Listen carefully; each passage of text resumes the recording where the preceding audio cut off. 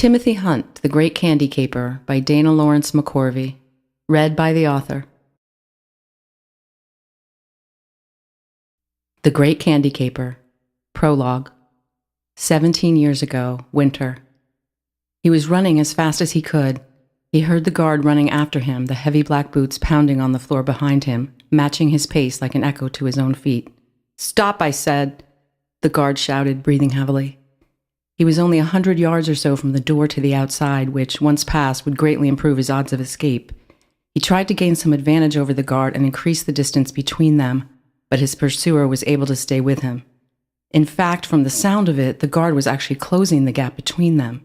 He could hear the echoes start to fall out of sync as the rhythm increased behind him. He began to panic. "I cannot be caught, not here, not now." He pushed himself to reach the exit as fast as he possibly could, sprinting so fast he actually hurled himself up against the door to stop his momentum. He grabbed the knob, twisted it to the right in one quick jerk, and yanked the door open. A blast of cold air hit his face just as the weight of the guard hit him full force from behind.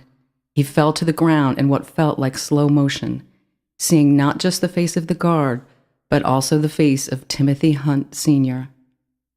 "We'll have to find a way to make sure this never happens again," was the last thing he heard before he passed out. Chapter 1. The Secret. Today, Tuesday, November. Timothy Hunt Jr. is allowed to work at his family's candy store, Hunt's Famous Confections, only one day a week after school, and he picked Tuesdays. Why Tuesdays? Because Tuesday is one of the days when Emily works. Emily Smithson is 18 years old and has been working at HFC for almost 3 years. She has strawberry blonde hair cut into a bob which frames her cherub-like face in a perfect outline. 3 earrings grace her left ear while her right ear has 6. Emily has a brother of her own, but she secretly wishes Timothy were her brother. She thinks Timothy is so much more fun and interesting than her boring 14-year-old brother Andy. She can actually have a conversation with Timothy, and he's 3 years younger than her boring brother Andy. Timothy spends his Tuesday afternoons at HFC assisting Emily behind the candy counter. He pulls the purple cellophane bag out of the box for her to put the candy in. She weighs and prices it, and he puts the signature lavender ribbon on the bag. He loves watching all the people come and go and trying to sneak candies when Emily's not looking. Yeah, right, like she's ever not looking. He also helps by getting the candies from the bottom row since it's easier for him to reach down there than it is for Emily. Hence, Timothy is in charge of dispensing the following candies: Bubble Bits, Rubber Raisins, Fizz Bombs, Candy Clay, Pixie Pie Dust, Mango Mooncakes, Zigzag Zoomers, Jumpin' Jacks, and Jubilees. Emily always helps Timothy when he comes into the store, and it's the same routine every time, which they've refined over the years to a flawless dance. He walks in and stands patiently where Emily can spot him. He gives her the signal, from the movie The Sting, index finger across the side of nose. She returns it and usually throws in a quick wink, too. Then after helping her customer, if she has one, which she usually does, Emily comes out from behind the counter to fetch Timothy and bring him back. Together they go under the counter bar, down the hall, through the archway, up the stairs, down another hall, and around the corner to the men's bathroom. Timothy has to wash his hands with special soap and get inspected by Emily before he's allowed behind the counter. She looks him over head to toe, elbow to elbow, front to back, side to side, and then as a joke, she looks in his belly button because he has such an innie, she's sure he could stash a piece of candy in there when she isn't looking. As a joke, a few weeks ago, he put a cosmic caramel in there, and when she found it, they both laughed until they cried. On the way back down from Timothy's official cleaning and inspection, they take a slightly different route and pass a door marked Trial Room, which when he was 5, Timothy used to think was where the judge was. What judge he did not know, but he had heard that judges were always at trials, so a trial room must be where you find a judge, right? Well, usually yes, but in this case, no. Not at Hunt's Famous Confections. Later, he learned that the trial was short for trial and error, and this is where his father Walt and his grandfather Timothy Hunt Sr., known to all simply as Senior, developed the new candy recipes for HFC. They work along with a handful of chocolate and candy experts and sometimes bring in consultants when necessary for specialized details. For example, NASA helped them create the Rocket Shipper Sipper Straws. Crazy rocket-shaped straws filled with super sour fruity powder which propels you straight up and holds you 3 feet in the air for 20 seconds. Sikorsky helped them develop special, luscious, fruity, chewy, best you've ever had giant gumdrops, which get you anywhere you want to be in 15 seconds or less. Late for school? Want to arrive in your class in 5 seconds? Want to get to the mall, like now? Need to deliver a package to your grandparents? In person? They're called whiz-bangers. The other thing that happens every Tuesday afternoon is that at 3:30, an unnamed, unidentified, who in the world is that girl, comes into HFC to get 3 mango mooncakes. She has long red hair and freckles, and she's always wearing a pretty skirt and a smile. Emily calls her Little Red Riding Skirt. Emily has adopted the habit of giving people nicknames based on her first impression of them. Some examples: Short Bangs, Dying for Doodle Pops, Nervous Nail Biter and her brother Sideburns, Cute Blouse. You get the idea. Red always gives Timothy a nervous smile, and they exchange a quick hi, and then she practically runs out the door. So at 3:31 this Tuesday, guess what happened? You got it. Little Red Riding Skirt came in, and instead of asking for her usual mooncakes, began shyly asking Emily about love letters within earshot of Timothy.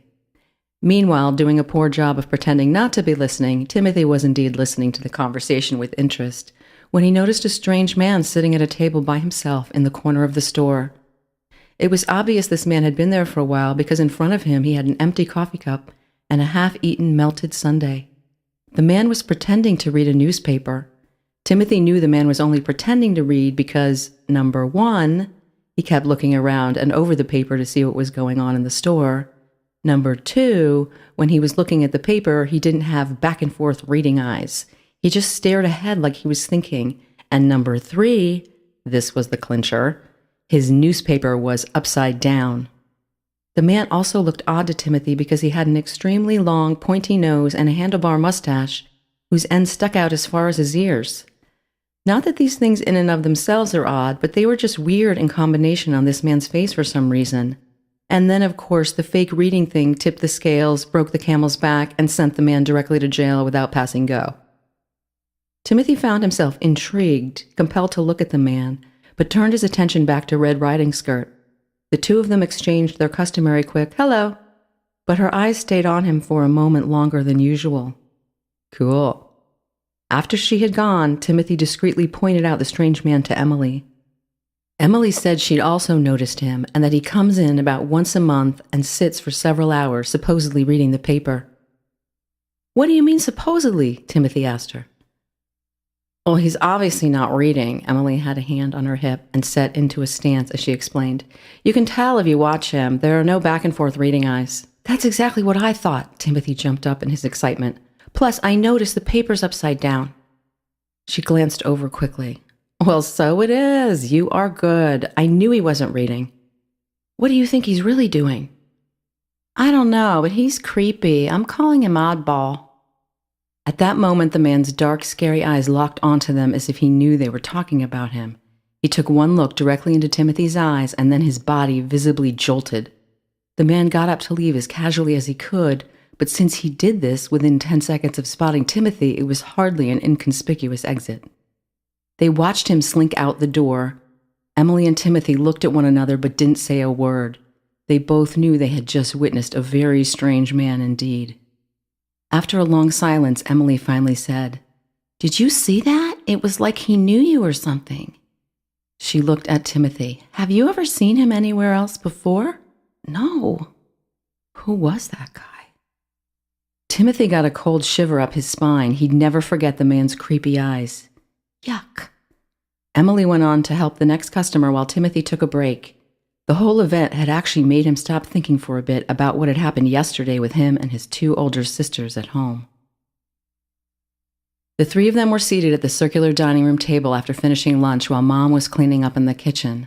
They were in their usual chairs with the oldest, Eliza, across from Timothy and his other sister, Sarah. They had feasted on cream of vegetable soup and spaghetti and meatballs with a scoop of HFC ice cream for dessert. The accompanying drink was, as always, milk. They had been talking about what they might want to do one day as adults. Timothy wants to be a vet when he grows up, like Dr. Doolittle, 12-year-old Sarah stated matter-of-factly. There is no real Dr. Dolittle. Just turned 16, Eliza responded, turning towards Timothy. He's made up, dum-dum. When Timothy was born and Sarah was only 2 years old, she tried to say his name, but it came out as Dim, so Sarah called him Dim Dim, which Eliza had long ago changed into Dum Dum. How do you know? Sarah countered, trying to defend Timothy. She scooted her chair a bit closer to his, trying to shield him from Eliza. "'Cause no one can talk to animals," Eliza said firmly. "I can," Timothy stated in his quiet voice. "Why not tell them now? I've waited long enough." "Oh, please, dum-dum," Eliza laughed as she said this. "No, really, I can," he repeated. Now even Sarah looked surprised. "Okay, prove it," Eliza challenged. She was sitting with her chin propped up on her elbows, with one eyebrow raised at Timothy as if to say, "This ought to be good." "Okay, what do you want me to do?" Timothy asked, confident in his abilities to address whatever her test may be. Calling upon the nearest obvious subject, Eliza declared, "Talk to Jack." She called the retriever in from the kitchen.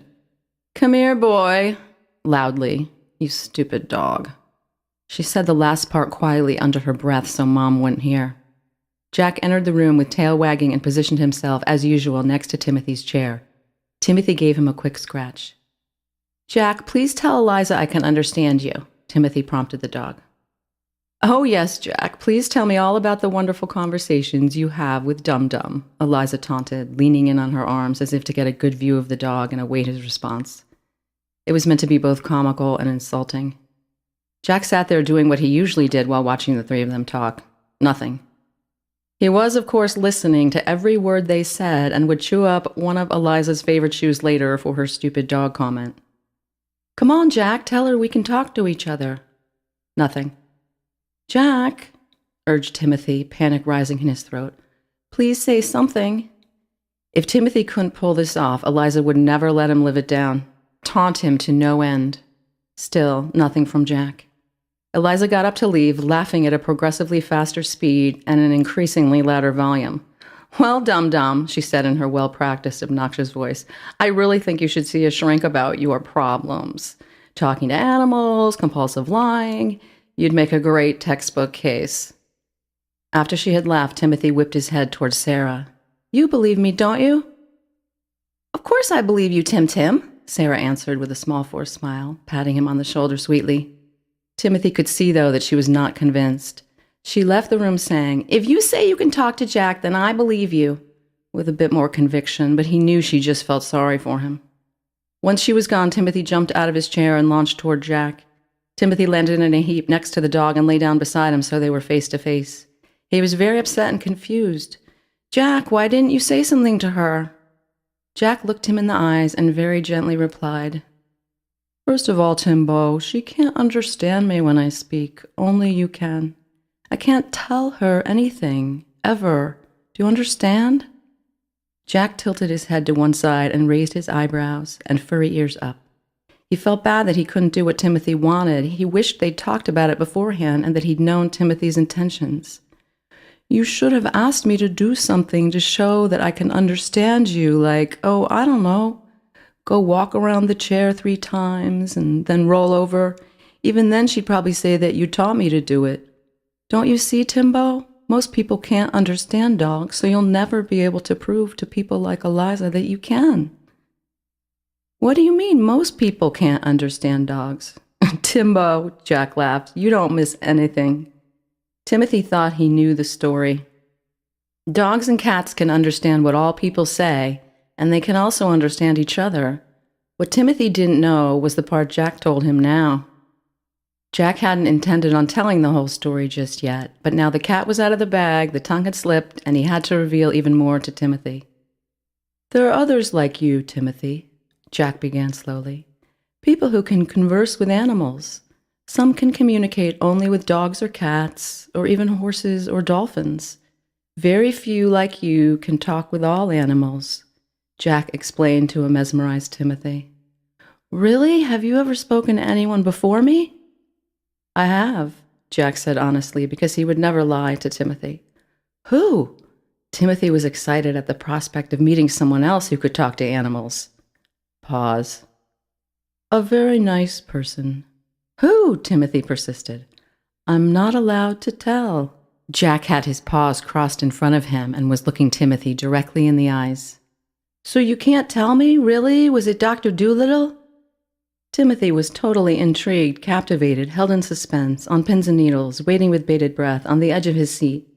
No, it wasn't Dr. Dolittle, Jack barked in an amused voice. I can't tell you, Timbo. If you're supposed to find out, you will, but not from me. So it's like a secret, really? So like you could never tell this person that I can talk to you? Exactly. In fact, I didn't tell him even though we talked about you just the other day. Just the other day? Does that mean they're nearby? Him? Really? You talked about me? What did you say? Timothy was anxious to know. Just that you were the best friend a dog could have because you take me for a walk 3 times a day and give me great big bones twice a day, and you fetch the paper for me.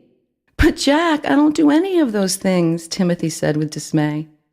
You don't? Jack looked at him deadpan. Then a small smirk began forming at the edges of his furry mouth. Timothy laughed and began scratching Jack behind the ears, and Jack tilted his head to give Timothy the best angle. Timothy began scratching him under the collar. One of the first things Jack had ever said to Timothy once they realized Timothy could understand him was, Hey, will you please scratch under my collar? Most people do the ear thing, but they always miss under the collar. Ever since then, Timothy always went under Jack's collar. How's that? Timothy said sweetly to his best friend as he vigorously scratched and rubbed him. Timothy would take the collar off if Jack wanted him to, but Jack actually likes it because it keeps the fleas away. Great, thanks, Timbo. Jack smiled at him, teeth and all. Surely you've seen a dog smile before, haven't you?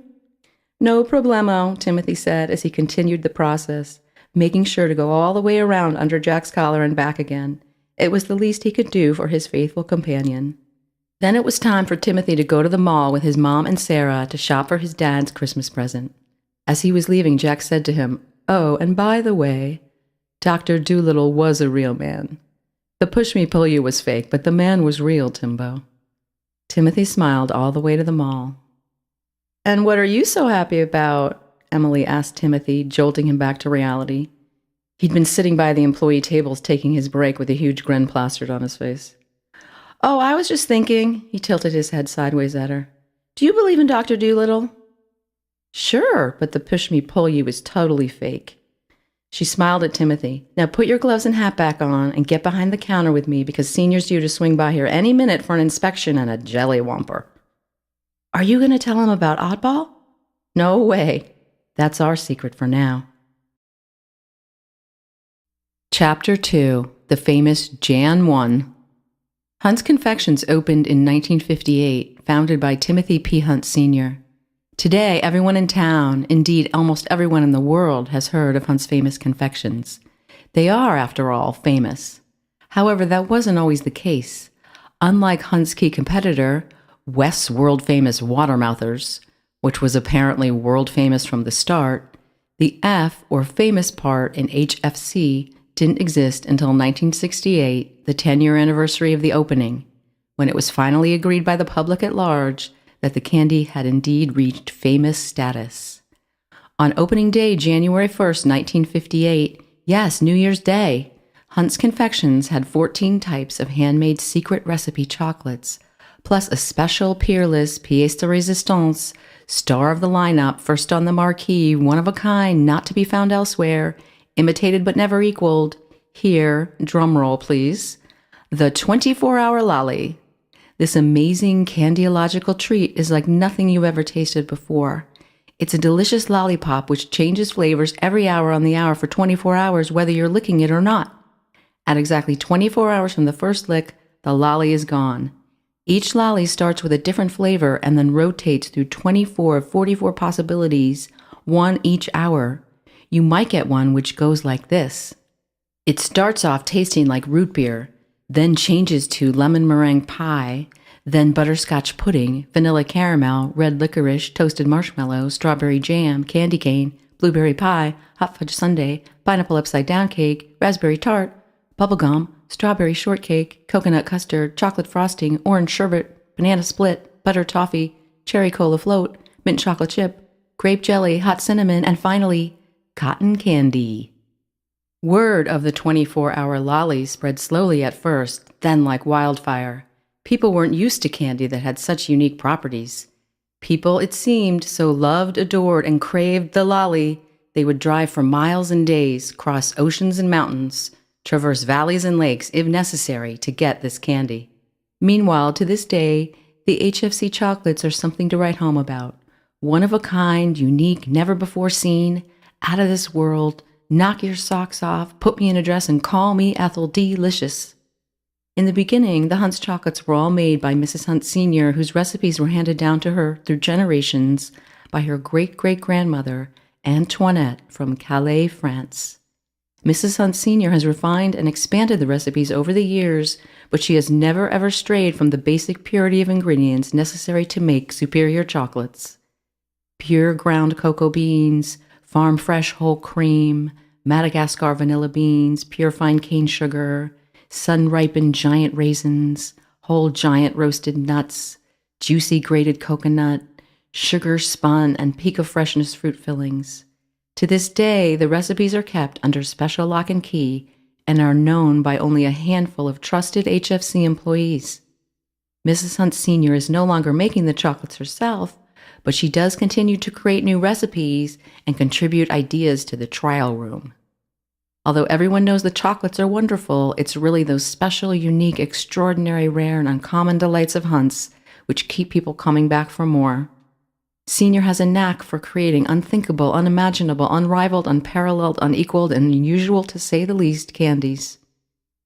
Every year on January 1st, the anniversary of the opening of the store, a new Hunt's confection is introduced, referred to within HFC as the Jan 1.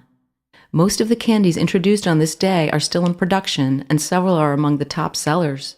People always look forward to Hunt's newest creation every year, but the upcoming one is going to be extra special. The Jan 1 for this next year is particularly hush-hush, confidential, secret handshake, the crow flies at midnight kind of stuff, because it's the 50th anniversary of HFC, the big 5-0. Timothy never has any idea of what the Jan 1 candy is until it's introduced. He's pretty sure even his mother and grandma don't know what the new candies are going to be. But you never know. His father and grandpa never discuss business at home. It's a rule his mom instituted after they kept getting into heated discussions at the dinner table over the recipes in development. Only a few select people know beforehand exactly what Jan 1 is going to be. Senior knows, of course. He writes everything for HFC by hand, including the menus, the correspondence, and all of the candy recipes, the latter of which he writes on special blue paper. Timothy has urged him to get a computer to organize his notes, but Senior won't hear of it. He's never been a big fan of technology beyond the car and the telephone. And Timothy's father, Walt, knows about the Jan 1, plus Mr. B, who's in charge of candy production. A couple of other people know too, but Timothy wasn't sure who they were. Some of the more popular Jan 1s over the year have included the following: chocolate vegetables. Yummy creamy chocolates shaped like different vegetables, 3 of which equal 1 serving of real vegetables. Perpetual gum. Gum shaped like a loop that recharges its flavor every hour and, for 1 week, always tastes like you just started it. Available in 4 awesome flavors: forever fruit punch, always sour apple, constant cotton candy, and eternal mystery. Clean your room. Creamy, delicious, oval-shaped hard candy with translucent layers of wonderful flavors, which makes you want to clean your room. Lasts for as long as you clean. The longer you clean, the longer the candy lasts. A parent's dream come true. Fish Fizzles. Super fizzy, goldfish-shaped, multi-flavored, super sour candies, which allow you to breathe underwater as you suck on them. Sports Sensations. Can't play golf, never learn to swim? Gain the skill for 1 day. Varieties include baseball bats, basketball hoops, hockey pucks, tennis strings, swimming pools, golf clubs, footballs, and soccer balls.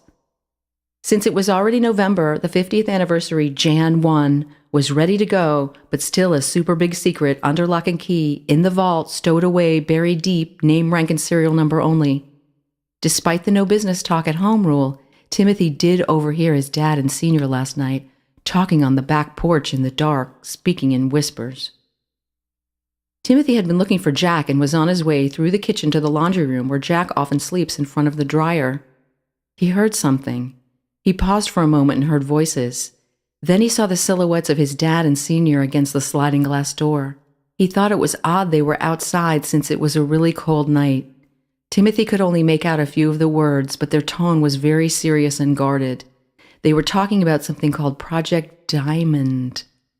Given the time of year and the seriousness of their talk, Timothy figured Diamond must be Jan 1.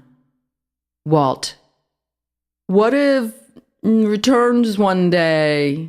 Who knows?" Senior: "We have to, careful, Diamond, could, and dangerous if..." Dangerous? Why would the Jan 1 be dangerous? Did he say rat? Timothy was so absorbed in their conversation and his thoughts that he didn't notice that someone was approaching him from behind.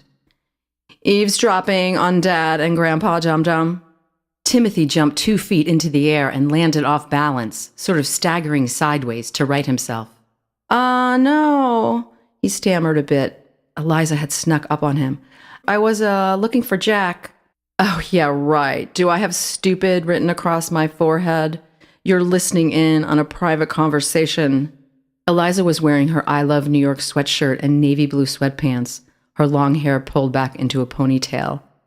"What do you think Dad would have to say about that?" She was leaning against the open door frame, her outstretched right hand resting on the doorknob. "Eliza, please." "Please what?" "You don't have to tell Dad." "Give me one good reason." She had that know-it-all big sister torture grin on her face. "No, make that 2 good reasons. I think this may be worth 2. He thought for a moment. "If you tell him about this, I'll tell your boyfriends about your late night singing in here. Is that why you came down?" "How did you..." Oh, her mouth turned into a thin line. "So you're spying on me too, Dee Dee?" "No. How else would you know?" "I just do." "Don't tell me. Let me guess. Jack told you." She laughed at him. "Actually, Jack did tell me." "Laugh all you want. Maybe I'll also tell Mom about the cookies." She suddenly stopped laughing and turned angry, speaking through gritted teeth. "Listen up, you little turd. You'd better not threaten me. I can make your life very unpleasant if I choose to." She moved in on him, forcing him to take a step back, and was about to add an additional verbal jab when their dad and Senior came in off the porch. Walt was holding a tattered folder, and Senior quickly stashed a folded piece of paper into his pocket when he saw Timothy and Eliza standing there. Was that piece of paper blue? The blue paper Senior writes all the HFC recipes on? "Hi, kids," Walt said a little too fast, tucking the folder under his arm. "Hey, Tim Man, shouldn't you be in bed by now?" "He thinks rules don't apply to him," Eliza answered for him, glaring. "Now, Eliza girl," Senior said sweetly, taking her hand and steering her out of the room. "Why don't you show me that project you did for biology last week that I heard you got an A on?" Senior winked at Timothy on the way out. Timothy winked back. "Thanks, Grandpa." "Good night, sweetheart," Walt called to his daughter. "Good night, Dad," Eliza called back. "Well," Timothy's dad smiled at him when the two of them were left standing in the kitchen. "Want me to read you a story or make you some hot milk?" he joked. "No, thanks. I think I'm a little old for that, Dad." "Yeah, you might be ready for some bifocals and a cane." "Well, I don't know about that." "You have an English test tomorrow, right?" "Yeah, Dad." "Ready?" "Yep." "Is Dickie West in that class?" "Yeah." "He's still bothering you?" Walt Hunt had a worried look on his face as he spoke to his son. Yeah, but it's not that bad." Timothy did not want his father to worry. "Is Brett in that class too?" "Yeah." "Well, just stick with him. There's power in numbers." "Yeah, the two of us just about equal one Dickie," Timothy said, trying to laugh a little. "You remember what I told you?" his father asked, concern in his voice. "Yeah, Dad, but sometimes it's hard to ignore him." "I know, Timothy." Walter Hunt stepped closer and laid a loving hand on his son's shoulder. "I'm really proud of you for dealing with that boy. You have to feel a little sorry for him, though. Having Dick West as a father can't be easy for him. Then he switched his tone and added, "So just think how lucky you are to have me." Timothy laughed. His father was such a ham. "Yeah, Dad, I thank my lucky stars every day." Then they both laughed. Chapter 3, Third Generation. Little Dickie West is Richard West III, son of Dick and Dottie West. He is the third generation of WWW, heir to the West candy throne. He is also your basic bully, pseudo-tough guy who doesn't pick on anyone his own size. He'd pick a fight with the lunch lady if he thought, number 1, he'd win, number 2, someone would see him win, and number 3, others would hear about him winning. You get the picture. When it comes to Timothy, Dickie is relentless, merciless, can't seem to get enough, sun up to sundown, dusk to dawn, here, there, and everywhere. He'll pick on Timothy just for kicks. You name a place, either a location in town or a place on his body, and Timothy has been hit there by Dickie. Unfortunately, weighing in at 88 pounds of West's world-famous whale blubber, little Dickie West is easily twice as wide as Timothy. Plus, Dickie's 1 year older. He had to redo second grade. The English test was hard. Timothy thought he did okay, though. He'd studied well. Jack had quizzed him. Timothy had just left the classroom with his best friend, Brett. They split up in the hallway. Timothy went one way, and Brett had to go the other direction to gym. Timothy was almost free and clear to his next class when, "Hey, Timmy boy, how's the littlest hunt today?" Dickie asked as he came up from behind and jabbed Timothy in the side. Timothy tried to walk past him, but Dickie stepped in his way to prevent him from getting by. He had Timothy trapped between the wall and his bulging frame. "Just ignore him, just ignore him." Dickie continued his harassment. "I heard last night from my dad about how your old man was a loser in high school. He was a real nerd like you. You're a chip off the old block. Hey, that's what I'll call you from now on, Chip." He laughed hard at his own joke, amusing himself. "Little Chipper." Dad said even when Dickie says stuff about him, just ignore him, just ignore him. Timothy continued chanting his internal mantra of just ignore him, and he thought it was actually working. Hey, this is actually working. When? "I heard Senior's getting so old he can't even run the register anymore." That did it. Nobody makes fun of Grandpa. Timothy turned as if to leave. "Yeah, walk away, little Chipper." Dickie laughed at him. Timothy stopped, pulled back his arm holding his backpack, pivoted, and launched the pack at Dickie's midsection full force. Books and papers went flying, and Dickie doubled over in shock and pain. "At least my grandfather is still working at his own candy store," Timothy yelled. "Your grandfather ran away." "He did not, you little twerp," Dickie shot back. "Nobody knows what happened to him. He just disappeared one night. I am so going to cream you for this."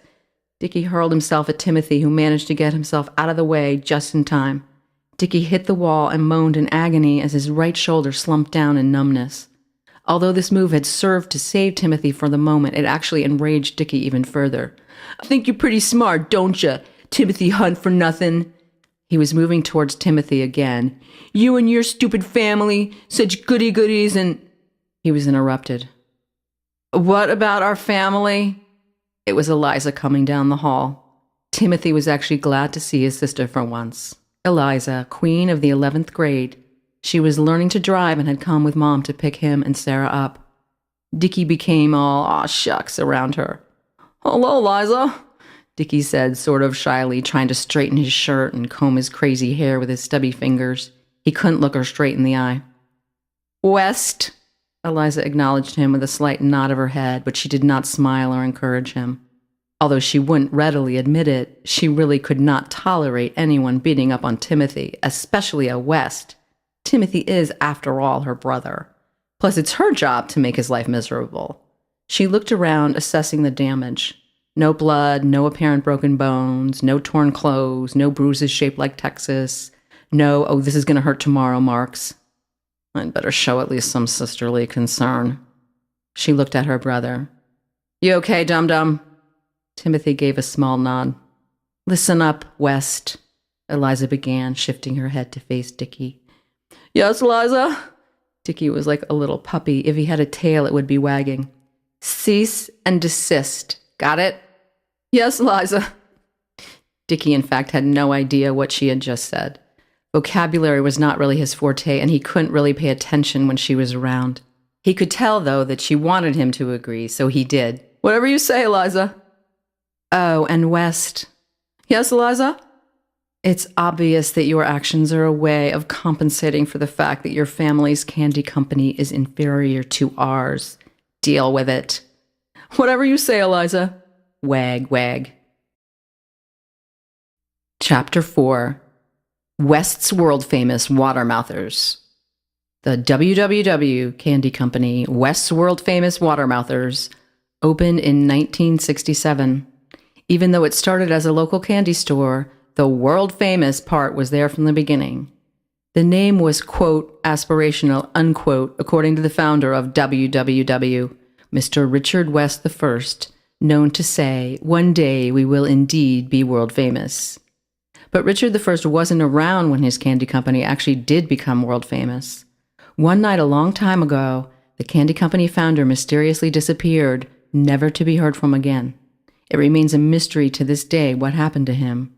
Rumors abounded for years, but there were never any cold, hard facts. "I heard he ran off with his Brazilian nut dealer." "Really? Someone told me they saw him a few months ago in Cancun." "Do you think he's still alive?" "Someone said he went into the witness protection program." "Maybe he's grown a mustache, dyed his hair, and is still living here incognito." The man who has been running WWW for the last 17 years is Mr. Richard West II, Dick to his friends, son of Richard I.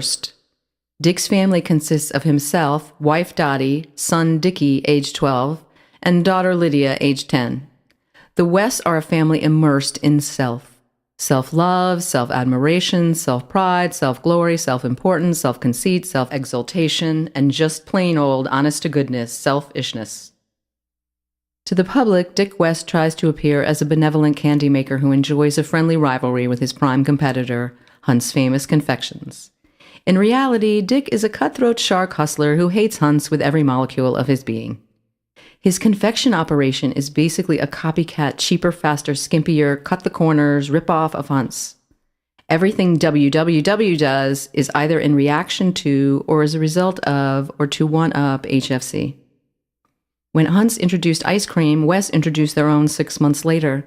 Hunt's has 6 flavors, so Wes has to have 9. If a bite of HFC's chocolate chip ice cream has 5 chips in it, West's has 8 chips and they're bigger chips. However, as in many things, bigger is not always better. Quantity not always as important as quality. The people at West are every day analyzing, dissecting, evaluating, judging, assessing, and hypothesizing about HFC. What's the secret ingredient in Hunt's almond clusters? Why are people so loyal to HFC? What's the process to make you name it? What can we do to outsell Hunt's this Christmas? How do they get their caramel filling so smooth?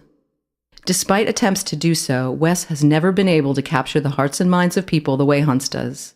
Although the WWW chocolates taste okay, a lot are based on evil ideas, mean-spirited jokes, and thoughtless pranks. West's products like tongue twisters, short stuff, zit face, 4 eyes, boogie monsters, and zombie zingers are often involved in cruel happenings. Gee, maybe this is why Dickie West is so mean to Timothy. And so much to the frustration of Dick and Dottie West, HFC continues to outpace WWW, and this makes Dick West an angry man. Chapter 5. Ellie is a French mouse.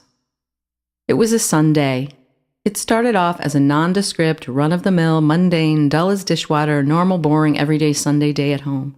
But it turned out to be much more interesting. While searching through the recyclables in the pantry for bottles to use in his science project, Timothy thought he heard someone humming. Yes, humming. A lively little tune, but it sounded like it was coming through the floor. Could it be someone in the basement? No, he didn't think so. Mom was upstairs with Eliza and Sarah, who were both trying on new Christmas dresses that Grandma had made. And Dad was at HFC with Senior. What, or rather who, could be making that sound?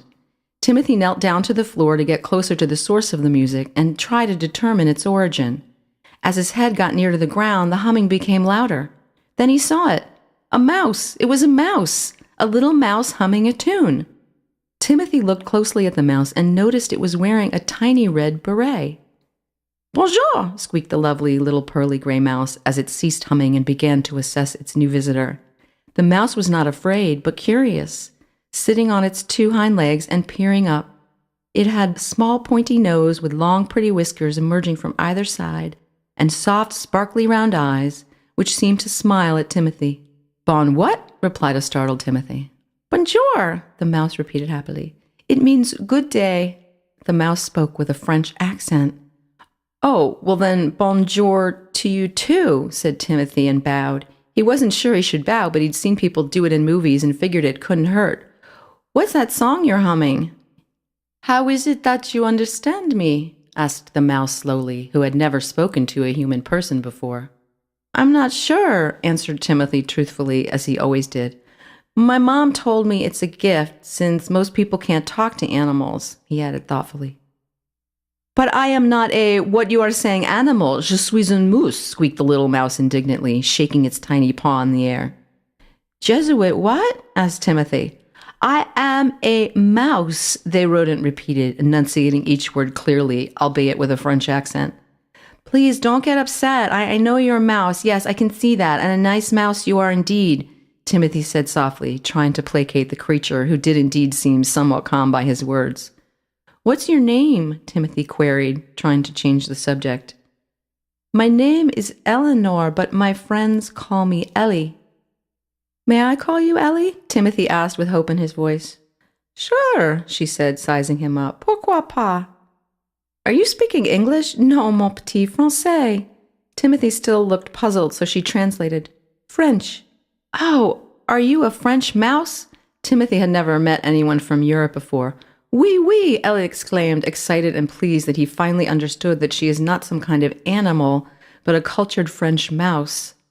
"I accidentally fell into Madame Hunt's valise at the train station last week in Paris, and when I woke up, I was in this culturally deprived wasteland you call the kitchen pantry. I have been living in the cupboards, eating only crumbs and scraps, although I must admit that I do like the cookie crumbs and coffee grounds." She paused and considered Timothy once again. "And what is your name, handsome boy?" "Timothy," he replied. She sat down on the edge of a cherry jello box and looked up at him. "Timothy," she repeated, committing it to memory. "Are you hungry?" Timothy asked Ellie. "Ah, oui," she squealed. "Do you have any fromage?" "Fro what?" Timothy questioned, puzzled. "I thought mice liked to eat cheese." "Fromage is the word for cheese in French, mon petit." Ellie smiled at him. He'd never seen a mouse smile before, and it was quite disarming. She even had little dimples. "Oh, well, in that case, would you like some fromage?" Timothy asked politely, although his pronunciation was a bit rough. Ellie appreciated the effort, though. "We have American cheese, and I think some cheddar," he continued. "American cheese? Oh, I must try it, may we? I have never had this American cheese before."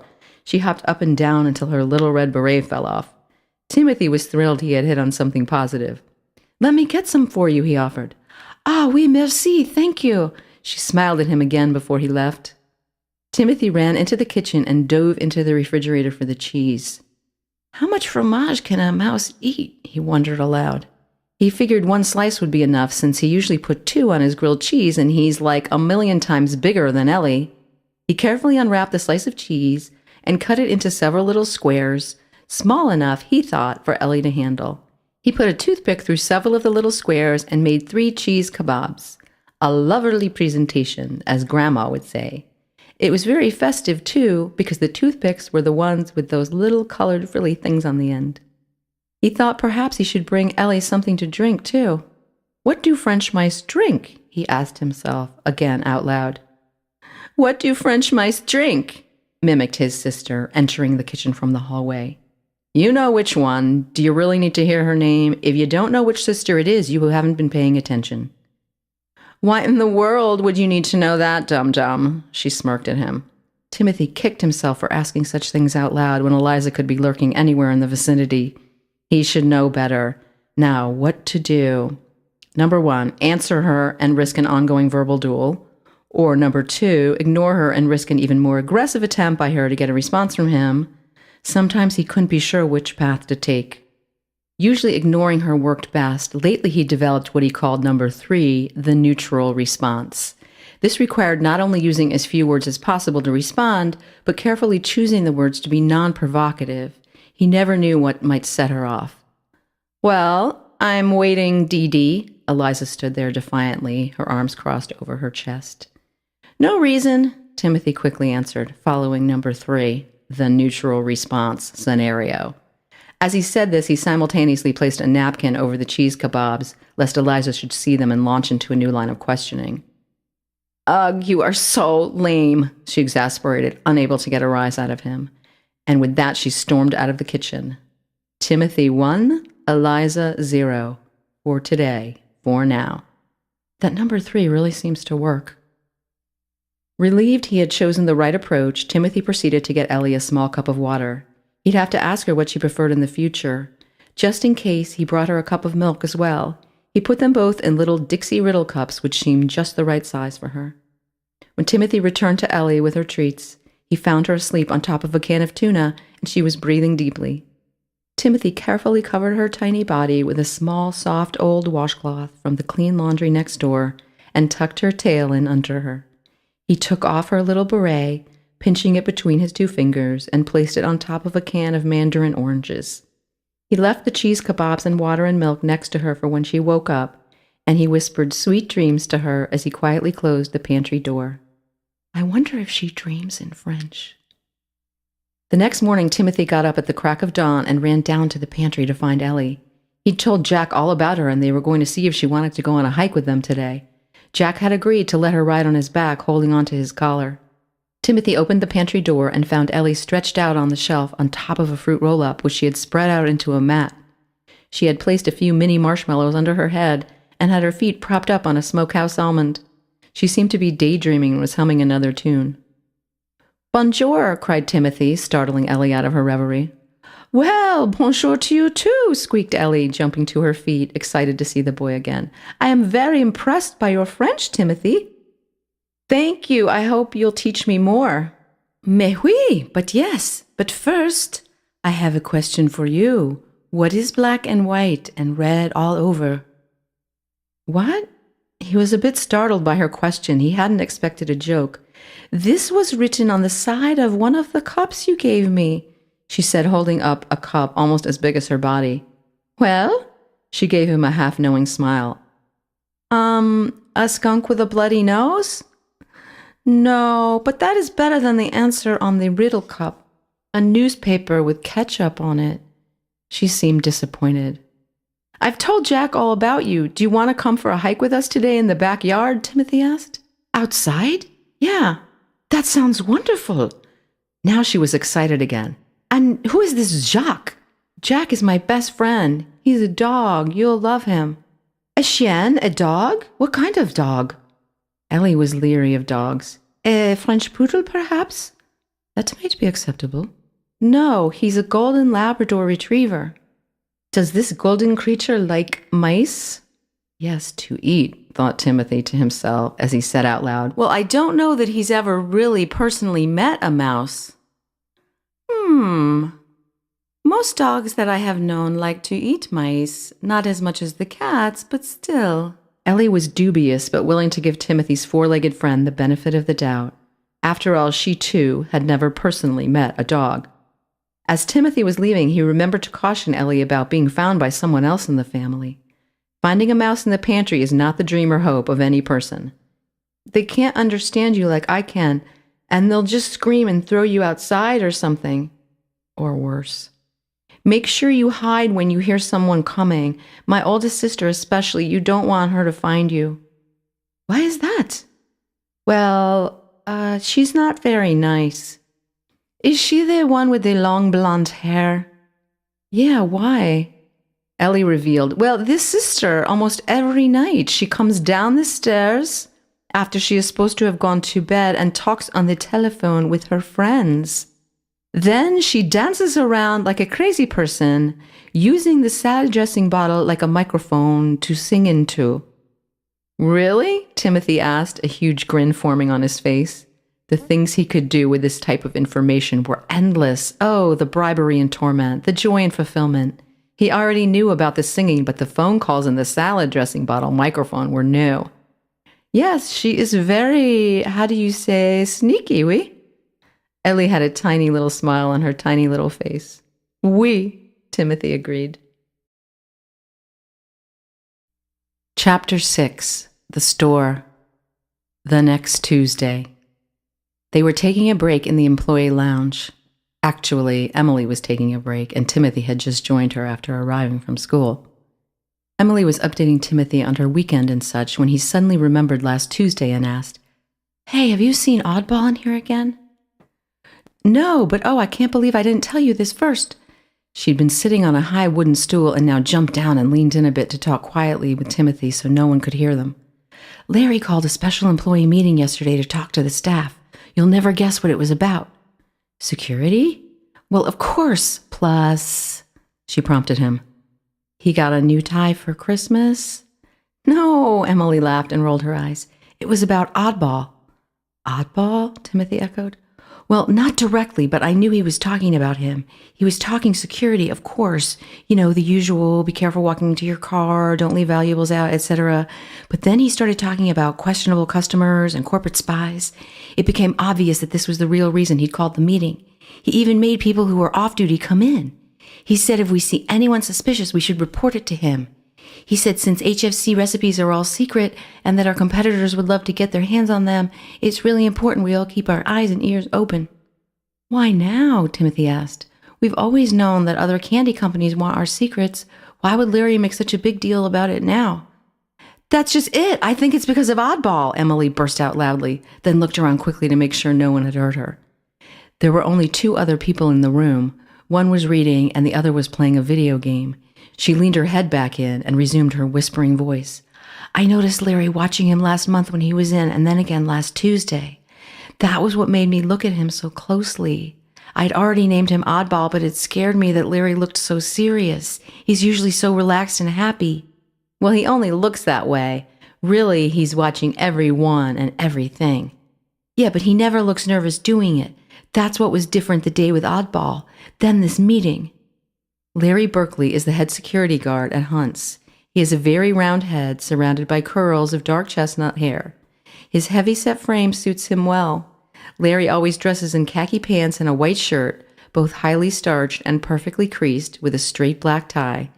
The only change he makes from this uniform through the year is to wear different ties for holidays and to switch from long sleeves to short for the summer. He's been the one and only guard at HFC ever since it became clear that HFC needed one. Back in the 1980s, yes, way back then, there were a couple of break-ins, burglaries, heist thefts, stolen document scandals linked to WWW for some of Hunt's yet-to-be-introduced recipes. Although Senior could never prove the theft conclusively, the products which were soon thereafter introduced by West's were too similar to the stolen recipes to be a coincidence. The products, however, were different enough to avoid a lawsuit. The long arm candy from West's is covered in milk and white chocolate and makes one of your arms 4 feet long, whereas Hunt's recipe had called for dark chocolate and had originally been called long arms, plural, because it made both of your arms 5 feet long. Such was the fine line of the law and competition. At the time of the first break-in, Larry was just a newly graduated high school senior. Hunt's was one of his favorite hangouts, and the thought that some evildoer would violate a place which brought so much joy and happiness upset him to no end. After graduating from college with honors, the job was actually Larry's idea, but Senior took to it immediately. He's very fond of Larry, and at the time he hired him, he suspected the robberies were just the beginning of more bad things to come. While listening to Emily, Timothy felt that same cold shiver run up his spine that he felt the first time he'd seen Oddball. "I think you're probably right. Why else would Larry call a special meeting?" "Yeah," Emily agreed. "I mean, I've never once heard him mention spies. I know everyone working here has to sign an oath of secrecy, but I don't even know any of the secrets or the recipes, and I've been working here 2.5 years. "Only 5 people know the recipes." Timothy paused and gave her a sneaky look. "At least, they're the only ones that know them all now.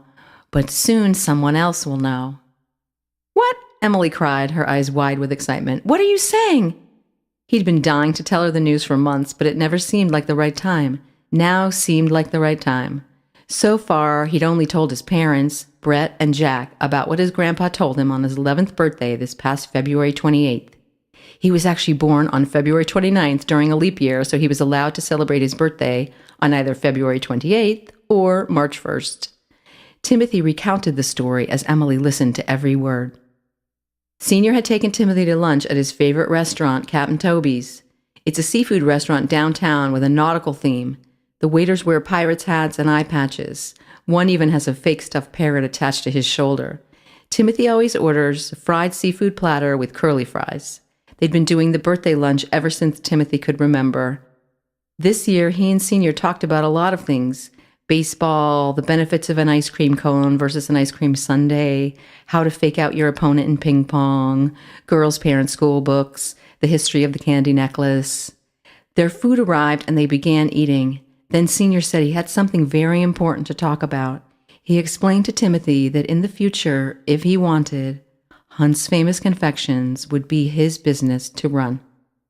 Your dad is in charge of Hunt's now, and one day, after you graduate from college, we'd like to see you running things.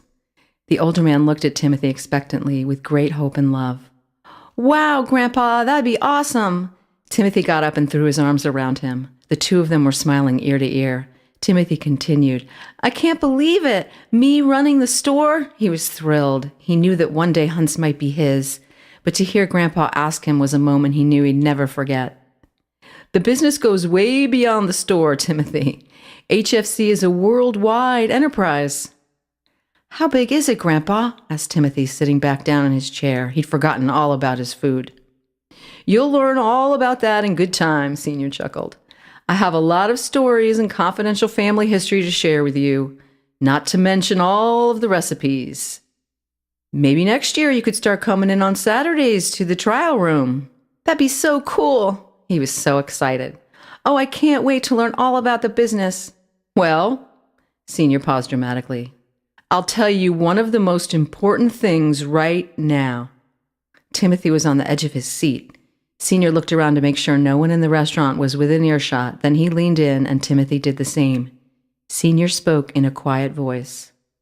I always leave out either one essential ingredient or one crucial step in the written recipe. He smiled a devilish grin and added, the recipes are incomplete without the final piece of the puzzle. Why do you do that, Grandpa? Good question. His smile faded and he became serious. I learned a long time ago, 17 years to be exact, that you have to take steps to protect what's yours. There are 5 loyal HFC employees, including your father, myself, and Mr. B, who know the key to each recipe by heart. Who are the other 2? Senior chuckled again and his eyes twinkled. You don't miss a thing, do you, kiddo? Well, that's another secret. And will I also learn all the missing keys to the recipes? You bet you will, all in good time. What about the Jan 1s? Will I know what they are before New Year's Day? Senior slapped his thigh on that one.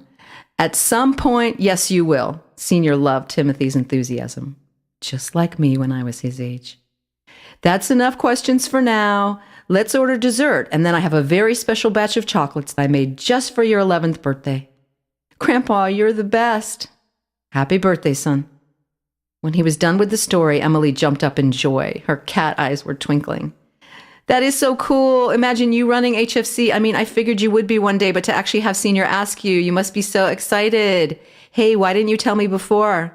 I didn't want you to think I was showing off. I know how you hate that. I imagined you calling me brag boy or something. Emily threw her head back and laughed. You are so funny sometimes. I'd never think you were bragging, Timothy. She looked up at the big clock over the doorway. Oops, break's over. She stood up, washed her hands, then put her apron, hat, and gloves back on. Come on, we got to get back to the counter, brag boy. Very funny. I'll be there in 5 minutes, I promise. I just have to do one thing. She gave him the signal, a quick smile, and left. Once Emily was out of sight, Timothy ran up the back staircase to see if he could find his friend Singletary. Chapter 7. Meet Singletary. Singletary is a pure white cat with deep, dark blue eyes that can look right through you. He is head of rodent patrol at HFC. Actually, he's the only one on the patrol, but nonetheless, he's the boss. No dispute there. Singletary is actually a wild cat. He hates the term stray, who lives at Hunt's, inside and outside. He sometimes travels over to the Hunt homestead through trails in the woods between the store and the house. He already knew the route when he was born because his grandfather, Previato, used to go back and forth all the time, so Singletary instinctively knew the way. Note: somewhere along the way, humans have come to misunderstand the 9 lives concept of cats, erroneously interpreting it as one cat having 9 lives or 9 brushes with death in one lifetime. The real deal is this: each cat carries with it the memories of the last 9 generations of cats from which it has descended. So not only does a cat have its own thoughts in its head, it has the memories of its parents and their parents and so on and so on. Cats look at you like they know it all because they do. Today, Singletary was at Hunt's, in action and on duty. He was poised to pounce by the dry goods closet in the upstairs hallway. He was sure he'd seen something run by. A rat? He wasn't sure. He'd had several rat sightings lately. He'd been mistaken before, but he was no fool. He was not to be outsmarted, outwitted, outdone, or any other out-type thing. Actually, he was concerned that perhaps he really was to be outsmarted and outwitted and just plain outed for being the lousy hunter he was. He truly did prefer eating cat chow rather than mice. Not being able to, number 1, discern if there was in fact a rat on the premises would be the first key problem. Since number 2, maybe he was losing his touch, although he was wondering if number 3, he ever had possessed a touch in the first place.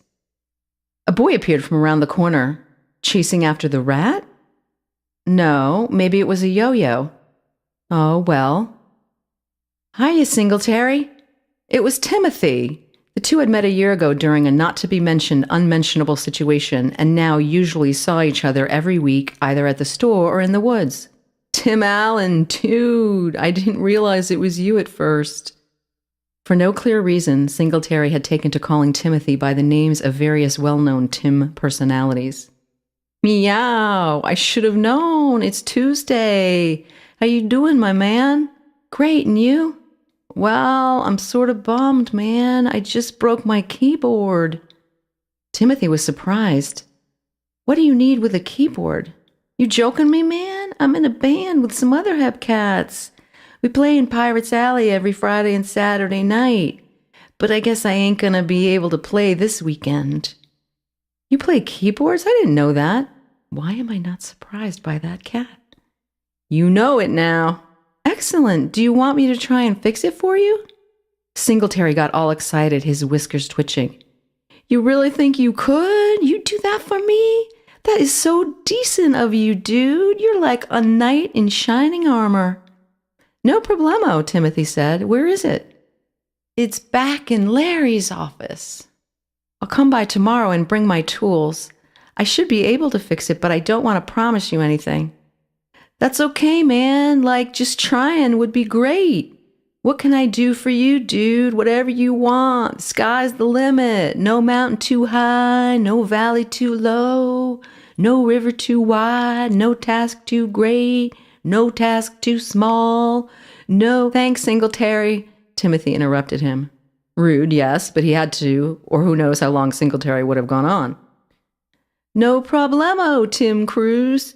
You scratch my furry back, I'll scratch yours. I think that's Tom Cruise. What's your point, Tomothy? Said Singletary, and then gave a smile which would give the Cheshire Cat a run for his money. Timothy laughed. Hey, I've got to get to the counter before Emily comes looking for me. Later, my man, said Singletary, and gave his friend a small salute with his white paw. Timothy ran back downstairs before Emily came looking for him. Don't want that. Chapter 8. Just Chester. When Timothy got home that Tuesday after work, Jack and Ellie told him that Chester had come by just an hour before to see him. You just missed him, squeaked Ellie. Chester is a 1 in a million squirrel that Timothy met last year in the giant oak tree in his backyard.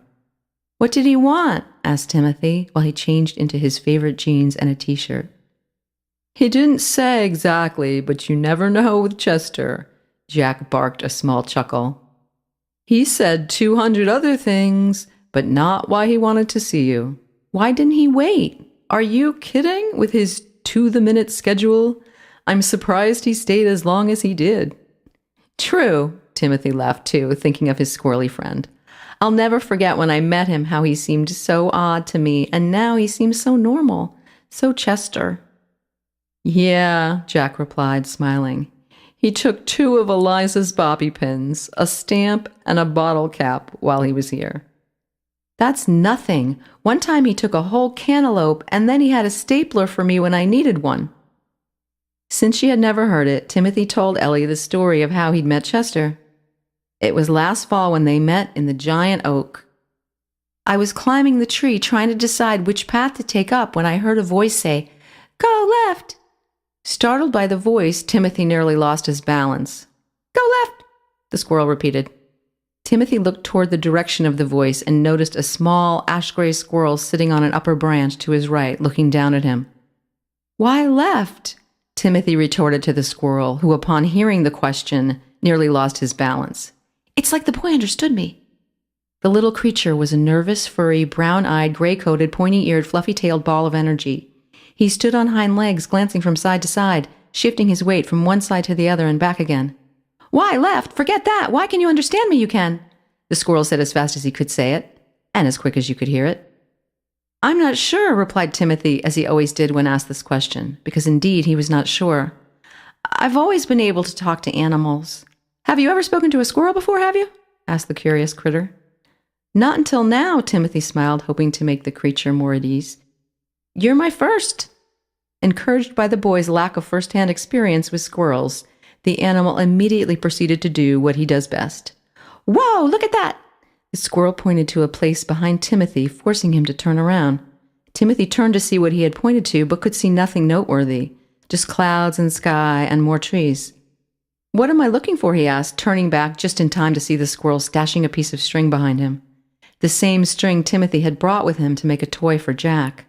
The squirrel had stolen it. And now the squirrel was looking about innocently, saying, "Oh, oops, guessed you missed it, you did. It's gone now, it is."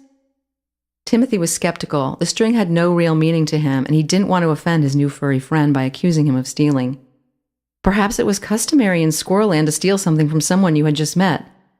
"Oh, well, maybe next time," Timothy said, doubtful there ever was in fact anything to see in the first place. "Yeah, next time, the squirrel volunteered cheerfully. The boy didn't suspect a thing. "Oh, yeah?" "What's your name?" Timothy asked, trying to change the subject. "Oh, no, you don't. First you tell me yours," the animal replied warily, doubting the boy's motives. "Timothy, what's yours?" Surprised by the honest and quick reply, the squirrel was thrown off guard. He'd never actually spoken to a human before, but they were always committing hit and runs on squirrels and other animals with their cars and bikes, so he always thought they were dangerous. This boy, however, seemed to be quite nice. "Oh, well, they call me Chesterfield, they do, but I wish they would call me just Chester." "Well, then just Chester it is."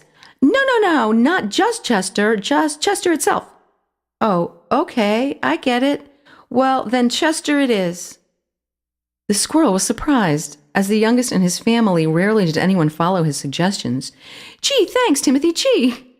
"What are you doing in the tree today, Chester?" Timothy didn't want to be nosy, but he was naturally curious about what squirrels do. He'd read books, but to learn firsthand would be quite something. The squirrel hopped up and down and pointed west, saying, "My family lives in a big red maple over in the park we do. We're gathering our final nuts and supplies for the winter. This is my assigned territory. We need to be done by the time winter comes or we'll be in trouble." "Supplies? Like what? Nuts and stuff?" "Well, we need to get cable TV for the winter. The reception is really bad in the solarium for some reason it is." "You have television?" Timothy was wide-eyed and open-mouthed. "Of course. And some plumbing needs fixing, it does. And my ma would like to have plenty of yarn and thread to knit us all some new sweaters." "Doesn't your fur keep you warm?" "Oh, it does the job okay, but if you want to be super warm, you need to have a sweater, you do." "Do you think you could show me where you live?" Timothy asked, excited by the prospect of visiting Chester's home and meeting his family. Well, certainly I could, but you wouldn't fit through the front door, I am quite sure I am. He was shaking his head furiously from side to side. Maybe I could just peek in for a moment, Timothy suggested. What, and scare my family out of their fur? Can you imagine, can you? A great big human eye looking into our house? My pa would poke it out for sure he would. And then what? You'd be a one-eyed, two-footed, 12-fingered human boy. Chester replied in about as much time as it had taken Timothy to make the suggestion. 12-fingered? I only have 10 fingers, Timothy corrected him, holding up both of his hands for Chester to see. Really? I'll have to make a note of that. I hadn't noticed. Chester had been periodically bending over slightly. Timothy had thought he was doing it to pick off a piece of bark under paw, but no, Timothy realized Chester was slowly undoing Timothy's shoelace and stealing it too. What is with this squirrel? Before he could ask, Chester spit out, Do you need any paper clips or empty bottles, because I know just the place? Not really, Timothy replied, a bit bewildered. Chester looked disappointed. Then Timothy realized that he in fact did still need bottles for his school project. Actually, I do need some bottles. Chester perked up. Well, I know just the place I do, and I have 13 minutes available. What do you have to trade me? Trade you? You want me to trade you something for the bottles? Yes, I do. Well, Timothy struggled to answer as he was understandably unprepared and basically not ready to trade since he didn't know this is what squirrels do. However, knowing the lore of food among all animals, human, squirrely, and otherwise, Timothy suggested pecan pie, also cleverly recognizing the nut squirrel angle. Such a delicacy! Chester was visibly excited. What would it be worth? I don't know. I hadn't thought about it. How about 10 bottles for a piece of pie? Chester offered. Okay, Timothy agreed. No, you're supposed to barter with me, you are. Timothy, upon remembering from history class what bartering means, countered the squirrel's offer with, How about 15 bottles for a piece of pie? 11. 16. Hey, you're supposed to go down, not up, Chester complained. Says who? That's just the way it's done. If I come up in my offer, you can't go up too, you can't. Why not? Maybe this boy isn't so bright. Because that's not how it's done. We're supposed to meet somewhere in the middle. How about I just give you a piece of pie and you just do me a favor someday? It's a deal, it is. Okay, maybe he has potential. Timothy finished the Just Chester story, and Ellie was on the edge of her Frosted Flakes box seat. Uh-oh, Jack said. Your mom just called you for dinner. Thanks, Jack. Timothy bolted out the door to the bathroom to beat his sisters to the sink. I'll save you both some scraps, he yelled over his shoulder as he launched down the stairs. Jack and Ellie took a nap together while Timothy was gone, and they both dreamed of roast turkey. Chapter 9. Field Trip to HFC. Get your permission slips in for the trip to Hans by December 5th, Timothy's teacher said to the class of 12 boys and 11 girls. The field trip to HFC was set for December 12th. It would be the last field trip of the year and the highlight of the entire school year. Oh, to actually see the Hunt's candy being made. We need to get a final count to senior by the 6th. Whereas permission slips for school field trips would usually stagger in over several days prior to a trip, every single one of them for Hunt's was back the next day. There was no way anyone was going to miss this one. Even Timothy was excited. It actually took his mind off Oddball. There is, as a rule, very little candy in the Hunt homestead. Timothy's parents are careful not to give him too many sweets, not only for the health of his teeth and body, but because they don't want kids to like him just because he has candy. His mother especially is very strict about sugar and believes that all of the Hunts get their fill of candy in the store. Plus, she would choose a good cup of coffee over a chocolate sundae, or chocolate of any kind, any day. Can you imagine? Although Dickie West had turned in his permission slip along with all of Timothy's other classmates, he had nothing nice to say to Timothy. I'll bet your dad has to hire customers to make the store look busy when we're there, he sniped, his fat fingers poking at Timothy like little hot dogs. Just ignore him, Timothy, Brett cautioned quietly. He knew only too well how capable Dickie was of igniting fires. Dickie, as per his usual, continued his harassment. I heard Hunt's has so many cobwebs that spiders consider it a vacation destination. Brett, as per usual, defended Timothy. I'll bet you got that story from the cockroaches in your dad's candy factory. Zinger, touche, tss. Dickie and Brett continued to exchange jabs all that week and the next until the day of the HFC field trip finally arrived. Senior allowed only children to visit the HFC Candy Kitchen and only on school field trips once a year. He believed in the educational system and in a hands-on approach, so he was happy to support the annual requests for visits. On the day of the field trip, everyone in the class picked a name for the buddy system. Each child would be paired with another child, and they were to stay together at all times, in theory. Timothy was paired with Chatty Charlie. The name says it all. Fortunately, the many sights and diversions of HFC should be sufficient enough to keep his rambling to a minimum. Welcome to Hunt's Famous Confections. Upon entering Hunt's Famous Confections, you are swept into a surreal world of candy, fun, and surprises. Look around the store. What do you see? Smiles, contentment, as if you have entered joy. Sighs of awesome, unreal, and the best, murmured between bites and laughs and shouts of, "Would you look at that?"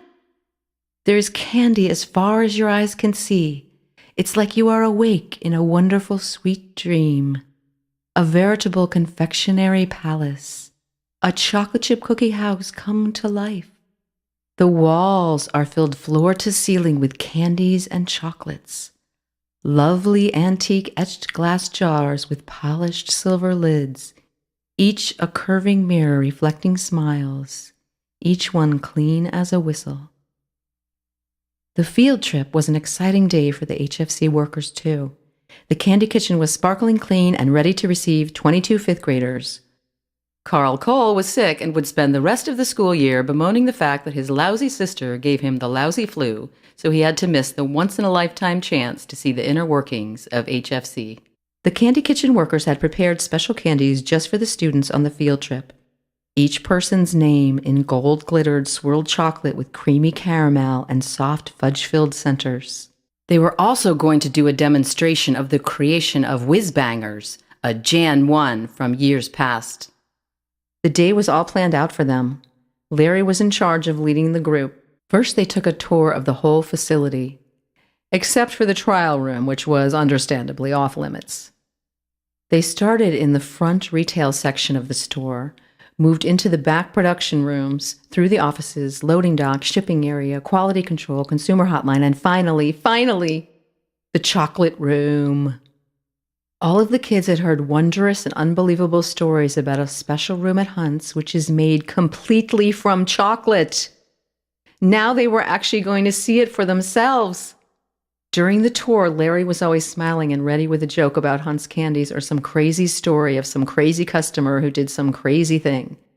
Finally, they reached a beautiful golden door adorned with silver and bronze cocoa beans. Larry announced, "This is the end of the line, kids. What you've all no doubt been waiting for, and yes, it's true." He paused for effect. "The chocolate room is behind these doors." He waited a moment to let the anticipation build. "Oh, oops," Larry said as he began patting down the pockets in his pants and shirt. "I forgot the key." Loud moans. "Just kidding." Larry whipped out an old-fashioned skeleton key and opened the door with a flourish. "Eat up," he said with a big grin.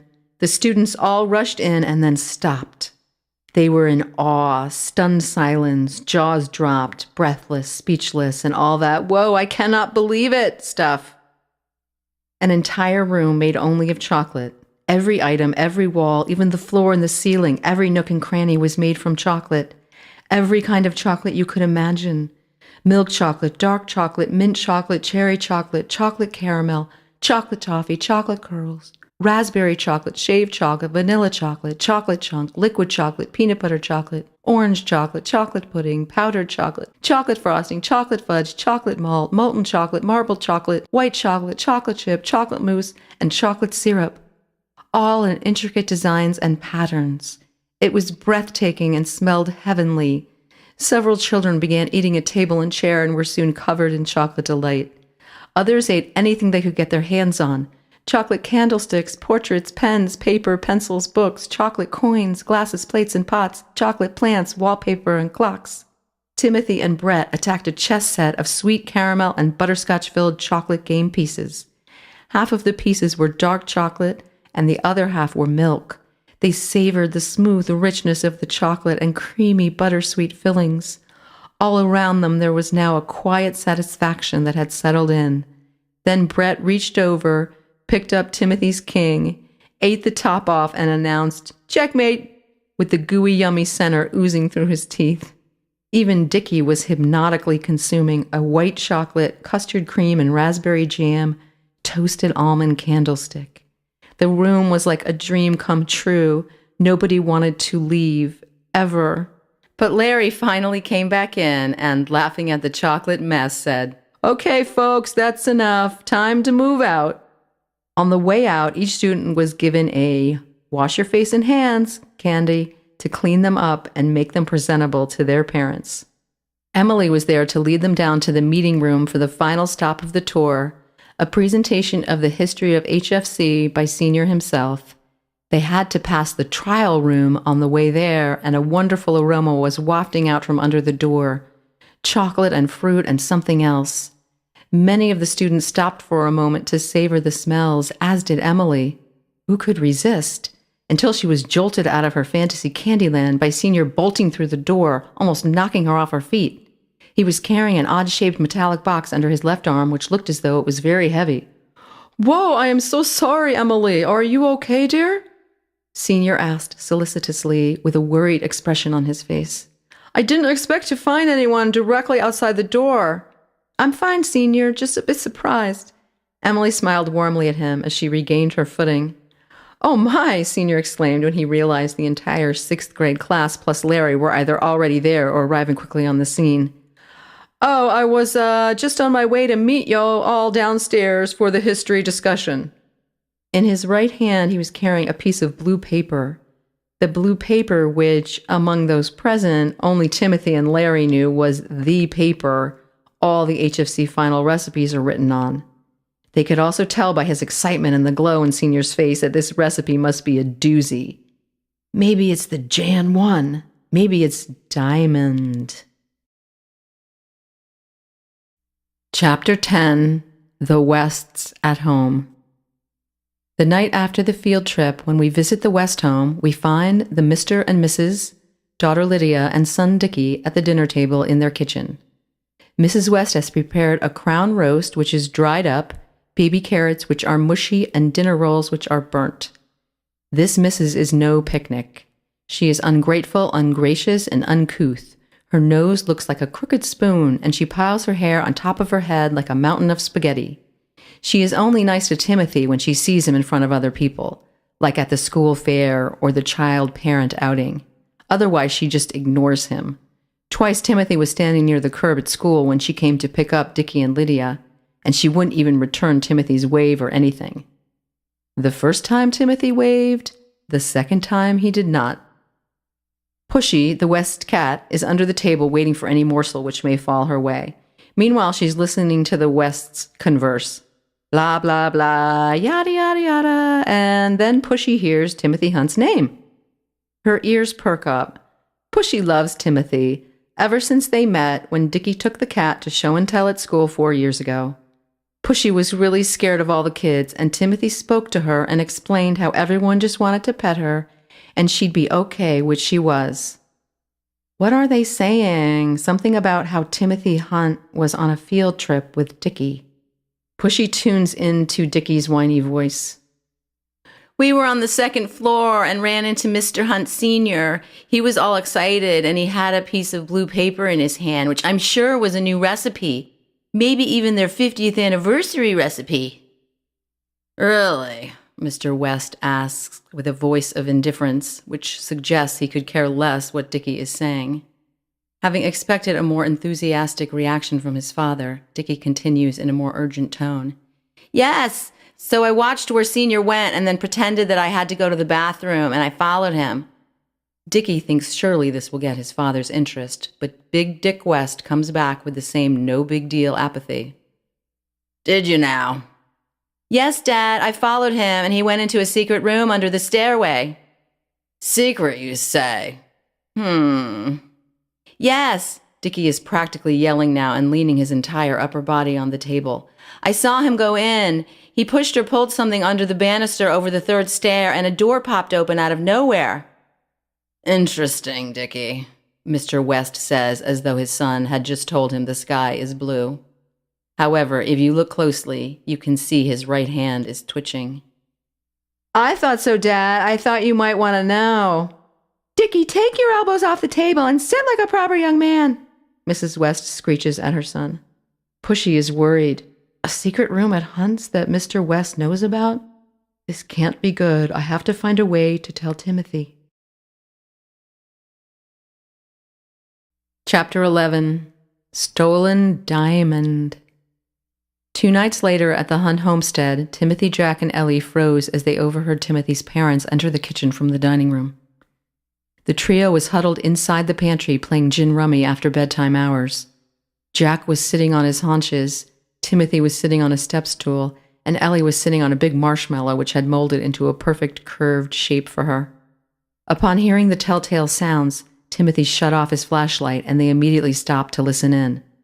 Plus, they didn't want to get caught. They could hear chairs being pulled out from under the kitchen table as Timothy pictured his parents sitting across from one another at their usual seats. Now, tell me from the start, Walt, his mother said. Diamond is gone. Timothy had never heard his father so distraught. Aha, Diamond must be the Jan 1. Why else would Dad be so upset? How could this have happened? Wasn't it hidden? Yeah, but apparently the secret room's not a secret anymore, Timothy's father replied sarcastically, but you could also hear the disappointment in his voice. Secret room? There's a secret room? Does Senior know yet? Yes, he's the one who told me. He's angry with himself for not having listened to Timothy's idea about putting all the recipes on his computer. Now you could only hear the disappointment. What about Larry? He was off duty. He's going to blame himself, you know that. Hey, the guy can't be on duty 24 hours a day. The thieves managed to bypass our alarm system, which I told him is not his responsibility. And how they found the secret room, I have no idea. Even as he said it, though, Walt knew Larry would blame himself anyway. Gee, who do you think stole Diamond? Elise asked, almost as a joke, since they both knew who had done it. This had happened before 17 years ago. Well, I've narrowed the suspect list down to 2, and I'll give you one guess. Gee, could it begin with a W? Timothy and Jack and Ellie all looked back and forth at one another as concern and helplessness appeared on their faces. They couldn't talk for fear of exposure, but their expressions said it all. I can't believe this. Poor Dad and Grandpa. Those Wests. I can't believe this. Poor Walt and Senior. Those Bow Wow Wests. Je ne crois pas ça, pauvre père et grand-père. Les Wests sont terribles. What are you going to do, Walt? They heard Timothy's mother ask gently in a soft voice which expressed her sympathy and support all at once. I don't know. Senior reported it to the police. He told them it was probably Dick West. They didn't seem surprised, but said without direct evidence they couldn't get a search warrant. He paused and sighed. What else can we do? A long silence followed, and then she said, I don't know. I think you've done all you can short of stealing it back. It's just so frustrating knowing that they have the original copy. I'm sorry, sweetheart. You have nothing to be sorry for. Well, I'm sorry anyway. His father exhaled as though he had been holding his breath for 1 minute. I hate to think of what's going to happen now. What do you mean? The trio heard one of the chairs moving. Another silence passed where Timothy could picture his father going around the table to give Mom a hug. Then Timothy heard him say, Come on, let's go upstairs, Elise. There's something I need to tell you. Something I should have told you about before. Something else that happened on that night 17 years ago. As they left the kitchen, they turned off the light which had been providing a bit of illumination for the pantry card sharks. Just before it went dark, however, Jack and Ellie caught a look on Timothy's face that could only mean one thing. You know it. Trouble with a capital T right here in River City. I have a plan, Timothy said as he turned his flashlight back on. Well, I don't have the actual plan itself yet, but the idea is to rescue Diamond from the Wests. How will you do that, Timbo? Asked Jack. I don't know yet, but I'm going to put together a great plan to get it back. They had all put their cards down and were now focused on the issue at hand. Do you think I could help you with this plan? Asked Ellie, eager to be of assistance. She had built a ramp with one of her cards and was standing on top of a can of fruit cocktail. Sure, I could use all the help I can get, answered Timothy. Then he turned towards his furry friend. What about you, Jack? You in? You know it. Jack wagged his tail and nodded his head. Where do we start? Well, let's see. Timothy stood up and began pacing in the tiny space. He could only take 3 steps before turning. The Wests are probably keeping the stolen recipe at the WWW factory, don't you think? They'd need to take it to their candy kitchens if they're going to try and make it. So you need to get inside West's, Ellie promptly concluded. Correction, Timothy said, looking at his 2 comrades. We need to get inside West's. But first, Brett and I have to visit a certain secret room. If I can find it, that is. Where is the secret room? Asked Jack, angling his head to one side. I'm not sure yet, but did you hear Dad mention it? Yes, Jack barked. That must have been where Diamond was. That's what I'm thinking. Maybe there's something else in this secret room that can help us with our plan. He explained to Jack and Ellie that he was pretty sure this may be the same room where Dad and Grandpa keep what they call the no-can-dos, candies whose effects are too risky to release to the public. He'd heard Grandma talking about them to Mom one day. Grandma. We came up with a doozy of a no-can-do today. It camouflaged Mr. B, and we couldn't see him for about a half an hour. We kept running into him so often that we finally made him stay in one place. Gotta keep this NCD under tight wraps. Mom. Camouflaged, huh? Pause. I could definitely have some fun with that one. Grandma. Me too. That sounds amazing, Jack barked with excitement. NCDs, huh? Yeah, I'm hoping there might be some NCD candies we can use to save Diamond. Like what? Ellie asked, her little face lit with curiosity. I don't know, but I hope Brett and I can find out.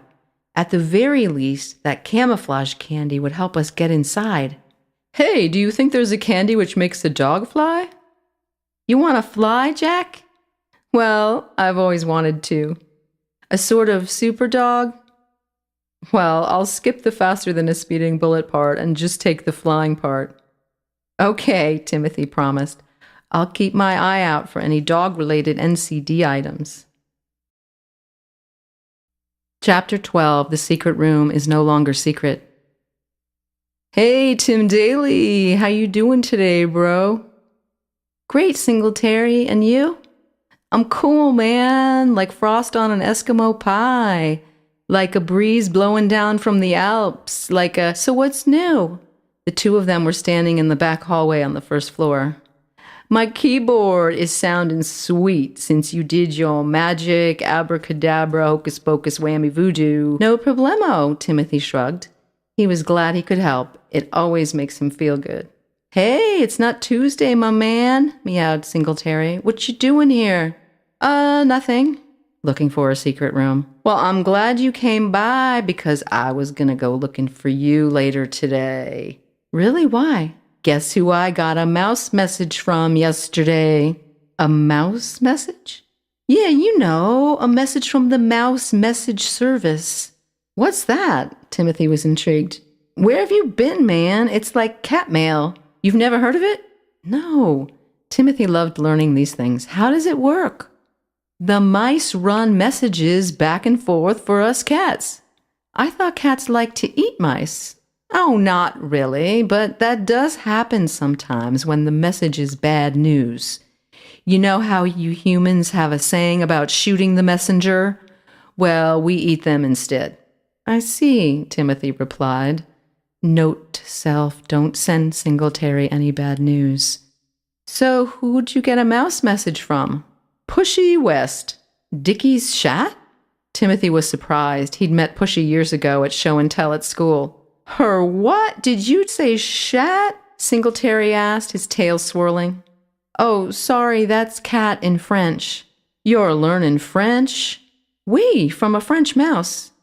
You're hanging out with mice now, Tim Curry? Well, just this one. She's really very nice. Whatever you say, dude. Singletary looked doubtful, skeptical, dubious, didn't believe for a second. Anyway, I thought it was totally weird that she would send a messenger into Hunts and all, but it was nothing monumental. She says Wes knows about the secret room. Did you say secret room? What secret room? Timothy could barely contain his excitement. Maybe this is the room Dad was talking about. What do you mean, what secret room? Singletary asked, curling his tail up in a question mark. What do you mean, what do you mean? I mean, what do you mean? Singletary said in a tone which suggested that everything should be clear now, as if. Okay, wait, stop. Timothy tried to start over. Which secret room are you talking about? You mean there's more than one? Singletary whispered, getting his fur up in excitement. That's what I'm asking you, Timothy said, trying to clarify. About the other secret room? You mean there's more than one? I thought that's what you just said. No, okay, stop. Timothy took a moment to choose his words carefully. Please show me the secret room Pushy sent you a message about. The one West knows about. Don't you know where it is? No, if I did, why would I be asking you? Well, if you're asking me about the one I know about, it's under the stairs. I don't know about the other one. There's a room under the stairs? Yow, on the second floor. Can you show me? Sure thing, dude. Follow me. On the way there, Timothy broached the subject, which was the reason he had sought out Singletary in the first place. You once told me that your great-grandmother worked as a mouse catcher in the place which is now WWW, right? Righto, Tim Dalton. Well, I'm wondering if you could help me with something, but it's top secret. Meowza! Singletary was thrilled. He stopped in his tracks and looked at Timothy. Top secret? Like an espionage spy novel, TV police drama, James Bond, Spy Kids movie thriller, Mission Impossible with double agents, secret moles, hidden cameras in the plants, microphones in the butter, guys in the shanty hiding out from the fuzz? Something like that, but nothing like that, too, Timothy replied warily. Yeah, okay, well, whatever you say, Tim Robbins, count me in. They began walking again. You the big cheese, the top banana, the big apple, the grand papaya, the big kahuna. You're making me hungry, Timothy said, his stomach rumbling. What is a kahuna anyway? Singletary asked. I don't know. I'll look it up and get back to you. So what do you want me to do? Shadow a perp? Interrogate a suspect? Track a fugitive? Do recon on a site? They were on the second floor now and had reached the stairway to the third floor. Along the wall under the stairs there was the faint outline of a low, small door, which Singletary pointed to with his front paw. Timothy couldn't believe he'd never noticed it before, but it sort of blended into the woodwork design. You push on the banister post over the third step, and the door pops open. Can you dig it? I dig. Pause as Timothy inspected it. Have you ever been inside? No, is that what you want me to do? No, I'll take care of it, but I do need your help. Next Wednesday night at 8, can you meet me at the big tree stump in the woods on the north path, just past the east-west crossroad? Sure thing. If it's raining, come the next night, Timothy instructed. Understood, my man. Oh, and Singletary. The cat stopped. Yeah, bro. The French mouse and some other friends will be there too. Gotcha, boss. I'll bring the cheese. Singletary winked at him, then turned and exited. Timothy watched him leave, and the last he saw of Singletary was the tip of his white tail as he went around the corner. Now that he knew where the secret room was, Timothy was anxious to find Brett and get in there. Diamond needed to be saved from the Wests, and Timothy was going to do it.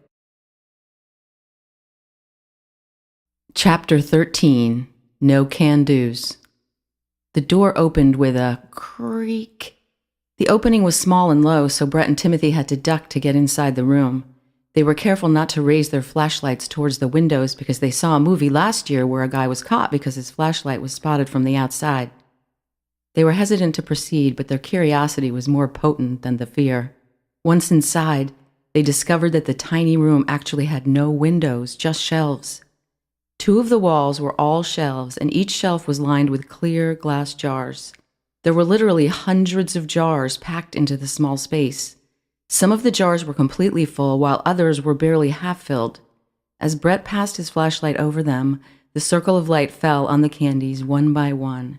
It was shocking, if not totally unbelievable, what the labels said. They laughed and oohed and ahed and whoa, awesomed as they read a few of them. Tiny Time. Makes you 1/5 your size for 20 minutes. Mirror Mints. Reflects an image of you doing one thing while you're doing something else. Trading Places Licorice. Eat the two-stranded intertwined piece with someone else and trade places for half an hour. Camouflage Caramels. Disappear into the background for 30 minutes. Fly on the Wall. Your head on a fly's body for 1 hour. Forget About It Fudge. You forget the last 10 minutes. Reverse Time. Go back in time 5 minutes. Hypnosis. Leave a post-hypnotic suggestion triggered by a keyword. X-ray Extra. See through any materials except clothes, for example, concrete, bricks, wood, steel. Bigfoot. Makes your feet 3 times their usual size. Approximately 1 minute delay. 2 heads are better. 2 heads for about 15 minutes. Easy listening. Ability to have super hearing. Because I'm the parent. Turns you into one of your parents for 1 hour. Taffy Time. Slows down time. Night Vision. See in the dark for 1 night. Hercules. Gives you a supply of super strength. Oui parais, non parais. Person says either yes or no to everything. Timothy and Brett were both speechless for a minute or two as they absorbed the enormity of what they were seeing. This was much more than they'd expected. An idea began forming in Timothy's mind. Probably the same one forming in your mind at this very minute. Yes, great minds think alike. He turned to Brett. Are you thinking what I'm thinking? He whispered. He didn't even have to ask. He could tell by the expression on Brett's face that his friend was totally on the same track, on the same page, in the same ballpark, under the same sign. We can definitely use some of these to get into Wests. Yeah, but which ones should we take? Well, I don't know. How about we take one of each on this shelf, Timothy suggested, pointing at the shelf which was eye level to them. Great, you start at this end and I'll start at that end. Be sure to put each one in a separate bag with a label. We don't want to mix them up. Yeah, can you imagine?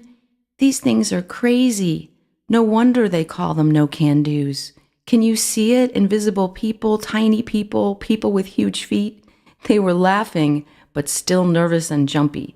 One by one, they carefully screwed open the lid of each jar, took a sample, and wrote a note on each bag with the name and description. There were 14 NCDs on the shelf, so they each had 7 by the time they were done. It had taken about 10 minutes total, give or take a minute. Some of the candies were bizarre shapes. One was shaped like a pair of glasses, one like a dumbbell, while one looked like a pocket watch. The oui parais and non parais were shaped like a Y and an N, respectively, probably to represent yes and no. A shiny, bright pink ball turned out to be the Christmas tree candy. You turn into a pink Christmas tree for 20 minutes. That should be interesting, Timothy and Brett said at the same time. They packed all of the candies into Brett's huge backpack and checked the area for any telltale signs of their presence. Aside from missing candies, the room looked just as it had when they entered. Or did it? Mission accomplished. Almost. They still had to get out undetected. They exited the room quietly, ducking back through the doorway. After quietly sealing the door shut behind them and surveying the hallway, they looked at one another and broke into big grins. They did not see Larry the guard standing at the top of the stairs, watching them. Chapter 14. What to do with the no-can-dos. I wish we could try out some of these now, cried Brett. Yeah, me too, Timothy agreed, but we only have one of each. It was early Sunday night. Timothy and Jack were over at Brett's after staying for dinner. His mother had made chicken fingers with salad and cheesy bread. Jack had dog chow and 2 chicken fingers. Dessert was brownie sundaes which they made themselves with tons of whipped cream and sprinkles. Now they were in Brett's room and they had the NCDs laid out on the floor, trying to familiarize themselves with the candies and get organized. They needed to figure out if and how each candy could be used to help them get inside West's and retrieve Diamond. This wasn't going to be easy. WWW is seriously fortified. The whole property is surrounded by an electrified fence with a motorized gate and a guardhouse out front. There's a guard posted there day and night, and they had already decided nighttime was the best time for them to go because there would be no one working inside. We could use Bigfoot on the guard, and his feet would be so big he wouldn't be able to chase us. Yeah, but he could still call the police or something. Maybe we should try forget about it or reverse time instead. Good idea. Let's use forget about it fudge. Then he won't even remember we're there. We can save the reverse time for something else. Great. Then what?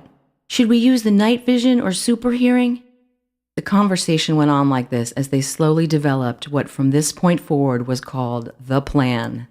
Timothy was busy taking notes. Jack was listening, taking mental notes.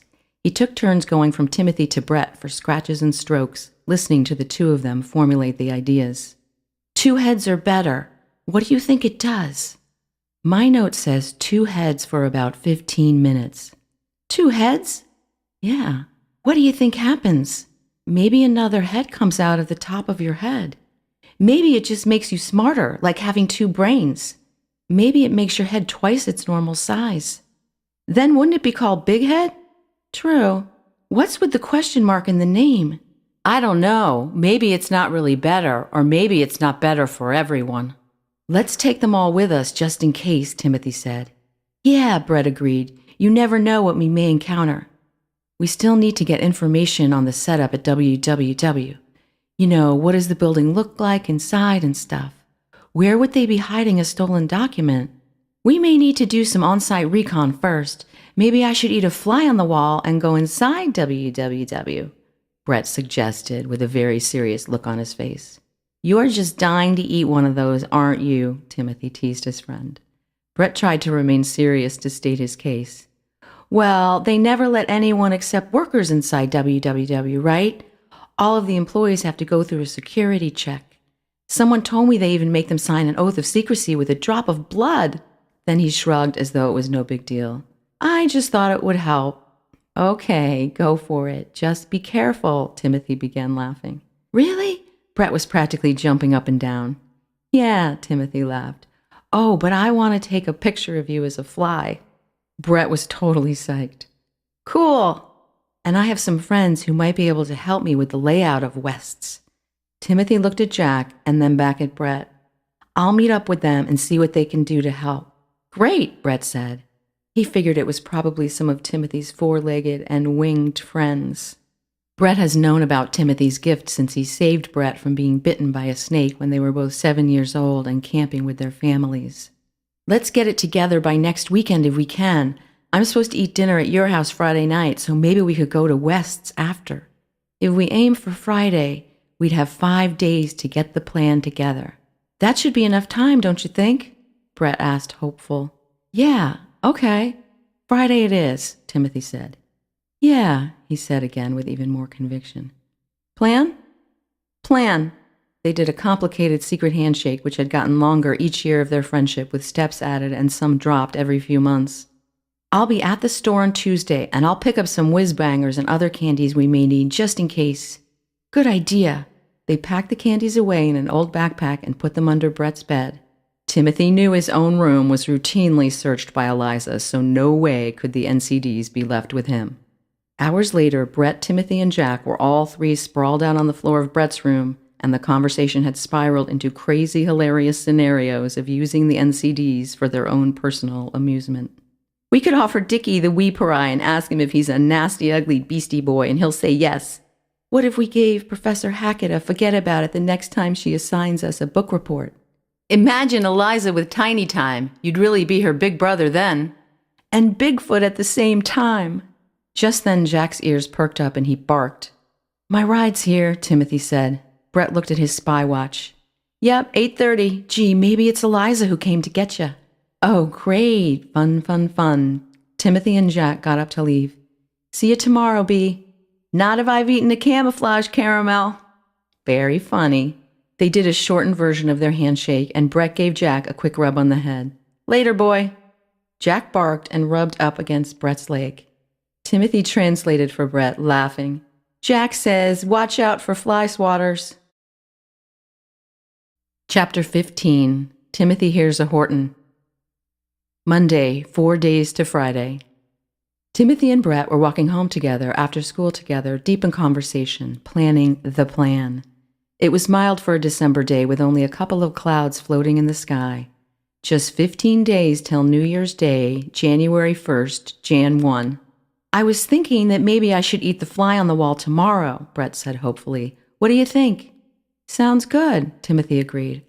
Just then, as they stepped down into the street, an SUV came zooming around the corner. Brett heard an owl hoot overhead, and Timothy heard a deep voice shouting, "Young men, watch out!" alerting them to the vehicle just in time. Acting on instinct, Timothy quickly grabbed Brett's arm and pulled him back and out of the way. They tumbled together onto the grass along the sidewalk. The woman driving the truck came to a screeching halt just past them and was yelling as she jumped out of the vehicle. "Are you boys all right?" There was real panic in her voice. Yeah, said Brett, a bit startled, getting up and brushing off his pants. "Yeah, fine," Timothy said, distracted, looking up and searching around for the source of the warning he had just heard. The relief on the woman's face was visible. "Oh, I'm so relieved." She had her hand on her chest and exhaled deeply. Wait, aren't you Brett Morin?" "It's Morgan with a G," Brett answered. Brett now recognized his one-house-over neighbor. "Mrs. McHugh?" "Why, yes," she answered. "You live one house over from me, right?" "Yeah. The pretty white house with the big dogwood trees?" "That's us," Brett said. "Are you boys sure you're okay?" She was looking them over, inspecting them for cuts or bruises. "Yeah," Brett answered for both of them. "We're fine." Timothy, meanwhile, was still looking around for who had warned them when he spotted him. A handsome light brown owl with enormous green eyes sitting on the lowest branch of a nearby elm, looking directly at Timothy with a curious stare. "Brett, let me give you both a ride home, please," Mrs. McHugh offered, smiling at them. "Well," said Brett, I do have to get home to help my mom. Timothy? No, thanks. I'll walk. I'll call you later, Bea." Timothy was totally distracted. Mrs. McHugh and Brett returned to her still-running truck. Timothy watched them pull away. "Thank you," Timothy said to the owl as he approached the elm tree. "Are you speaking to me?" the owl asked him in a deep, rich voice. "Yes, thank you for warning us. At least I assume it was you who warned us." "Yes, but this is not logical. I often warn people of oncoming cars, but they never heed my call. How is it that you can understand me?" "I've always been able to talk to birds," Timothy explained. "Interesting," the owl stated simply. "How come you're not surprised like all the other animals I've met?" Timothy asked. "You can speak to other species as well?" "Yes, so far I haven't met anyone I couldn't talk with." "What is your name, young man?" the owl asked while observing him with large, open eyes. "Timothy, what's yours?" "Horton." And then by way of explanation, because the next question was always the same, he said, "Yes, my mother was a fan of Dr. Seuss." "Wasn't Horton an elephant?" "Yes." He waited to see if Timothy would laugh. He did not. Horton liked this. "Do people call you Tim?" "Not really." "May I call you Tim?" "No problemo." "Do people call you Hort?" "No, they do not." "Can I?" "No, you may not." Just then they were interrupted as a pigeon arrived at the end of the same limb Horton was sitting on. It was a shimmering, iridescent, pearly-gray flutter of wings and eyes, and had a long beak with a black spot on one side. It looked in wide-eyed awe at Horton, and didn't seem to notice Timothy standing on the ground below them. The pigeon launched into a mile-a-minute speech. "It was amazing what you just did, just amazing. Saving those boys. Gee, you're really something. What are you, an owl or what?" "Excuse me, young man," Horton asked in his low, monotone delivery. "But do I know you?" "No, I saw what happened, though, and thought it was just great. Maybe I could, hang around and learn a few things from you for myself?" the pigeon asked hopefully, now hopping about so much that Horton was forced to keep shifting his head from left to right. "That is not possible." "Why not?" The pigeon hopped up and down, getting agitated. "I could, help you out and stuff while you teach me things." "Yeah, why not?" Timothy chimed in. Upon number 1 hearing Timothy's voice, then number 2 noticing him for the first time, plus number 3 realizing that the boy was actually following the conversation, Jamie, that's the pigeon's name, did what he usually did when shocked by discoveries like these. He fainted. Yep, fainted. He sort of gathered his wings together, made some incoherent cooing sound, swayed from one side to the other, and then teetered off the limb in a hunk of feathers and bony feet. Due to the pigeon's elaborate fainting dance, Timothy had enough time to see the fall coming and was able to position himself under the tree to catch the unconscious aviator. He looped his fingers together, forming a little pocket to catch the pigeon, and placed him gently on the grass. In a moment, Jamie regained consciousness, sat up, and began shaking his head. Horton swooped down from the tree and stood over the pigeon. The bird looked up at Horton and said, "Whoa, did that kid know what we were talking about?" "You mean this one here?" Horton said, stepping back, gesturing towards Timothy. "Yeah, it was like he understood us." "I do understand you," Timothy said. Whoop! Jamie fainted again right on the spot. Fortunately, he was still sitting down. This time when he woke up, though, the pigeon appeared a bit wiser. His first question to Horton was, "Is that boy talking to me?" Jamie looked at Timothy and said, "Are you talking to me?" "Yeah," Timothy smiled, "I am." "Wow, this is incredible!" Jamie was up and on his little webbed feet in a split second. "A 2-footed animal who can understand me!" The pigeon was thrilled. "I don't know what to ask you first." "Well, you can ask me anything you want. But first, I have a question for both of you. Are you free on Wednesday night for a meeting? I could really use your help." Chapter 16, Observations. Tuesday, 3 days to Friday. As usual, Emily was busy when Timothy came into the store after school on Tuesday. He gave her the signal. She returned it plus a wink and a smile. The store was exceptionally crowded. This time between Thanksgiving and Christmas was always one of the busiest at HFC. Timothy recognized most of the faces in the store, but there were strangers as well, or as Grandma would call them, friends you haven't met yet. Timothy could see that Emily was waiting on Too Tall Forehead and his sister Pinbrow. "She looks like she plucked herself to death," was the way Emily had put it. The sibling duo always gets the same thing. Timothy knew their order by heart because he'd waited on them with Emily before, and it includes 2 of the candies he's in charge of. They always get 2 fizz bombs and 2 jumpin' jacks, plus 2 you name it and 2 lollies. He stood patiently and looked around the store, taking it all in. He truly loved this place. So this will all be mine one day. He couldn't wait to start coming in on Saturdays to work in the trial room and find out about what's going on in there. But his thoughts quickly returned to the plan. At this point, he was always thinking about the plan. It was pretty much all he'd thought about the past couple of days. Every once in a while, his thoughts would stray to Oddball for some reason. He wasn't sure why he couldn't shake that guy from his thoughts. Probably because I'm in the store and that's where I first saw him. Timothy saw Larry the guard standing past the candy counter by the wall of quotes. Larry was wearing his usual highly starched khakis and button-down uniform, but instead of the customary black tie, he had on his red Christmas tie with little green wreaths and boughs of holly. Timothy went to say hello. As he was approaching Larry, Timothy noticed that his friend's hair was beginning to get gray around the temples. Timothy never really thought of Larry as being old. He was more like the older brother Timothy wishes he had. "Hi, Larry," Timothy greeted him warmly. "Hi, Timothy," Larry smiled, and his whole face lit up. "How's it going?" "Great, and you?"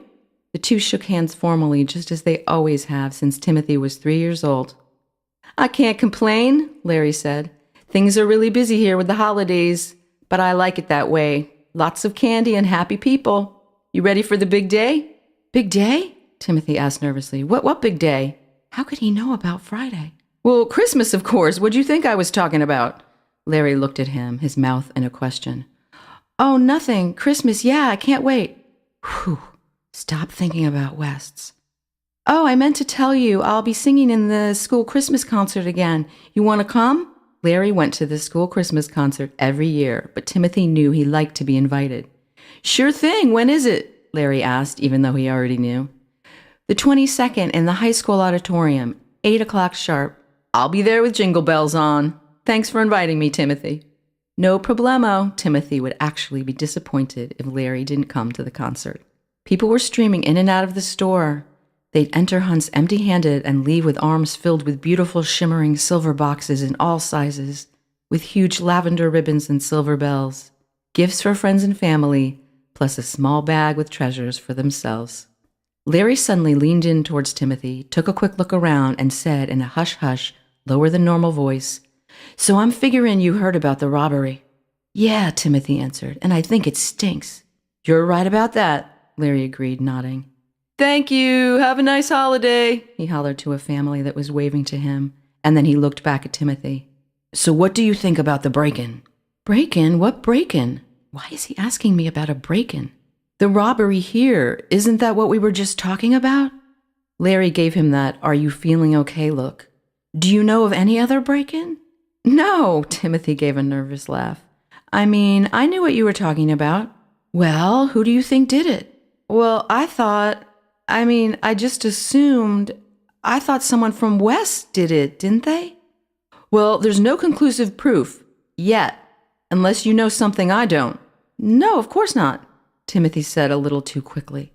"I just figured it had to be Wes. I mean, who else would do such a thing?" "Hey, I want to ask you something." Larry leaned in towards Timothy as he said this. He looked around a bit to make sure no customers were nearby, and then he whispered, "I'm thinking maybe I should go to Wes after hours and see if I can find the stolen goods. What do you think?" "What? You mean break into West's?" Timothy was totally surprised. He had never heard Larry talk like this. "Shh," Larry said and glanced around to make sure no one had heard him. "Yeah, think it's a good idea?" I think it's risky," Timothy said. "I can't believe this." "Risky, eh? So I'd have to be really careful, huh?" "Yeah, for sure. Lots of preparation and planning, huh? Research the place up front and get a plan together." "Exactly," Timothy agreed eagerly, and then tried to temper his enthusiasm with, "But isn't it illegal, Larry?" "Well, yes, but this is for your dad and Senior. I'd do almost anything for them." Larry looked closely at him. "Wouldn't you?" Timothy nodded. Larry continued, "And I figure if you're just retrieving something that belongs to you in the first place, then it's not stealing." "Yeah, but do you think you could really do it?" Timothy asked. Now he definitely was thinking about West's and the plan.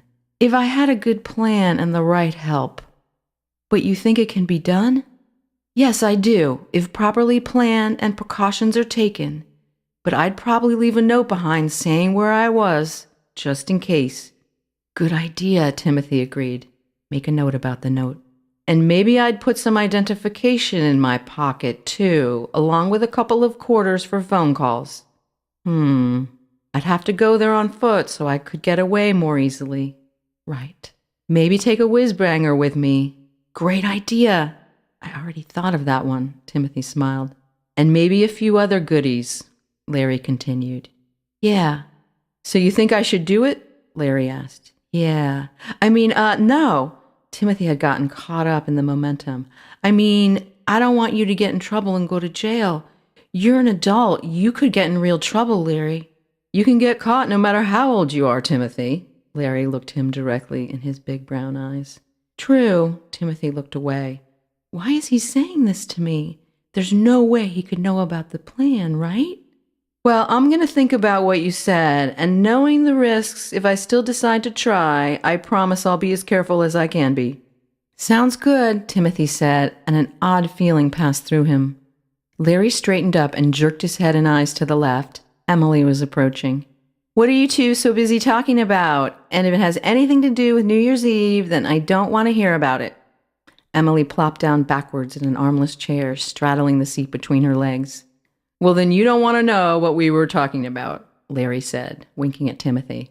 "I knew it. All anyone can talk about is New Year's Eve. It's, what are you doing New Year's Eve? What are you wearing New Year's Eve? Where do you want to be at midnight? I'm so sick of it." "Well, for someone who doesn't want to talk about New Year's Eve, you sure are mentioning it a lot," Larry observed. "Very funny, khaki pants." She smiled sweetly at him. "So what are you doing on New Year's Eve, Emily?" Timothy ventured, an ironic tone in his voice. "At 2, Timothy," she responded with a grin. "I thought I could count on you to not be swept away by the pseudo-glamour of the whole New Year's tradition." "I don't think asking you what you're doing is being swept away," Timothy reasoned. "Well, still, I hate New Year's Eve. It's always a big letdown. I've decided the best thing to do on the 31st is to get some friends together, and at midnight, coincidentally, it's next year. Interesting approach, Emily. Why am I not surprised? Larry said. The only thing I really look forward to on New Year's is the Hunt's anniversary introduction. So what is it, Larry? What's the Jan 1 gonna be? She looked at the man and tried to coax him into revealing the secret. Come on, I know you know. You know everything that goes on here. I don't know. Really? Larry said earnestly, holding up a palm in protest.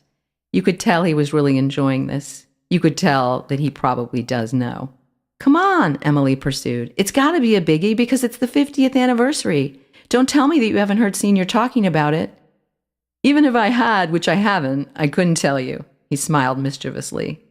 Yeah, I didn't really think you would. It was worth a shot, though. But I guess I'd be disappointed if you did tell me. It would ruin all the fun to know beforehand. Tell me about it. Oh, Timothy, you just missed Smelly Man. He's been in 2 days in a row, which is a new one. Who is Smelly Man? Larry asked. Wait, he held up his hand, palm out. Don't tell me. With a name like that, I don't think I want to know. Trust me, you don't, Timothy said seriously. Chapter 17. Planning the Plan. Wednesday, 2 days to Friday. It was night, but a waxing half moon illuminated the woods. Everyone was there except Brett, who had to go to his little sister's school play. The others were all gathered together for the first time. Timothy, Jack, Ellie, Chester, Horton, Jamie, and Singletary. Although they had all heard of one another and some of them had even met before, it was still a bit odd. This was not a scene usually produced in nature. These animals together in a small clearing, sitting in a circle around a boy in the middle. Timothy was propped up against the trunk of an elm tree facing a big tree stump upon which he had laid several pieces of paper, each covered with sketches and notes. The rest of the crew was sprinkled about. Horton, as usual, was perched upon a tree branch. Jamie hopped around next to him, unable to stand still. He was making sure Horton was comfortable and could see well. The owl pretty much ignored Jamie, but it seemed clear that he enjoyed the attention nonetheless. Chester was in attendance, but was busy gathering up nut seeds and who knows what else. Jack sat on his hind legs next to Timothy, while Ellie actually sat on Timothy's shoulder. In lieu of her usual beret, Ellie was wearing a bandana around her neck, which she'd pulled up over her long nose and whiskers like an Old West bandit. She was scared to go down on the ground. No matter what Timothy said to alleviate her fears, she was still afraid of Singletary. She simply could not bring herself to come within 3 feet of that cat. All it would take is one quick swipe and a bite. It had happened before to a cousin of hers who was a mouse messenger. Timothy politely introduced everyone and then began to sketch out his approach to the plan. A simple number 1, number 2, number 3 affair. He began, Our mission is to get back what was stolen from my family by the Wests. The 50th anniversary recipe for something called Diamond, and we're going to get it back. He explained briefly about the history of Hunts and Wests, Richard the First, the Second, etc., the NCDs, and the ideas he and Brett had come up with so far to incorporate them into the plan. Basically, we have to figure out a way to get into WWW, find the recipe, and get out without being caught. After listening courteously to Timothy, the first remark from the group was, "This is gonna be tough, Tim Conway." It was Singletary in his sing-song voice. He was sitting on his haunches on one of the tree's exposed roots. His white fur glowed in the moonlight. "You got good intentions, boss, but West's is sealed tight as a drum." "How do you know this?" Ellie demanded of the arrogant know-it-all cat. She was angry at his lack of support. Plus, he's a cat. And who is this Tim Conway? "My great-granny was a mighty cool lady and a mouse catcher at WWW, answered Singletary. "She was the last one in our family to work there. According to her memories, the entire place is surrounded by a 10-foot-high fence. There's a lot of security." "Are there any secret passages or shortcuts to get in?" "Well, it used to be a sugar plant with an underground tunnel system to move the raw sugar into different rooms using rolling crates." "Do you think we could use the tunnels to get around?" Timothy asked. "I don't know for sure. The memory is vague," Singletary explained. "We need to get a better idea of how West's is laid out," Jack said. "That's part of why we're here," Timothy said. "I need to give you all assignments." "I could assess the perimeter, I could." Chester volunteered, anxious to contribute. I could get over the fence from the trees and check it out. Great idea, Chester, thanks. Timothy gave him a big smile. Report back to me as soon as you're done. Yes, sir, sir. Chester stood up straight and gave a small salute, which Timothy reciprocated. Continuing on, Timothy looked up and over at Horton and Jamie. They were in a huge old oak tree, its branches bare and spotted. We also need an aerial view of the WWW property. Can you two do that? Yes, oh sure we can, Jamie squawked, wings flapping, obviously excited. His pearly gray feathers shimmered as he moved. Horton, however, had a different reaction. I am unclear as to why I would need any assistance to accomplish this mission. Well, I just thought you two could keep each other company, Timothy said. I do not require companionship, Horton said. Well, perhaps you require some manners, Monsieur Owl, Ellie suggested. She could not tolerate rudeness, and this owl was très rude. The poor pigeon was just trying to help. Manners are irrelevant in this matter. Efficiency is of paramount importance, Horton replied in his usual monotone manner. This pigeon is not only inefficient, but inadequate. You are very rude, Ellie squeaked loudly. Jamie, unable to take such direct criticism from his idol, was on the verge of tears. He flew off, dejected and humiliated. The others felt sorry for him, but were unable to defend him against Horton. An uncomfortable silence followed. Well, let's get back to the reason we're here, okay? Jack barked, trying to get past the awkwardness. Good idea, bro, said Singletary. He had circled the area several times, his whiskers twitching back and forth.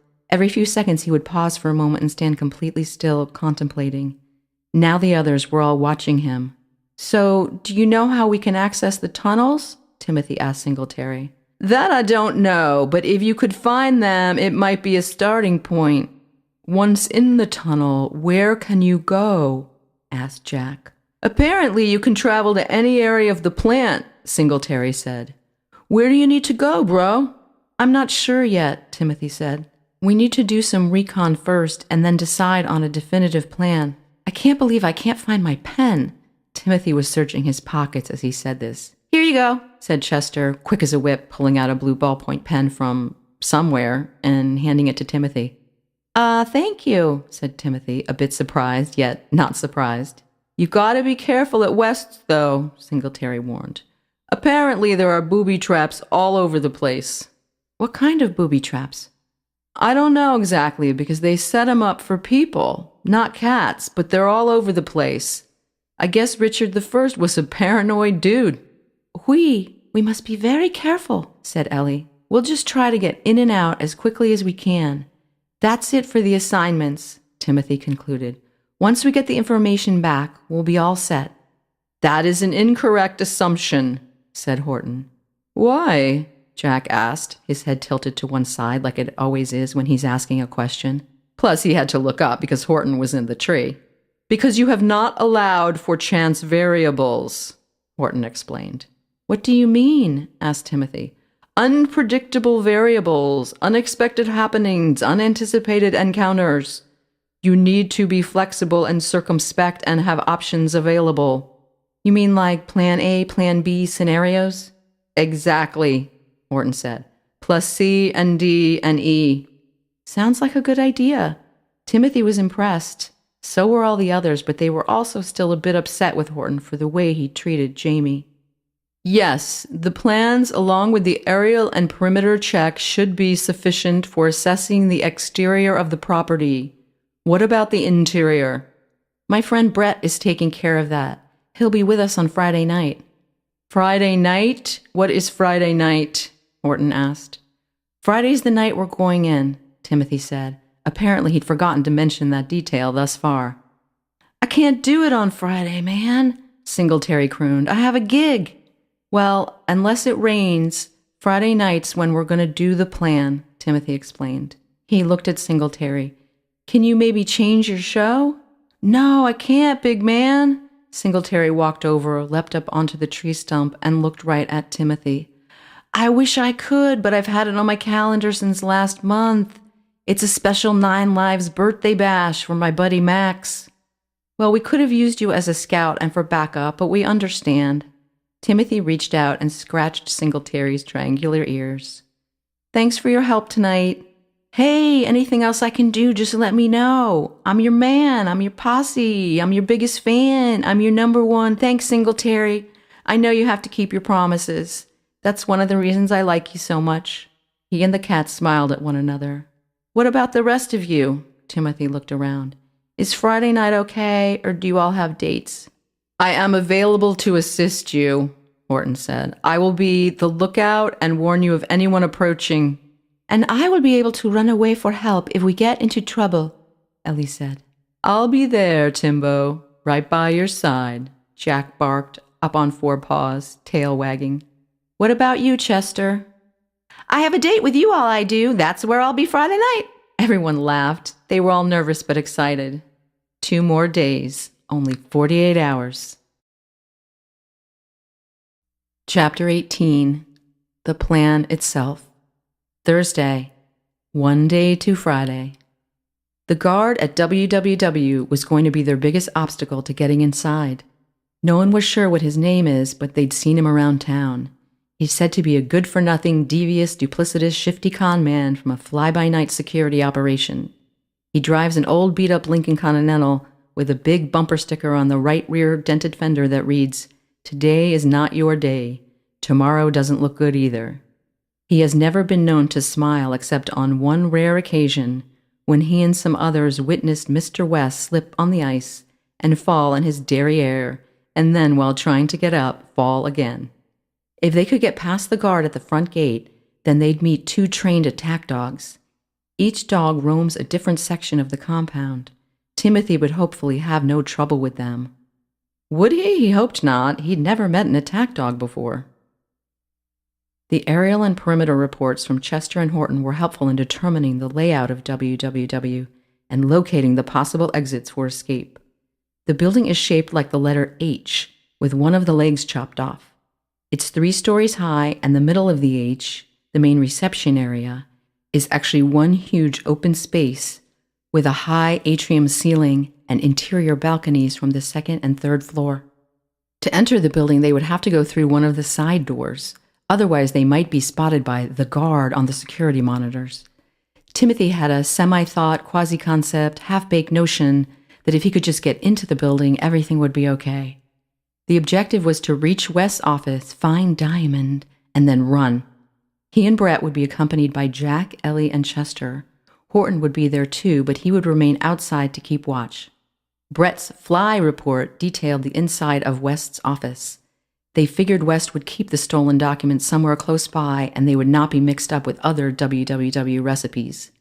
Based on Horton's advice, they had devised several backup plans in case of various possible problems they might encounter.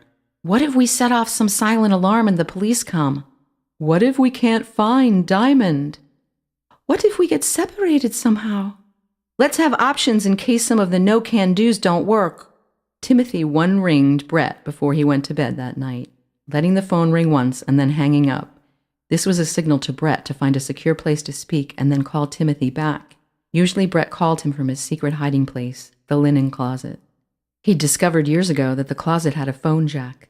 Plus his mom only goes in there in the mornings on Mondays, change the sheets and towels day, Wednesdays, laundry day, and Fridays, change the towels day. Timothy's phone rang back within seconds.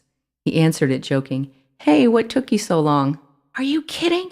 Brett whispered breathlessly. "I was waiting for your call. I can't wait till tomorrow. I can't believe we're doing this." "Having second thoughts?" "No way, Jose, you? No way. I'll be over at your house after supper tomorrow." "I thought you'd be here for dinner." "No, I can't. My aunt and uncle just called, and they're coming for the weekend, so my mom says I have to be here for dinner." "That's cool. We'll hook up after." "I'll get there as soon as I can. I'll eat in like 2 seconds. Plan? Plan." Then they both hung up and barely slept a wink all night. Chapter 19. On Enemy Ground. 0 days to Friday. It was a chilly night where you could see your breath and freeze your toes off. Brett and Timothy were on foot. They were both dressed in dark colors to help conceal them and ultimately aid in their escape. Each had on their biggest backpack filled with the no-can-dos and other necessary paraphernalia to execute the plan. They had each eaten a whiz-banger and zipped to an agreed-upon location outside of WWW, up the road from the main entrance where a curve prevented them from being seen by the guard. Once there, they silently nodded to one another they were ready and then proceeded down the road. Upon rounding the corner, the gatehouse to WWW appeared in the distance, flooded in a wide circle of yellow light. A huge balsam Christmas wreath with a big red bow and trios of silver balls hung from the bars of the gate. Timothy could see smoke curling up into the light and knew it must be coming from the guard. He could hear the faint twanging of country music playing softly in the air. Lingering in the darkness behind Brett and Timothy were Jack and Ellie. She was sitting on top of Jack for a better view. Horton and Chester were also watching the scene unfold, but from up in the trees. Jamie was also up there, but no one knew it. He was hiding, incognito, camouflaged, undercover, watching from afar. As Brett and Timothy approached the perimeter of WWW, the guard emerged from the small house. He was just as they'd pictured him, round and balding and slow. Before the man could say anything, Brett spoke up. "Excuse me, sir," Brett said as politely as possible. "My brother and I are lost." Timothy and Brett don't look too much alike, but then again, a lot of real brothers don't look too much alike, so they figured it wouldn't be an issue. Plus, they figured the guard wasn't the sharpest tool in the shed, or the brightest bulb in the chandelier, or he wouldn't be working for West. The guard looked at Brett suspiciously. The man had little black beady eyes and one large eyebrow. No one ever approached the gate during his shift since it was after closing hours. Usually only maintenance men and such. These kids were clearly non-WWW personnel. "How'd you get lost out here?" the guard asked Brett gruffly, a slimy cigar clamped between his teeth. WWW is at least a half a mile from the main road and bordered by a national forest. But Brett and Timothy had done their homework and were ready with a plausible answer. "We were camping with our family when a bear came into our sight," Timothy chimed in. The man's eyes shifted from Brett to Timothy. Timothy continued. "We all ran, and somehow my brother and I ended up on this road. We saw your light on and thought maybe it was a ranger station or something." He tried to look scared and harmless. He broke eye contact with the guard who was practically looking through him. They waited. The guard was thinking. It's true there's a public campsite on the edge of the forest, and bears are indeed a common occurrence in these parts. The guard himself had spotted several over the years. He pulled the half-chewed, half-smoked cigar out of his mouth. "Well, this ain't no ranger station, but I can make a call for you. For $10. Why shouldn't I make some happy hour cash off these kids?" "Gee, that would be great, except we don't have any money," Timothy responded glumly and hung his head low, feigning depression. He then paused, trying to make it appear that the next thing he said had just occurred to him, even though it was a key part of the plan. "But we could maybe trade you something for a phone call. Maybe candy?" Timothy said with hope in his voice, dropping the bait. "Candy, huh? Don't you realize this is a candy company I'm here protecting?" The guard laughed, a hoarse, contemptuous laugh which indicated he thought Timothy was stupid. Boy, is he stupid. Brett's turn now. He tried to sound disappointed. "Then I guess you don't want any hunts." "Hunts, eh? You mean HFC?" "Yeah, is there any other?" Mr. West doesn't allow any of his WWW employees to purchase HFC products, so the guard never has them. He was kinda hungry, too. His stomach had been growling since he came on shift. The lasagna he'd ordered for dinner at the 24-hour diner had been practically inedible, even for him. Hey, why not? What else am I going to do with these brats? Who's ever going to know? Plus, he didn't want them hanging around with him all night. "What do you got?" He took a step towards Timothy and Brett as they both reached into their backpacks. Brett pulled out Hypnosis and offered it to him, saying it was a chocolate blend with rice crunchies. "Here you go," he said as he held the yummy-looking round candy out in the palm of his hand. If the candy worked like it was supposed to, the guard would be hypnotized and they'd be able to give him a special word that, when the guard heard it again, he would do what they'd told him. The guard snatched it up and before eating it asked, "You know what? What does it do?" Brett answered very innocently. "Oh, nothing. It's just a chocolate." "I thought all the HFC candies do something." No, Timothy lied, hoping this counted as a necessary, needed, crucial to the plan, forgivable, justifiable, teeny-tiny white lie. "Most do, but our parents only let us have the plain Hunt's chocolates." Typical parents keep all the good stuff for themselves. The big man nodded knowingly and popped the whole thing into his huge mouth, chewing loudly with his mouth opening wide between each bite. It was disgusting. Timothy could hardly watch him. He swallowed with a big gulp and smacked his lips. Then he stopped moving and stood perfectly still, huge arms dangling by his side like two overstuffed sausages. Since Brett and Timothy had only one of each of the no-can-dos, they hadn't been able to test the candies and so didn't know quite what to expect. They were hesitant to launch right into the post-hypnotic suggestion if the guard was still aware of what they were doing. He'd squash them like a bug on a windshield. The guard's eyes were now wide open without blinking, and he stared straight ahead, frozen. "Sir?" asked Brett. Nothing. He and Timothy looked at each other, and in the unspoken dialogue which passes between close friends, silently agreed that it was time to plant the suggestion. Timothy spoke to the guard quickly and quietly, but in a clear voice. He repeated the carefully planned directions. "When you hear the word arrêtez, stop in French, one of Ellie's contributions, you will stop what you're doing and start talking about anything you are aware of that is devious, dirty, or deceptive going on at West's." Timothy then repeated the instructions. He waited a moment and then continued. "Do you understand what I just said?" The guard nodded slowly. "When I snap my fingers, you will wake up and remember only the directions I gave you." Timothy snapped his fingers, and the guard became animated again. He acted as though he had just finished the chocolate from Brett and was even licking his fingers. He noticed both of the boys were staring at him with strange looks. "What?" He wiped his mouth self-consciously as though maybe he had chocolate on his face. "What's with the smirk?" the guard asked Brett. "Oh, no, it's nothing." Brett looked away to avoid exploding into laughter. The guard grunted, turned to Timothy, and said, "What do you got, kid?" As planned, Timothy had already pulled out his piece of forget-about-it fudge and was handing it to the guard, who grabbed it from his hand. "This one do anything?" he asked, holding the square-shaped candy up between his thumb and forefinger and inspecting it. No," Timothy lied again, hoping this counted as a necessary, needed, crucial to the plan, yada, yada, yada. The guard threw the candy into his waiting mouth and actually murmured "Why did I actually give up Hunts?" He remembered eating Hunts as a kid, before WWW was even around. The wonderful memories were flooding back. There was something inimitable about the flavor of that HFC chocolate. Amazing. He closed his eyes for a moment, savoring the taste. He was actually smiling, then caught himself and returned his face to its permanent frown. No way could he let these kids think he was a lightweight, pushover, loser. Put the L on his forehead, second string has-been. He looked back to the boys to shake them down for more goodies before he let them make a phone call, but they weren't there. What the? He looked around quickly, searching for them, and saw the foot of Brett just as it went over the top of the main gate. The guard ran inside the shack and triggered the switch to open the gate electronically so he could pursue them. Those little brats! He started off in a slow jog, but in his lousy physical condition, he was unable to maintain that for long. Winded, he switched to a fast walk, and even that was limited. He could see the boys running up ahead and saw them round the corner by the main entrance. Good. That's where one of those nasty dogs is.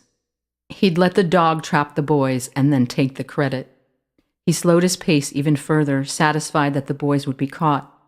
They probably knew it was WWW and wanted to get some candy. Kids have the craziest ideas. Then, without having a conscious thought to do so, he stopped completely and paused, standing still. About 10 motionless seconds passed. The forget-about-it fudge had kicked in. His next thoughts were, "What? Where am I? What the?" He looked around in a panic and realized he was almost to the front entrance of WWW. How the heck did I get here? I don't remember walking here. He rubbed his forehead, shook his head to clear it, and took a deep breath. I must be losing my mind to be out here with those dogs running loose. He turned quickly on his heels and headed back to his post. He was perplexed and worried. His mouth tasted like chocolate. Chocolate? Maybe I need a vacation. Meanwhile, the guard didn't see Jack and Ellie come through the wide-open gate because they had shared the camouflage caramel.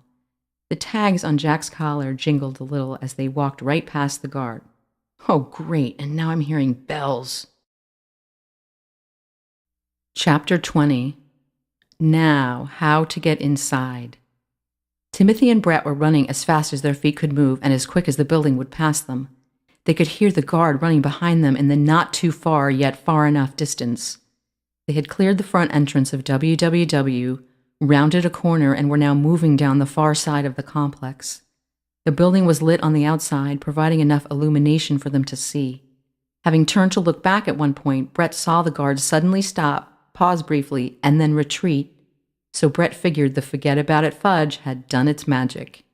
Sure enough, Timothy and Brett found themselves alone together when a Doberman guard dog emerged from the trees on the far perimeter, coming at them full speed with teeth bared. Brett was terrified and began running away from the dog back towards the entrance. Timothy stopped, stood his ground, and yelled, "Hey, boy, it's okay. We don't want anyone to get hurt." "Well, it's too late for that, kid," the dog growled and headed directly at him. "It's not too late," Timothy responded. "You're on private property," the panting dog yelped. He had a beautiful gleaming dark coat and wore a silver-studded leather collar. "I know it's private property, but we need to get something inside," Timothy stated calmly and simply. The Doberman stopped dead in its tracks just 20 yards from where Timothy stood, ears perked, and barked. "Am I crazy, or can you understand me?" "I can understand you," Timothy answered him. "How is that possible? People never understand me." The dog was clearly confused by this unexpected development. "I do," Timothy said. It was like watching the bad cop turn not only into the good cop, but also your biggest fan. The dog went from violent and aggressive to friendly and chatty. "Wow, this is so cool. I've heard about people like you," the dog said, approaching Timothy now in a leisurely trot with his tail wagging. "Finally, someone to talk to besides that stupid pit bull. So what are you doing here? Wait, what's your name?" "Timothy. So what are you doing here, Timothy?" The Doberman liked this human, and he had good instincts about people. "Well, like I said, we need to get inside." "Who's we? I don't see that other guy anymore." The dog was looking around as though maybe he'd missed something. Just then, Brett peeked around the corner of the building, relieved to see that the dog had ceased its attack and was now talking to Timothy. Brett eased around the corner. Although he had faith in Timothy's abilities, he didn't want to surprise the dog, so he carefully whispered, loudly, "Psst, Timothy, everything okay?" "Yeah," Timothy reassured him. "Come on over," he said, waving him in with his hand. Brett returned cautiously, stopped and stood at a respectable distance from the dog, and watched in fascination as Timothy and the dog spoke to one another. "Does he understand me as well?" the dog questioned, jerking his head in Brett's direction. The canine was sitting on his haunches, looking up at Timothy. No, he doesn't." Timothy glanced at Brett, and they exchanged stupid grins, like, this is really happening. "Okay, so what can I do to help?" The Doberman smiled at him. "You want to help us?" Timothy was surprised at finding an ally at West's. "Sure, I have no allegiance to that big fat candy man, West.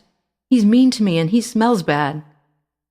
"Well," Timothy hesitated and then realized he could use the help. "We're trying to find the easiest way inside. We had planned to go through the delivery window on the south side of the building. I thought we could go in the—" No, that won't work," the dog barked at him, interrupting. "That stupid pit bull is over there, and he won't listen to me or you. He's a real stickler for a protocol.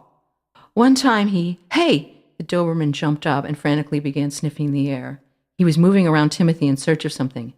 "What's going on? It's like there's someone else here, but I only see the two of you." I'm not sure what you mean," Timothy said innocently, realizing that Jack and Ellie must have just arrived on the scene. They were still camouflaged from the caramel, but the Doberman could smell them. "Maybe it's that shifty rat again," the dog said. He sniffed around some more and then sat back down, bewildered. He shook his head back and forth a few times like he was losing his mind and then sighed. Timothy could then see him switch gears and focus back on him and Brett. "Okay, so you should go through the basement door on the east side here," the Doberman advised. "See where the ground begins to slope down over there?" he asked, pointing with his paw down the side of the cherry-red building. "Yeah." "The door is just past where the ground levels off." "What did he say?" Brett asked Timothy. "He said we should go through the basement door on the right down there." "The door leads to a bunch of hallways," the dog continued. "I don't know where they go, but they run all over, and I've heard there's even another level deeper down. Some parts of the building are really old, so be careful. We will, Timothy promised. Want me to come with you? The Doberman asked hopefully, his tail wagging. At this, Timothy felt Jack's head butt up under his hand, and he knew that he had the one and only dog he needed. No, we're all set, Timothy answered. Thanks. Hey, I never asked you, what's your name? Well, they call me Butch, but I prefer Theodore. Well, thank you, Theodore. The dog stood up on all fours and looked up at Timothy directly in the eyes. My pleasure, Timothy. Good luck. Chapter 21, In the Side Door. The four of them left Theodore and moved cautiously down the side of the building. Once safely out of the Doberman's sight, Chester appeared from the woods. He looked like a speeding ball of gray fur hopping furiously across the lawn. He gave a mock salute as he reported for duty, and Timothy waved him into the group. We're right on schedule, we are, Chester squealed with delight. We're going to go through the side door up ahead, Timothy whispered to him. Chester nodded his understanding and hopped alongside Brett. Jack and Ellie were now faint outlines, slowly regaining their presence. They were all thoughtfully quiet, preparing to embark on the scariest part of the plan, actually going inside WWW. They entered through the basement door, just as Theodore had suggested. Once inside, they could hear a distant humming coming from above them like the dull drone of machines somewhere in a far-off room. There were small dim lights every couple of feet along the ceiling which barely provided any light, so Brett and Timothy turned on their flashlights. They all moved forward slowly, looking for a stairway that would lead up into the building. It was cold and damp, and they could feel breezes as they passed through junctions in the tunnel. Let's go left at the next intersection, Brett suggested. They went left and then also took a right and then found a stairwell behind a door which they almost didn't see because they had their flashlights pointed on the ground directly in front of them. They went up en masse and emerged on the ground level of what looked like a candy-making area. Despite its colorful exterior, the inside of the building was devoid of any heart. It was an enormous space accommodating several separate rooms. There were no plants or paintings or Persian rugs, no personal items on display, no feeling or personality, just pure business, just metal and steel and wood and nails. It felt creepy to Timothy, eerily cold and dark. Timothy didn't want the others to know he was frightened. I'm really inside WWW. They proceeded with caution. It smelled like burnt cookies and old sneakers. Miniature lights were lit along the edges of the floor, leading into and past machine rooms. There were rooms with big steaming pipes and generators. In another room, you could see products in various stages of production. Tubes and conveyor belts, vats and cauldrons, metal molds, stacks of WWW labels, flat boxes, dispensers of all shapes and sizes, automatic icers, wrappers and packers, crates and barrels. They walked together around the perimeter of the main production room and surveyed the area.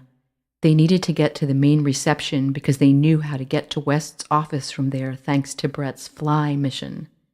As they searched for a way to exit the production area and proceed, Timothy noticed the faint outline of a door in one corner of the room. It was built into the wall in such a way as to try and conceal it. He was curious. He thought maybe it could lead to the West's version of a secret room. This could be where he might hide Diamond. They all gathered at the door and looked at one another, and then all of them looked at Timothy. Well? Brett asked. Timothy pushed against the door, and just as it started to open, the floor beneath him suddenly pulled away from the wall, and both Timothy and Chester plummeted through an opening and into a chute, bouncing back and forth between the walls as they fell. Brett, Jack, and Ellie were left standing by the edge of the hole and watched helplessly as Timothy and Chester disappeared beneath them. Then the floor closed back up and they were gone. The team was separated. On to Plan B. Timothy and Chester landed in a pile with a big thud, and Timothy's backpack came crashing in behind them. A moment of stunned silence passes, and then, Chester? Yes? Are you okay? Yes, and you? Timothy assessed himself, all parts working. Fine, he reported. Well, I guess we found the tunnels, we did. Very funny. They were in a sort of underground passageway which they deduced must be the tunnels Singletary had told them about. There were old, rusted rail tracks running along the sides of the walls where carts had once transported sugar to various parts of the plant. It was dark, damp, and cramped. Timothy couldn't stand up completely and had to crouch down, which made it very difficult for him to move. Chester was hopping about as usual, and Timothy could see him already picking up bits of who knows what off the floor and stashing them who knows where. "What shall we do?" Chester asked, stopping for a moment. "This detour will throw us off schedule." "We need to get out of this tunnel and back upstairs somehow. I can hardly move, though. I'm too big for in here." Funny, I never thought I'd want to be smaller than I actually am. As Timothy went to lift his backpack, he suddenly remembered tiny time, and he searched for the small treasure which was shaped like a miniature clock. The detailed face was molded from a blend of 3 chocolates and sugar-coated vanilla cream, while the hour and minute hands were made from tiny pieces of strawberry licorice. He found it and popped it into his mouth. Inside, the center bursted with creamy chocolate, vanilla, and strawberry flavors. A Neapolitan delight. Yum! At first, nothing happened. He stood there waiting. A couple of minutes passed, and still nothing. It must have been a dud. Oh well. Can't waste any more time. We've got to get upstairs. He could see Chester looking at a big silver pocket watch. That thing is almost bigger than he is. They proceeded down the tunnel with Timothy hunched over and trying to keep from hitting his head on things hanging from the ceiling. Huge bolts, thick wire cables, etc. No such luck. He hit his head on something and was reaching for it when he suddenly dropped down onto the ground on his hands and knees as the tunnel quickly expanded around him. He was stunned for a moment and then raised his head to discover that his perspective had just completely shifted. Looking up, the ceiling of the tunnel was now farther away than the first limb of the giant oak the first time he tried to climb it. He stood up slowly, brushed the dirt from his knees, and looked Chester directly in the eyes. "I'm looking Chester directly in the eyes, and I'm standing up." Timothy was now the same height as Chester. Timothy was somewhat unnerved. Chester, meanwhile, was absolutely positively all the way to Alabama and back, thrilled at the change. "You're a tiny Tim, you are," Chester squeaked, hopping up and down and clapping. Timothy looked at his own hands and feet and marveled at the sensation of being so small, although he would never want to stay this way, which is why he was somewhat unnerved. He snapped out of it after a moment of adjustment, and they got on with their mission. He had to take advantage of the situation while it lasted. Now they could both move more quickly through the tunnels, although dragging the huge backpack required considerable effort. Each one of them took a strap which split the weight between them. Chester was, as per his usual, very chatty. "You could certainly come in and visit my home now, you could," Chester joked, "but I'd hate for you to be inside when the candy wears off." They both laughed at the thought and played out several scenarios of Timothy turning his normal big size again inside Chester's family tree. "What if I turned big again while meeting your dad? He'd probably—" Timothy stopped and fell silent. "Wait, do you hear something?" "I do, indeed I do." Chester was standing erect on his hind legs, looking quickly about. And then, whack! Timothy was hit over the head and fell to the ground, dropping his strap of the backpack. As he fell, he saw Chester with a shocked look on his face, and he saw a long, bony, hairy, spotted tail moving off into the shadows. Chester immediately hopped to Timothy's side and bent down over him, asking, "Are you all right, are you?" But before he could answer, Timothy heard another noise, saw a shadow, and then the tip of the tail reappeared as whomp! Chester was hit on top of his head. This time the force of the blow was much greater. A blunt object had hit him square between his furry little ears, and he was thrown against the side of the tunnel. He made a horrible sound as he slumped down into a gray ball, cradling his head with his tiny paws. Timothy lurched up into the darkness, determined to fend off the faceless attacker. He clutched at the air and stumbled forward as he heard something scamper off and move away down the tunnel. Some type of animal. Timothy quickly returned to his friend. "Are you okay, Chester?" he asked, the concern reflected in his voice. The poor squirrel was shaken. He rubbed his head and then his side, answering in a lower and slower than usual voice, I'm okay." "Are you sure?" "Yes, I'm sure." "You don't sound like yourself," Timothy stated. "What do you mean?" "You're not repeating yourself." "What?" "You're not repeating yourself." "I don't repeat myself." "You do." "I don't. See?" "Okay, you don't." Timothy wasn't going to argue with him, but you and I both know Chester does repeat himself. He does. "Fine, then I'm right, I am." Timothy smiled to himself. Now I know he's okay. "Yes, Chester, you're right, you are. Now let's get out of here." Chapter 22, Up from the Tunnels. Timothy and Chester continued through the tunnel, quietly this time, searching for an exit. They stopped every few feet to scan the area, alert for their attacker. Timothy was pretty sure it was a mouse because, number 1, the tail was a mouse-type tail, and number 2, the severity of the blows, anything larger than a mouse might have killed them. That's all, no number 3 this time. After walking for a distance, they reached a junction with another tunnel, a sort of four-way intersection. In the ceiling of the tunnel juncture was a panel sealed shut with rusty nuts and bolts. Timothy pointed silently up at it, and Chester nodded. "If I only had a wrench," Timothy whispered out loud. A wrench suddenly materialized out of nowhere in Chester's paw. "Here you go, you do," he said, offering the tool to Timothy. Thanks, Chester. Where does he keep all those things?" "You're welcome, you are. How are you going to reach up there?" "Well, if I could stand on top of the backpack and you could stand on my shoulders, I think we should be able to reach the panel." "Good idea, except maybe you could just use this instead." Chester whipped out a squirrel-sized rope ladder with pulley attachment. "Well, that's great, Chester." Timothy thought he had ceased to be fully surprised by Chester's unique resources, but this was truly unprecedented. After securing it through holes in the tunnel ceiling, Timothy climbed up the tiny rope ladder, one foot barely fitting on each rung, unscrewed the nuts, pushed the bolts up and out, and pulled the panel off. The metal panel was actually bigger than he was, as were most things at this point, and he was unable to hold it for long. It fell to the ground with a big clank, and Chester scooted out of the way just in time to avoid being hit by it. "Sorry, Chester," Timothy called down to him. "You okay?" "I'm fine, I am. As a friend of mine says, no problemo." Timothy grinned. "Here's what we'll do. I'll pull myself over the edge and then send the rope back down for you." Timothy put his hands up on the edge of the opening and began to hoist himself up. Suddenly, small furry claws were grabbing him by the wrists and pulling him up and out of the hole. It was Chester. "Come on now," he was saying to Timothy. "Let's get you out of there." "Hey, how did you get—" "No time for questions. Come on, let's go." Chester was looking at his large silver pocket watch again. "We're running late, we are." They were standing inside a hallway of what appeared to be the basement of WWW. It had the same gray walls and the same dim lighting as the hallway they had first come in. They were basically back where they had started. Ugh. "Thanks for the update, and thanks for the helping hand, paw. You really should cut your nails, though," Timothy said, rubbing his wrists where Chester had latched on. "Oh, I'm sorry, I am. Perhaps you need a bandage or some antiseptic ointment." Chester was holding out several first aid items. No, thanks. I'll be okay, except, no offense, I hope I get back to my own size soon." "I hope you do too. It was fun at first, it was, but now I think I'd like you to be back to normal size." They went up the same stairway they had in the beginning, but it took much longer this time because Timothy had to hoist himself up onto each step one at a time.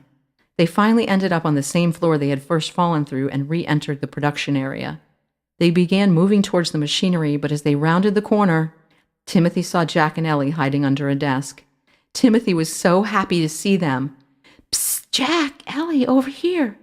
Jack and Ellie both heard him. Jack jumped up immediately and began scanning the area for Timothy, but couldn't find him. Of course, Jack wasn't looking for a 10-inch version of Timothy down on the floor.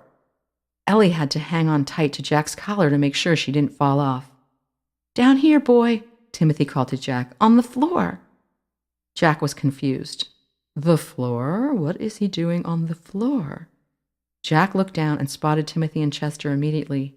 They were standing side by side, and they were the same size. "Where have you been, Timothy?" Ellie squeaked, jumping up and down on Jack's back. "And mon Dieu, what happened to you? You are very petite." "I'm okay. Chester and I fell into the tunnel Singletary told us about. It was horrible. The tunnels are so small. I ate the tiny time so I could shrink and move through them more easily until we finally got out." "We were worried about you, Timbo." Jack nudged Timothy with the tip of his nose, and Timothy patted him on the snout. "You too, Chester," Jack added thoughtfully, and he nudged Chester a little bit with his nose as well. Chester actually giggled, and then gave Jack a quick scratch behind the ears with his nice long fingernails as a way of saying thank you. "We're all right, we are, but we've lost valuable time." "Where's Brett?" Timothy asked. "Brett went to Mr. West's office hoping to find you there," Jack explained. We agreed to wait here in case we intercepted you on your way. Great, let's go meet up with Brett, get the recipe, and get out of here, Timothy said, rallying the troops. We're agreed we are, Chester said. Then let's go. Oui, Ellie agreed. Want to ride up there with Ellie? Jack smiled at Timothy and Chester, laying down next to them to give them easy access. Hop aboard the Jack Express. Next stop, Mr. West's office. Ellie moved over to make room for the other two, and they all rode off together. Chapter 23, Paulina. Timothy had Jack drop him off down the hall from West's office, which was a good thing because within moments he, went back to his regular size.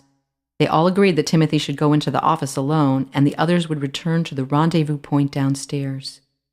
Timothy went carefully into Mr. West's office and turned on a low light. The large plush room came into a shadowy view.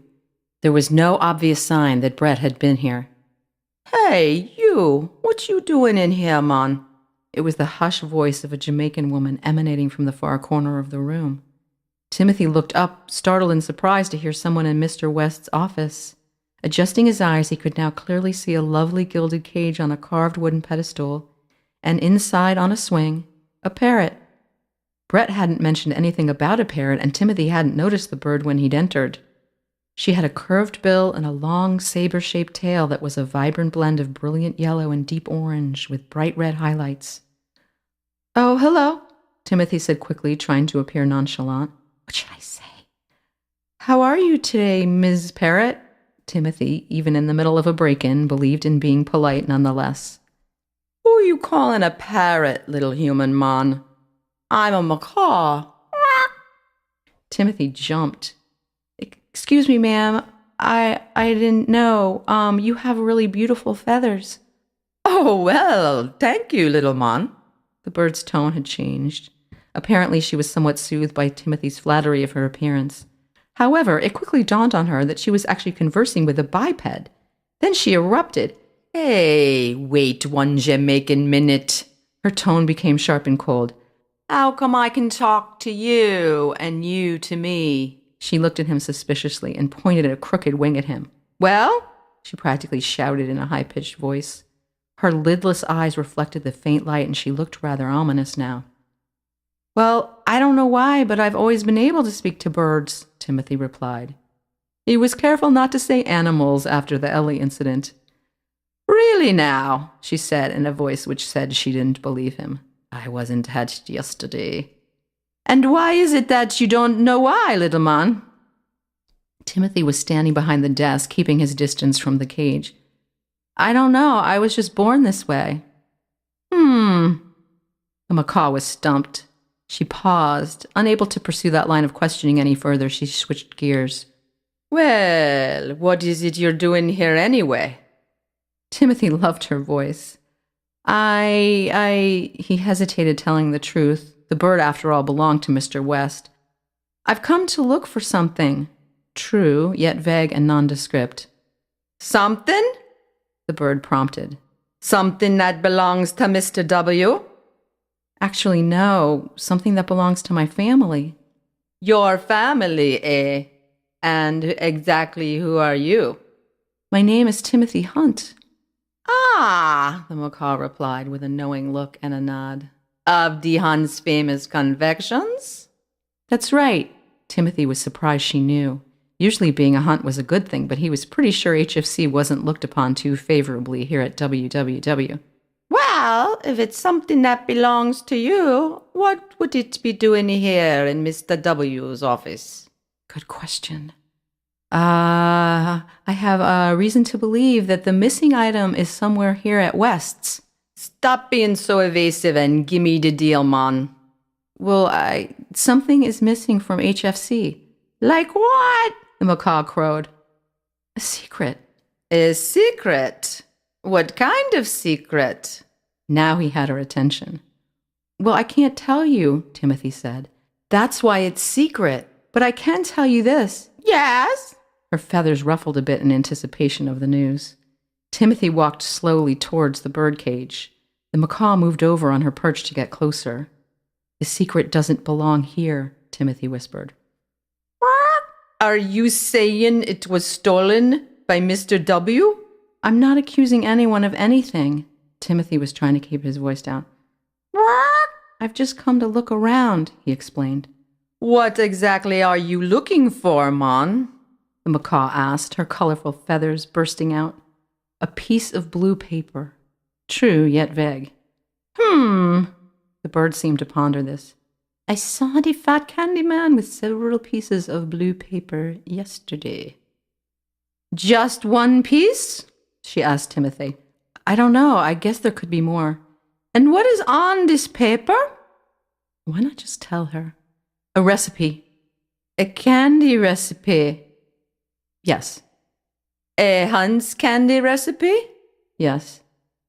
And you say it's on blue paper? Yes. Long pause. Why not just tell him? Well, I saw the big fat candy man with some blue papers yesterday. Yesterday? Timothy was excited and moved a few steps toward the macaw's cage. And there was more than one? Yes, the bird answered, getting excited herself.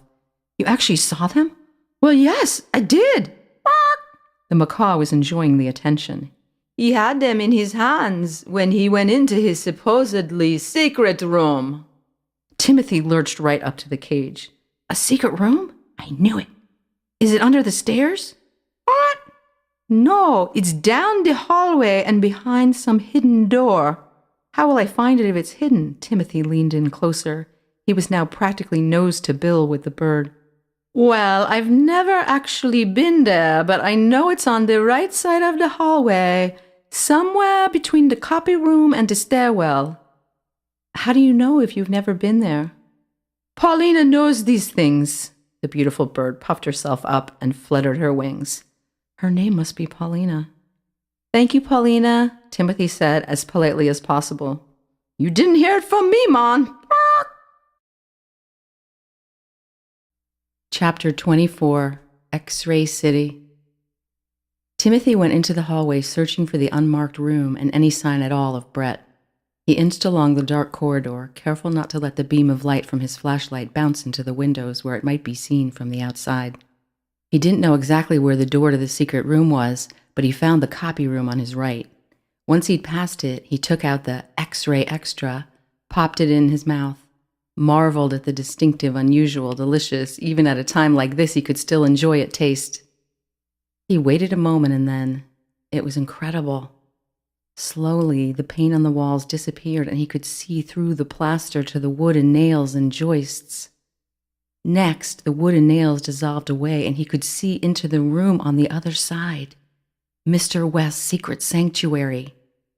Timothy discovered that if he adjusted his eyes, he could shift his focus back and forth between seeing either completely through the wall or at any point in between, sort of like focusing a camera or binoculars.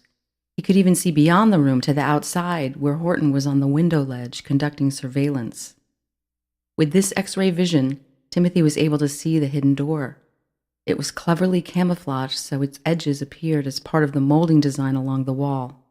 Behind one edge of the door, he could see a mechanism that would probably open the door if he pressed on the top upper corner. Unfortunately, it reminded him of the door downstairs where he'd fallen through, so he was very careful when he opened it. He pressed on the door's corner and it popped open. Fortunately, the floor did not open up beneath him. He moved cautiously inside and closed the door behind him.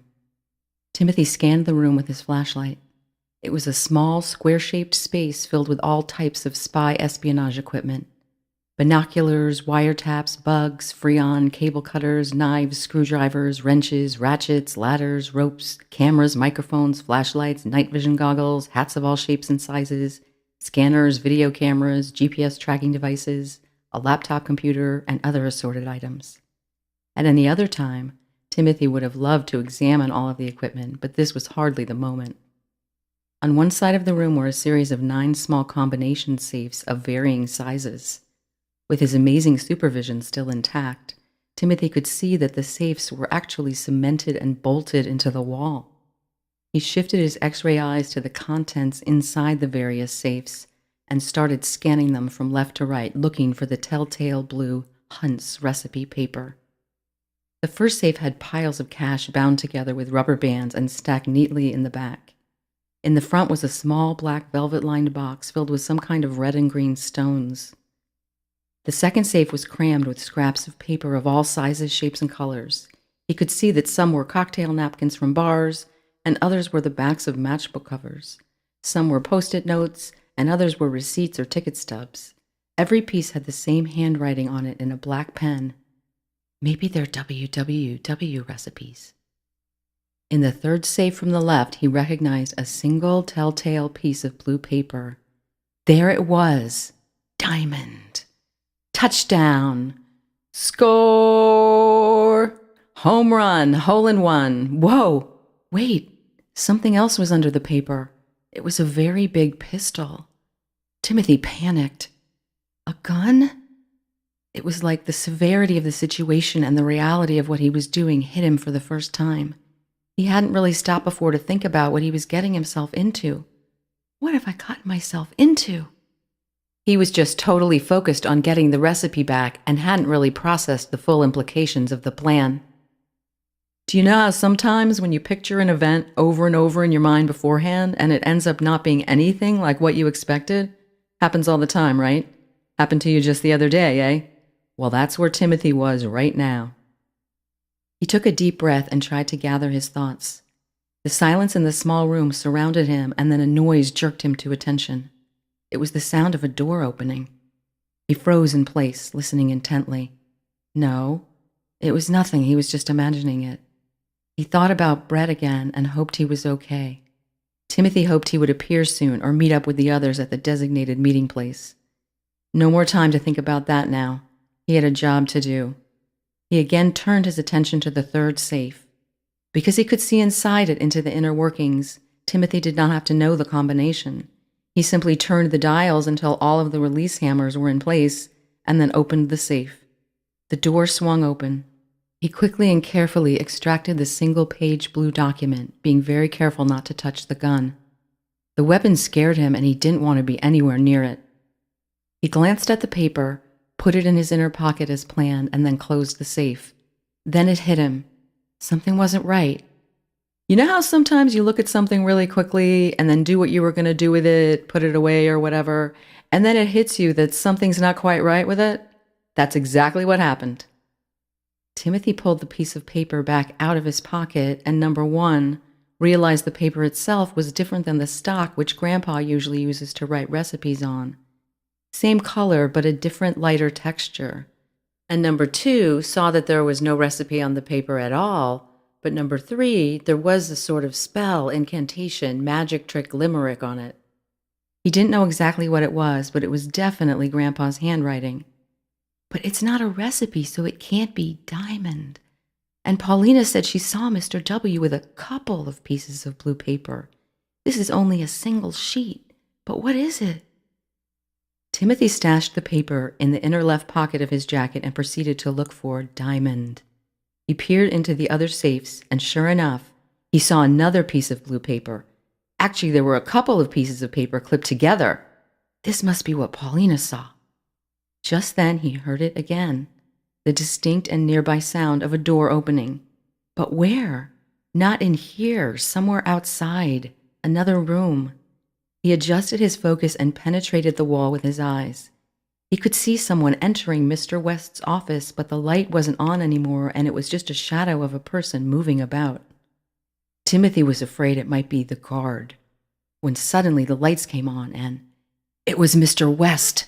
Oh my gosh! And he's not alone. He was with a woman, and he had his arm around her shoulder. Timothy couldn't see her face. It must be Mrs. West. As he shifted his focus to the outside ledge, he could see Horton jumping up and down, clearly trying to warn him. Yet it was a bit late for that. Suddenly, the macaw erupted. Mr. W! Mr. W! Someone was here who shouldn't have been. I can't believe it. Paulina is turning me in, blowing my cover. Shut up, you stupid bird, Mr. West yelled. If you tell anyone I had someone here, I'll cut off your beak. He then turned his attention back to the woman. Mr. West moved towards the woman who was now seated on the edge of his desk and began kissing her neck. She angled her head towards the wall, and Timothy could see that it was not Mrs. West, but another woman. Timothy gasped out loud, panicked at the volume level of his involuntary reaction, and quickly refocused his eyes back to the inside of the secret storeroom. Here he was with Mr. West just next door. Timothy tried to ignore the panic rising in his throat and proceeded quickly with the task at hand. Meanwhile, back in the office, Paulina was deeply offended. "How dare he? Here I am trying to help the big candy man, and he be threatening me. And that is surely not Mrs. W. there on the desk." Well, Paulina would have something to say about that. "What?" "I said shut up." Dick West got up and threw a purple silk cloth over the cage to silence the bird. "Hey, where did that pink Christmas tree come from?" he asked, pointing to a 5-foot decorated pink tree in the corner of the office. "That wasn't here when I left work today." "I like it," the woman said. "I think it's pretty in pink." "Whatever," Dick West grunted. He'd get rid of it later. He went to a panel of light switches on the wall and lowered the lights to candlelight levels. "What do you say we go over to the couch?" "Okie dokie," the woman cooed. Chapter 25, Oh, Christmas Tree. Timothy tried not to listen in on their conversation, but the walls were thin. Mr. West was saying something about Christmas trees, and then the woman was saying something about pink. He hoped they'd be busy for a while. He just wanted to get Diamond and go. With his newly acquired safe-cracking talents, Timothy went to open the second safe containing the blue papers. He glanced at them quickly. There were 3 sheets of paper, each with a recipe on it in Grandpa's handwriting. The one on top was called Vacation Mints. Have the memories of a great vacation without ever leaving home. The second one was called Sing a Song. Have a fantastic singing voice for 3 hours. And the third was Long Arms. A long red or black licorice roll which lengthens each of your arms to the length of the piece you choose. The effect lasts for as long as it takes you to chew it. Hey, doesn't WWW have candies like those called Song, Singer, and Long Arm? He wondered which of the 3 was Diamond. I wonder which one is Diamond. And what about the other 2? I wonder when Mr. West stole those. He decided to take all 3 of the recipes, or rather, retrieve all 3 and return them to their rightful owner. Timothy folded up the papers, put them in his inside right pocket, closed the safe, and looked around for any sign of his presence he might have left. Satisfied that the room was just as he had found it, he turned to leave. Before departing, however, he refocused his eyes into Mr. West's office for just a moment. He wanted to check to make sure the couple would not be going into the hallway anytime soon where he might run into them. When he zoomed into the dimly lit office, sure enough, he saw Mr. West and the mystery woman on the couch. They were oblivious to, unaware of, and unconcerned with anything else going on around them, and so did not notice the pink Christmas tree steadily inching its way towards the door. Wait, what the? The Christmas tree is moving. I don't remember a tree even being there. Oh no, I can't believe it. It's pink. That must be Brett. He must have eaten the Christmas tree candy. Timothy was riveted to the scene, wondering how and if Brett the tree might actually escape. How exactly does a tree open a door? Timothy monitored Brett's progress, and he tried to will him out the door. The pretty and pink tree was halfway across the room when the office door suddenly flew open and the guard burst in. He had a huge, bright flashlight in his hand and scanned it about the semi-dark room as he yelled, "Okay, I know you're in here." Timothy could actually see Brett the tree bend to try and hide behind the desk. The large round light beam settled on Mr. West and company, and in an instant, Timothy witnessed the big fat Candyman transform from Mr. Red Hot Lover to Mr. Maniac. He erupted at the guard. "Turn that thing off, you idiot!" He pushed up off the couch, struggling a bit to heave his hefty body up, and moved towards the guard. "I thought someone had broken in. Sorry, boss," the guard stammered, turning off his flashlight. "I saw the lights go on and off, and then I heard noises when I passed by the door. I didn't know it was you, I swear." "You old fool," Wes spat at him. "The dogs would never let anyone else get inside. They hardly even let me inside." "I don't know. Some weird things have been happening tonight, Mr. West. I may need myself a vacation." Mr. West said nothing but cocked an eyebrow and sneered at the guard through gritted teeth. Then he went to the light panel and turned the light up a couple of notches. "Hey, who's your friend?" the guard asked with a wink, gesturing towards the couch. "None of your business," Mr. West yelled back at him, and then turned towards the couch.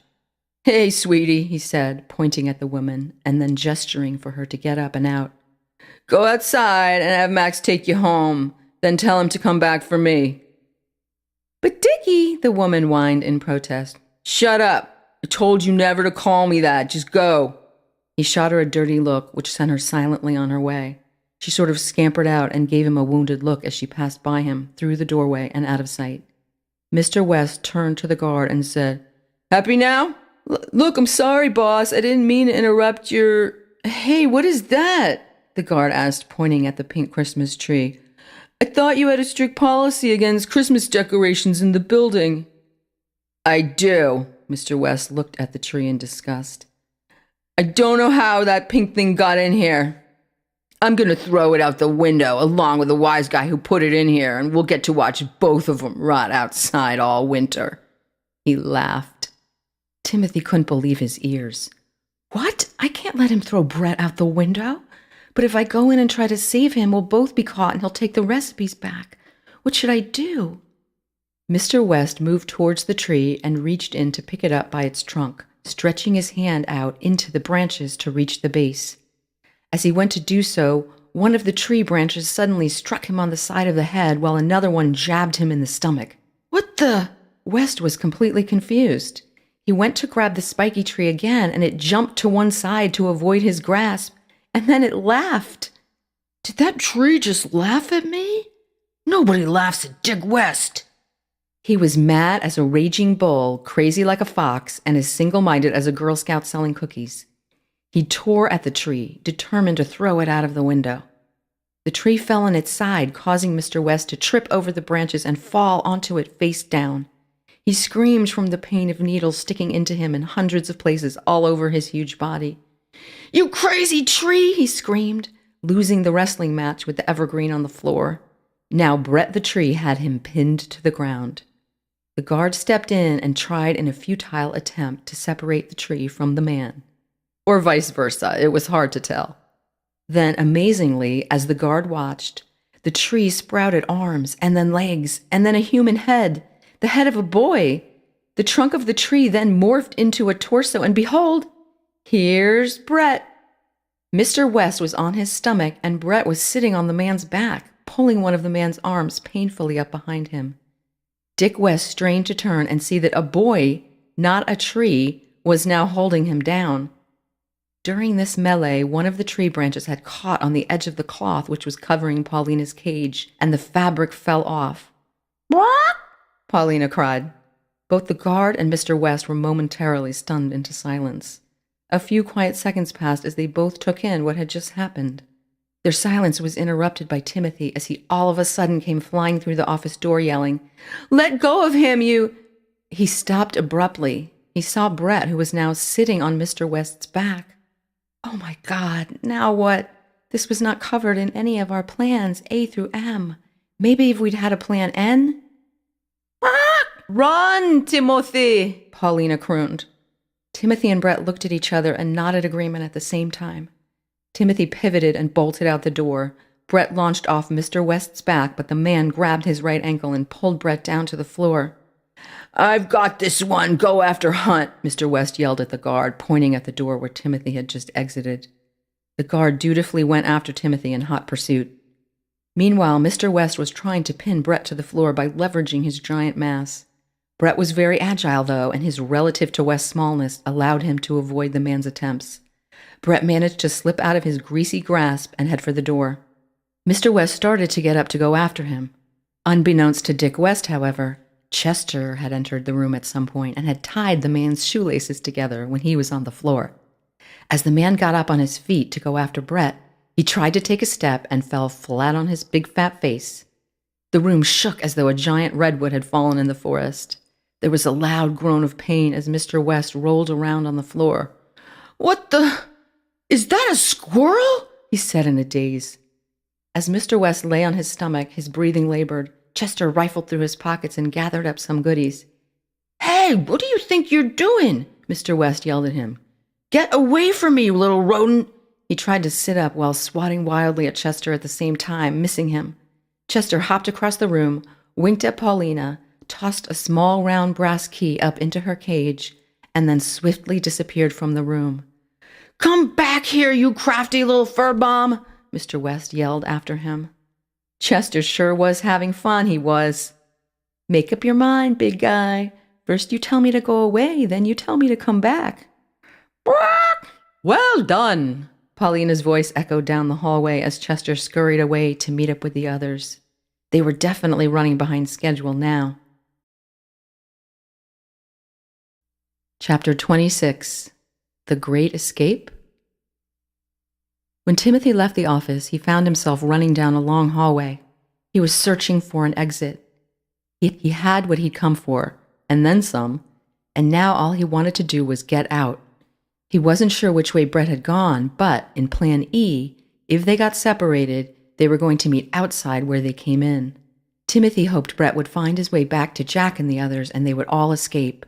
If I could just find a way out of here. He could hear the guard pursuing him, but knew from previous experience earlier that night that the man would get tired soon. He spotted a red exit sign and headed towards it at top speed. He pushed the door open and was faced with 2 long flights of stairs. He ran down, taking the steps 2 at a time, hit the landing, pivoted, and headed down the next set. He was halfway down when the steps all at once flattened out beneath him and he fell down on his side, sailing down a chute through what was now a hole in the ground which led into darkness. He plummeted a few feet and then free fell to the ground, landing on what felt like a big marshmallow. It took Timothy a few moments to get his bearings and adjust his eyes. He could barely see a thing. A second later, though, he was being yanked to his feet. It was the guard. "Someone would like to see you. Now." The guard took Timothy's backpack. Then he pushed Timothy through a doorway, shoving him whenever he hesitated for a moment. They went down a hallway, up some stairs, and soon he was deposited back into West's office. Well, well, what a surprise if it isn't little Timothy Hunt," Mr. West sneered, pushing himself up and out of his low leather armchair. "Didn't expect to see you here. Oh, this is sweet indeed." He slithered towards Timothy. "Little Timmy Hunt caught after hours in my factory." Mr. West was thoroughly amused, and a laugh ripped through him like a wave through a pond of jelly. Up close and personal, it was like looking at a human slug. Timothy could see West's gross cigar-stained teeth and smell his terrible breath. He had a swollen gash in his left cheek from one of Brett's branches, which he was dabbing with a tissue. Timothy was sure the man could not see his own feet. "Okay, Hunt." The big candy man clamped his hand down on Timothy's shoulder. The man wasn't laughing anymore. "Where are they?" "Where are what?" Timothy asked innocently. West raised his right hand and slapped the air as though it were Timothy's face. "The recipes," he spat out. "What else?" "What recipes?" "Don't mess with me, kid," West threatened. "You know exactly what I'm talking about. Hand 'em over." He yelled at Timothy as he grabbed him and threw him into the corner opposite Paulina's cage. Timothy crashed into the side of a huge plant and some dirt splashed out onto his jacket.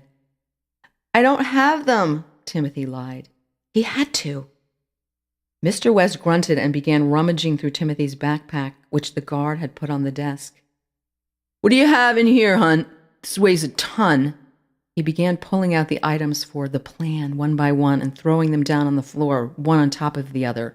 Rope, matches, flares, keys, batteries, map, glass cutter, gum, digital camera, pen, paper. "Look at all this junk. I don't know how you got inside here in the first place, you little brat. This place is supposed to be secure. Ha!" He jerked his head at the guard, who was slouching against the wall with his head hung down. "And I'm still not sure how you got past that crazy Doberman," West complained, still rummaging through the bag. "That stupid dog always tries to bite my head off every time I come in at night, even though he's supposed to have been trained to like me." "You mean Theodore?" "Theodore? Who's Theodore? Don't tell me there's another one of you brats in here besides your crazy tree friend."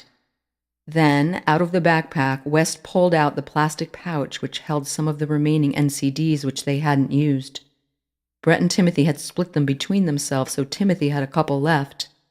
Opening the small plastic bag quickly without knowing what it was, West was very matter-of-fact, calm, cool, and contained.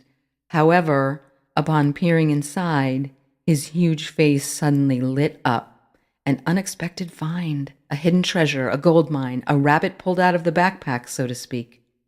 Now, it is important to note at this point that Dick West has never, not ever, eaten one single solitary piece of HFC candy. His miserable father, Richard I, forbade it upon punishment of firing. Yes, even his own son. And although his father was long gone, it was still virtually impossible for Dick West to get his hands on HFC products because, number one, no WWW employee except people in research and development is allowed to purchase or eat Hunts, a rule laid down by his miserable father. And number two, he can't order HFC by mail in his own name. Plus, number three, he can't even have a Hunt's package arrive at his house because everyone would recognize the signature lavender color on sight. Usually the mail carriers deliver HFC packages by hand, hoping to get some candy for a tip. And now here he was, just inches away from several pieces of the forbidden, off-limits, out of reach until this very moment, banned, barred, and banished candies. Mr. West's stomach began to rumble as his eyes surveyed the choices and his brain made a selection. Pick that big round one. Another part of his brain struggled with the temptation. No, I must resist. What could I possibly be missing? How good can they really be? And then, pick that big round one. Pick that big round one. He carefully pulled out the beautiful round chocolate ball flecked with clear white crystal sugar beads. Guess which part of his brain won? He held the candy in his palm as though it were a fragile Fabergé egg. Holding it out to Timothy, he asked, "What is this, boy?" Timothy shrugged non-committally. "It's a chocolate." "I can see that. Don't be a wise guy or I'll give you a good slap," he barked as he drew his hand back to indicate what he might do if pushed too far. "A Hunt's chocolate, right?" He sort of spit out the word Hunt's with a grunt. "Yes. Please don't eat it, Mr. West." Reverse psychology. The guard, now seated at a round conference table in one of the 4 high-backed chairs, snickered at Timothy's pleading. He gave Timothy a "you're so pathetic" look. "What does it do?" Mr. West continued, asking about the chocolate. "Nothing," Timothy paused. "It's just a special one my dad made for me." "Its 2 heads are better. Please eat it." "Special, eh?" "Even better." "Yes, please put it back." "Don't say I didn't warn you." Mr. West sat down on the couch and took a teeny tiny bite so he could wait and see if there was any effect. Seems he didn't really trust Timothy. Can you imagine? The chocolate was pure, silky smooth richness and melted into a delicious pool of creamy heaven on his tongue. Never before had his taste buds experienced such exquisite splendor, richness, and depth of flavor. No wonder HFC is so popular. Now I see why we can't get rid of him. No wonder Pop hated him so much. Our chocolate doesn't compare with this. This is the recipe we need. Mr. West was ranting on in his mind about Hunt's, meanwhile finishing the most wonderful chocolate he had ever eaten in his life. He was licking his chocolatey fingers clean when the voice in his head said, "What could one more hurt? Might as well. I certainly can't keep this evidence around, can I?" He greedily plunged his hand back into the bag and pulled out the first candy his fingers closed around. Timothy watched with anticipation as West's fat little hand came out clutching a long, rectangular, multicolored sweet, which was none other than Bigfoot. The guard was getting hungry as he watched and asked, "Hey, boss, can I have one of those?" "Shut up. It's your fault the kid is in here in the first place. How did he get past you at the gate?" I don't know, boss. I didn't see him, but I've been hearing bells and stuff. And like I said, I think I need a... "I don't care what you need right now. Just shut up and keep an eye on that punk." He jabbed his finger at Timothy and concentrated on the sweets. The guard grumbled and pouted and slunk down in his chair, crossing his arms over his chest. Mr. West didn't even stop this time to ask Timothy the usual, "What does it do?" question about the Bigfoot candy. He just bit off a piece and began chewing and and He semi-reclined on the couch, leaning back on one elbow and gazing upward, savoring the forbidden fruit. Timothy dared not to say a word lest the man should focus his attention on him again. It gave him a moment to think. He was still huddled in the corner where West had thrown him, trying to appear harmless. He was fairly certain he could escape if he could get to the door, but he'd have to get past both of the men to do it. While Timothy contemplated his escape and West was in chocolate heaven, the guard quietly took the Trading Places licorice from the NCD's goodie bag and innocently began pulling the two woven strands apart. Each strand was a couple of feet long, and he began pulling on one. They were not completely unentwined when the guard placed the end of one of the pieces in his mouth. Timothy suddenly noticed what the man was doing and launched himself across the room, grabbing the end of the licorice, yelling, "No, don't eat that!" Too late. Why not? The guard had already taken one bite and continued eating it as Timothy pulled the other strand free from the tangle. Yeah, why not? Mr. West taunted. It's not yours anymore, Hunt. He sounded just like his son Dickie. Or was it the other way around? Timothy stood still, waiting to see what, if anything, happened next. As the guard stood there finishing the Trading Places licorice, he began to transform before their very eyes. First, his hair got longer and fuller, changing from a silvery gray to a deep brown, and then he shrunk several inches down and in, shedding weight and height. Freckles appeared in a shower on the nose of his now young face, a face that read complete shock, astonishment, and amazement. Believe it or not, it was the face of Timothy Hunt. However, this face was not quite as shocked, astonished, or amazed as the face of the real Timothy Hunt. He was freaking out. Timothy stood frozen, staring at the copy of himself. It wasn't at all like looking in the mirror. Oh no, it was freaky. This is freaky. It was another Timothy altogether, like an identical twin that he'd just met. While Timothy gasped in shock, his new twin, meanwhile, was busy touching his own new face and patting himself down, like an alien assessing a body it's just invaded. The guard, Timothy the guard, had a dazed look on his face, and he began mumbling in horror as he looked down at his new body. Mr. West began laughing hysterically at Timothy the guard. Ha! You've turned into him, he said, pointing back and forth between the two of them. Ha! Oh, this is too funny. I should kept my camera and... His rambling was stopped short. Argh! Mr. West grunted, grabbing at his neck. He fell onto the hardwood floor like someone had dropped a bowling ball, with a loud hollow boom, dropping the half-eaten Bigfoot candy.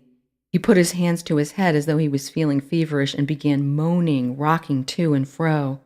A moment later, the two Timothys watched in horror as a head, which looked just like Mr. West, popped out of his right shoulder in the crook of his neck.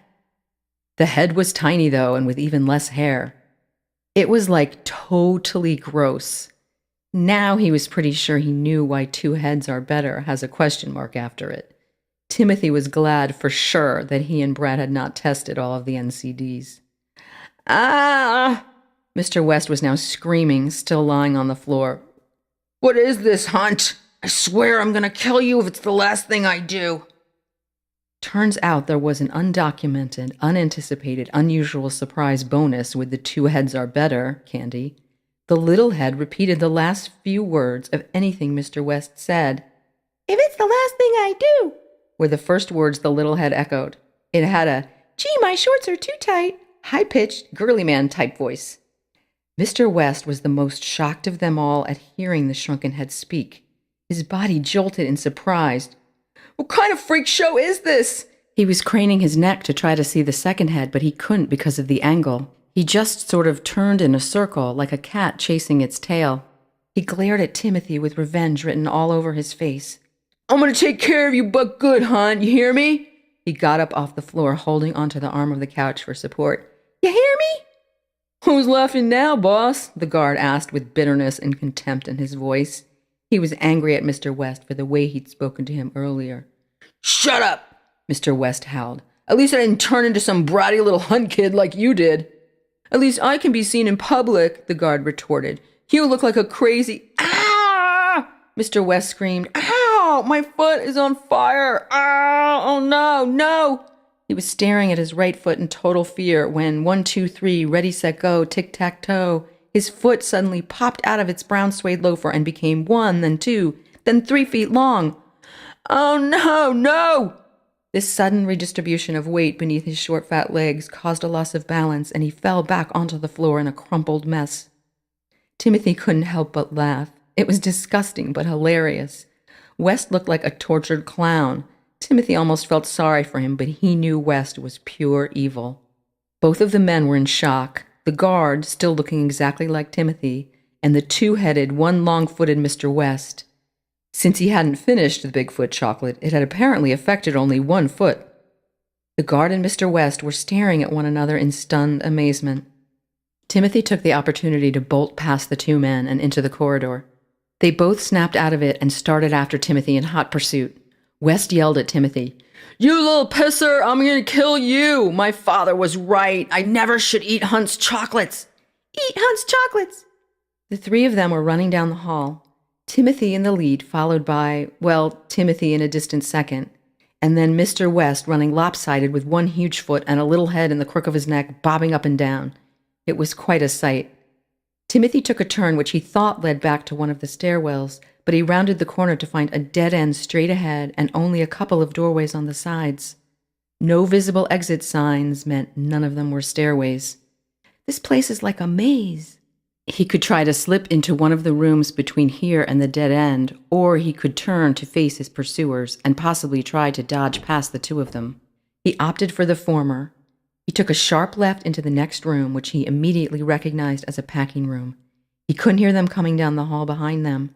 He wasn't exactly sure what to do, but his survival instincts were in high gear.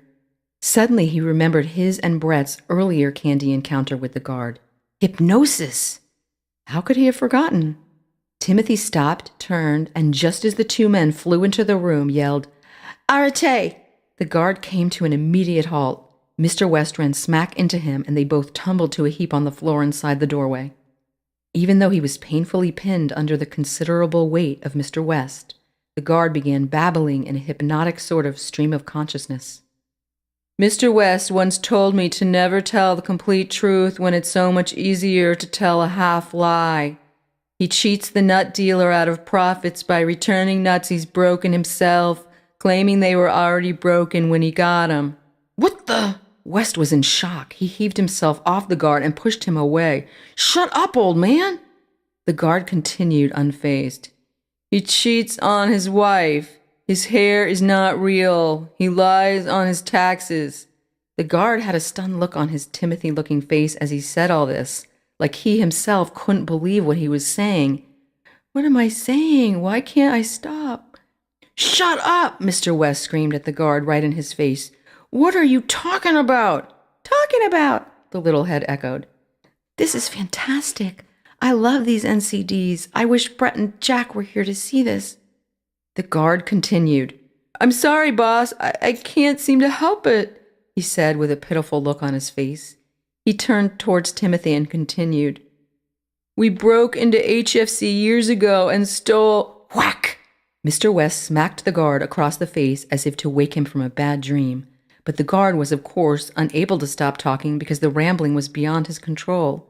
He continued telling secrets out of school, despite the fact that Mr. West was unsuccessfully attempting to seal his mouth shut with some packing tape. "We broke in and stole a—" Mr. West was now a raving madman. He smacked the guard again across the face. "Snap out of it! What are you saying?" West glanced nervously at Timothy. "You're going to give little Timmy Hunt here the wrong idea." "The wrong idea?" Timothy didn't really care what the guard was saying. He knew Mr. West had stolen things from HFC and was probably guilty of much more. It was scary seeing himself get hit by Mr. West. Right now, though, Timothy was thinking about only one thing: how to get out of here with the recipes in his pockets and his friends by his side. Since the two men were now standing in the doorway, Timothy couldn't get past them. Mr. West was scrambling to regain control. He laughed nervously. "Pay no attention to this old man, Hunt. He's obviously delusional. He's not himself, as you can see. He doesn't know what he's saying. Now, why don't you just give me back the recipes and we'll call it even? What do you say?" "Ah! Ah!" Mr. West jumped up in the air and the tiny head sort of boinged on the side of his neck like a jack-in-the-box. "Is one of those disgusting rats again," he screamed, pointing towards the far corner of the room. "Rats again!" Everyone shifted their focus to a grotesque rat which had emerged from a wide gap in the baseboard. Everyone froze. The rat stood on his hind legs and looked about the room. "Well, well, well," the rat said, his eyes settling on Timothy, the guard. "If it isn't little Timothy Hunt, just the person I've wanted to kill." The rat obviously had no idea that, number one, the guard was not the real Timothy, and number two, the real Timothy could understand what he was saying. But number three, he may have had an inkling hint, hello, that Timothy had heard and understood the rat's death threat if he'd been watching the real Timothy and not the guard. The real Timothy's face registered total shock and puzzlement as he heard and understood the rat's death threat. Timothy watched the rat closely, relieved that the guard look-alike would at least confuse the rat for a while and give him a moment to think. This rat knows who I am and he wants to kill me. Timothy was scared. Who is this rat and why in the world would he want to kill me? Chapter 27. The Rat. No one moved a muscle, an inch, or an iota. You could hear a pin drop, a tree fall in the forest, and Ellie sneeze. Fooled by the guard's Timothy Hunt-like appearance, the rat began approaching him when he suddenly became aware that there was another Timothy in the room. The creature paused. 2 Timothy Hunts? Well, I guess I'll have to kill them both. Which one should go first? The rat looked back and forth between the 2 identical boys, and with a 50-50 chance, 1 in 2 odds, slip of a coin, he made a choice and moved towards one of the Timothys. The real one. The animal had yellow pointed teeth, long whiskers, and black eyes which bore right through Timothy. The eyes said H-A-T-E in capital letters. But why? Timothy didn't want the rat anywhere near him. How does it know me? What did I ever do to it? He yelled at it. Why do you want to kill me? The animal stopped dead in its tracks with a slightly puzzled look on its face. How did he know that? "I don't want to kill you, kid. Jeez," replied Mr. West, mistakenly thinking Timothy was speaking to him. "I just want to get back what you stole from me. Hey," he turned to the now quiet as a church mouse guard and ordered, "get rid of that rat." Rid of that rat? "Sure, boss," the guard said, sounding like a 4-year-old who knew he was going to be punished by his parents when they got home. Switching his attention to Mr. West for a moment, Timothy responded, "I only took back what you stole from my family in the first place." "Stole? Excuse me, punk, but I didn't steal nothing," Mr. West exclaimed. Nothing. The rat was still standing there. It was listening to this exchange like it was watching a tennis match, looking first to its right to hear Timothy and then to its left to hear Mr. West, then back and forth again. It got a very odd look on its face when the little head spoke for the first time, but it didn't act very surprised. Timothy was keeping a watchful eye on the rodent, looking for any sign of movement towards him. Timothy, the guard, meanwhile, was busy emptying a metal trash can, presumably to catch the rat. "If you didn't steal anything, why did I find Hunt's recipes here?" Timothy challenged Mr. West. The large man sat down on the corner of a workbench with a smirk on his face and looked directly at Timothy. He seemed to have forgotten about the little head and the rat and the big foot for the time being. He got that cocky, "I am Dick West the best" look on his face again. "Well, like I said, I personally didn't take them." Take them? You're a thief, Timothy said, standing his ground.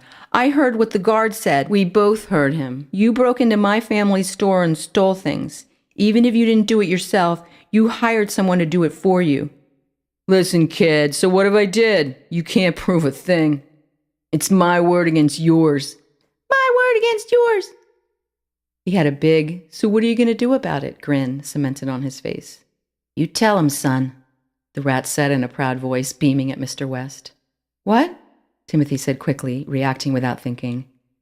Why would a rat call Mr. West son? Timothy looked over at the rat. Son? The rat looked startled. The rat was indeed startled.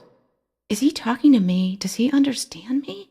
The son? What the hell are you talking about? Mr. West asked Timothy. You talking about? This kid is confused.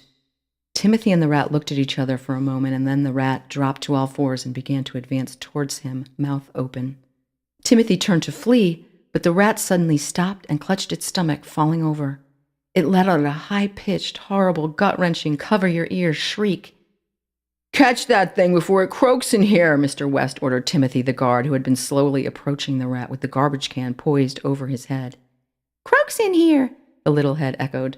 "Would you stop repeating me? You're driving me crazy," Mr. West yelled at the little head, craning his neck again to try to look at it. "Me crazy? Can't you just shut up, or what in the world is that rat doing?" That rat doing?" The rat had begun to violently jerk and spasm. Then a hard scream came forth as he burst upward and instantly exploded into a tall, spindly man with a long mustache and piercing dark eyes. What the? Oh my gosh, Timothy gasped in horror. I cannot believe this. It's Oddball. Everyone froze. Again. Chapter 28. Oddball. Oddball looked down at himself and examined his hands as though they didn't really belong to him. He sort of inventoried his body section by section to make sure all the pieces were there. What the? Mr. West was in shock. He'd flattened himself up against the wall in order to get as far as possible from the stranger while still remaining in the room. Who the frig are you? Are you? Then Timothy heard Oddball speak for the first time. He had a very quiet, calm voice, not at all what Timothy imagined. He cleared his throat, finding his voice. I didn't expect to be here like this. Not now, anyway. The man had directed his words towards Mr. West, but couldn't seem to manage direct eye contact. He kept glancing away, fidgeting with his hands. What are you, man? Mr. West and his little head asked. Oh, would you shut up? He screamed again at the little head. Shut up! He then tried to strangle his tiny twin, and they both screamed in pain. Ah! West released his grip. Looks like you've got a little problem there, Oddball said seriously. No pun intended. Very friggin' funny. You're a regular comic. Now scram before I call the cops on you. Did you by any chance eat a Hunt's chocolate? Oddball asked knowingly. Mr. West paused for a moment, shocked that this stranger was right. How could he have known that? Then West quickly regained his surly nature. None of your business, old man. Just then the little head repeated, "Old man." But it sounded like a deflating tire, its voice getting weaker and losing steam as the words came out. The tiny head then made an odd choking sound, shriveled up, and fell off like a fallen leaf. Thank God! Mr. West was clearly relieved. He visibly relaxed a bit and took a deep breath, leaning over with his hands on his knees. I could have told you not to eat Hunt's chocolates, Oddball said. When Wests eat Hunt's, bad things happen. West looked at him sideways. Hey, who told you that? My father used to say that. It's true, I should know, Oddball said. I don't know you from Adamant, and I couldn't care less what you think, Mr. West said. He was busy rubbing the nook of his neck where the little head had been.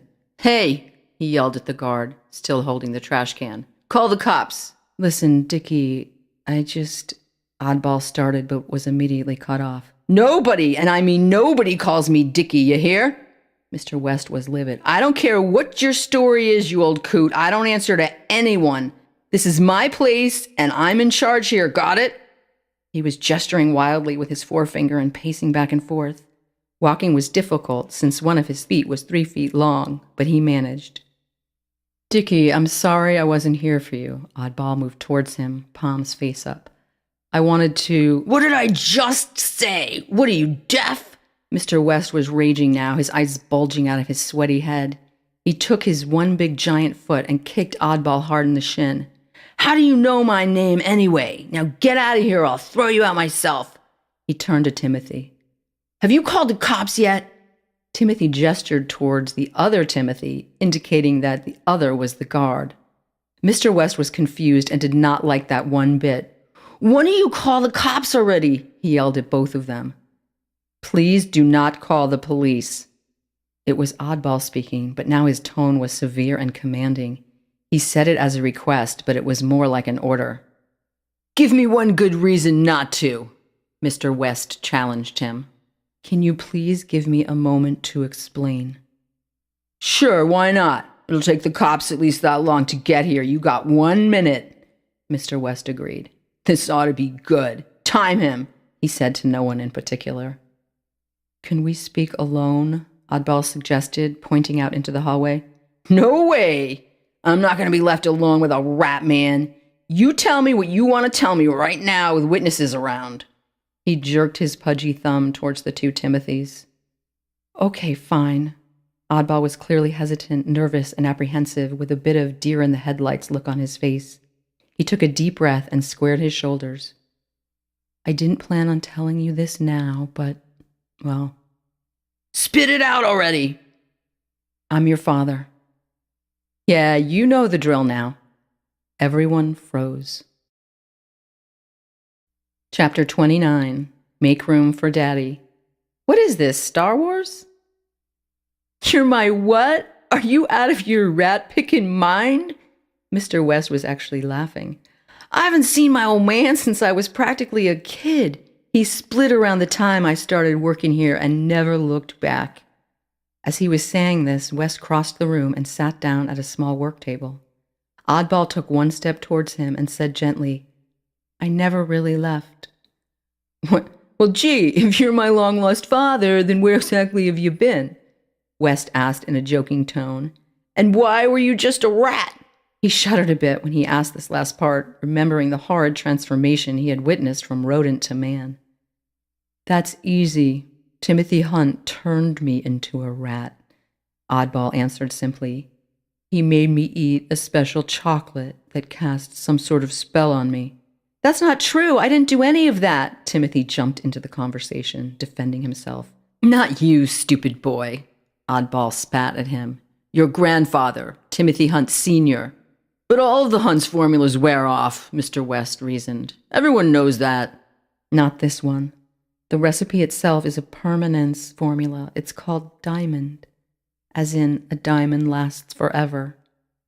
Timothy was bowled over, incredulous, couldn't believe his ears. Pinch him, he must be dreaming. This guy is supposed to be the founder of WWW? Richard I? And Project Diamond is not the Jan 1? It's some permanence formula?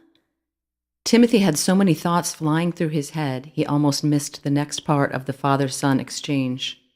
So what you're saying is, Senior turned you into a rat? Permanently? Mr. West asked, sounding now like a police interrogator. Yes. You expect me to believe this? Please, Dickie, it's true. West let the Dickie slide this time. He didn't really seem to hear it. He was on a roll with the questions. Then how did you turn back? Where have you been? Why didn't you tell me, and why now? I did try. Every time I tried to contact you, you would call the exterminators. Remember back in '03 when you thought you had a rat infestation? Dick West thought for a moment and then nodded. I even heard you say, it can't be the same rat I'm seeing over and over. But it was me. I was watching you. The old man looked very sad and vulnerable. It was all I could do, Dickie.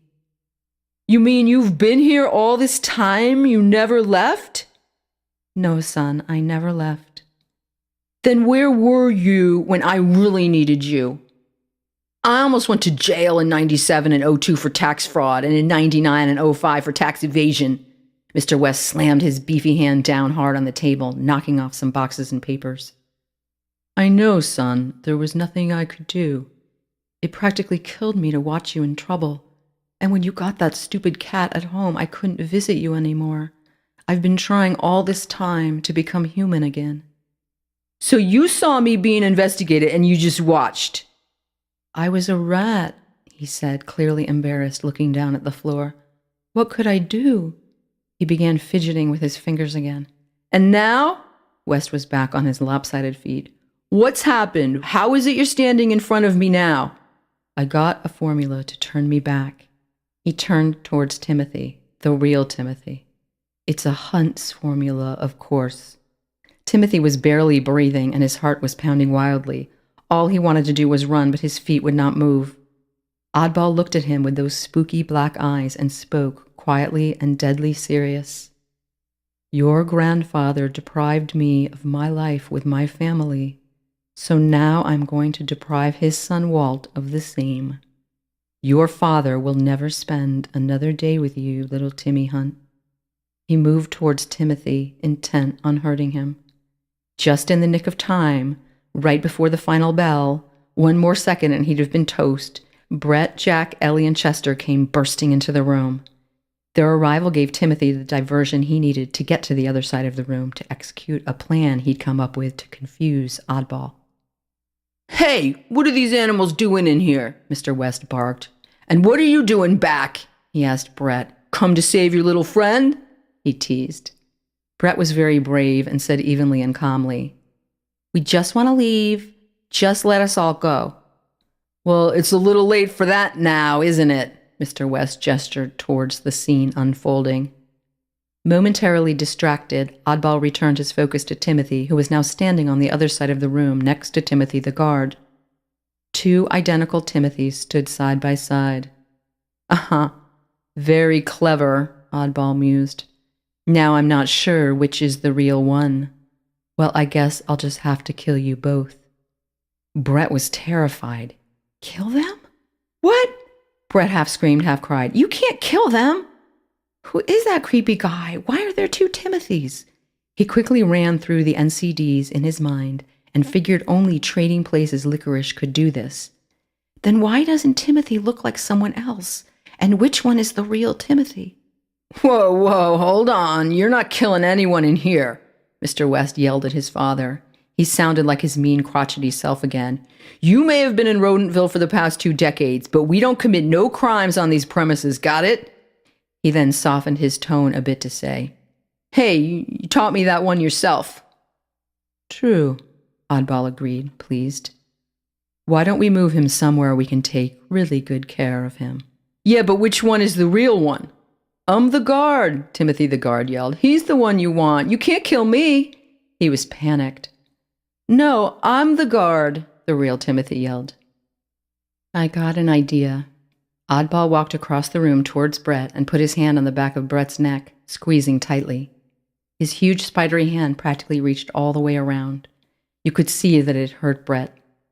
That's little Timmy's dog, ain't it? He asked, pointing at Jack. Brett looked at both of the Timothys with pleading eyes as though looking for an answer, a sign, a hey, it's me over here gesture which would help him know what to do. Even he didn't know which one was the real Timothy. Why are you looking at them? Oddball asked, and then squeezed Brett even harder. His bony knuckles were cutting into Brett's throat. Well, is that his dog or not? Yes, Brett answered. What's its name? Jack. Good. Now tell him to go to Timothy, and I'll bet the dog knows which one is the real one. I won't tell him to go, Brett said, nervous but resolute in his decision not to put Jack in danger. He refused to help them. Oddball pushed Brett down to the ground, disgusted at the boy's loyalty to a hunt. Meanwhile, Jack had figured out, sort of, what was going on. He knew enough to know that Timothy was in trouble and these men wanted to hurt him. Oddball ordered Jack to go to Timothy, but cleverly Jack went to the guard instead and began licking the man's hand and rubbing up against his leg. You stupid mutt, get away from me, the guard hissed, striking out at Jack. Timothy. Oddball came slowly toward the guard with a sick, twisted smile on his face. You must be kinder to your pets. Animals have a hard life, you know, especially rats. They're forced to eat the scraps of other people's food and live in the dirt in squalor and misery. Can you imagine such a terrible life? I am not Timothy Hunt, the guard pleaded. No, of course you're not, Oddball said in a tone that made it clear he didn't believe him. He paced around the room with his hands clasped behind his back. You know, your grandfather missed something along the way, little Timmy. He didn't know that one day every month on the new moon I would turn back into a man. But not the same man I was. No, not even close. I become this bizarre-looking shell of a man you see before you. I become a man that even my own son can't recognize. But the full moon is in a couple of days, West pointed out. It can't be the new moon now. No, but now that I have Diamond, I am figuring out how to change back permanently. He turned to Timothy, the guard. Now hand over the documents before I... Ah! He screamed in pain and clutched at his gut. Pop, what's wrong? Dick West rushed instinctively to his father's side in a panic. That stupid formula. I can't get it to work right. Oddball spat through clenched teeth. I keep changing back and forth. It happens randomly. I must be missing something. You are missing something, all right. Only Grandpa knows what, though. Dickie, Oddball smiled thinly at his son. You've got to get Diamond back and figure out how it works.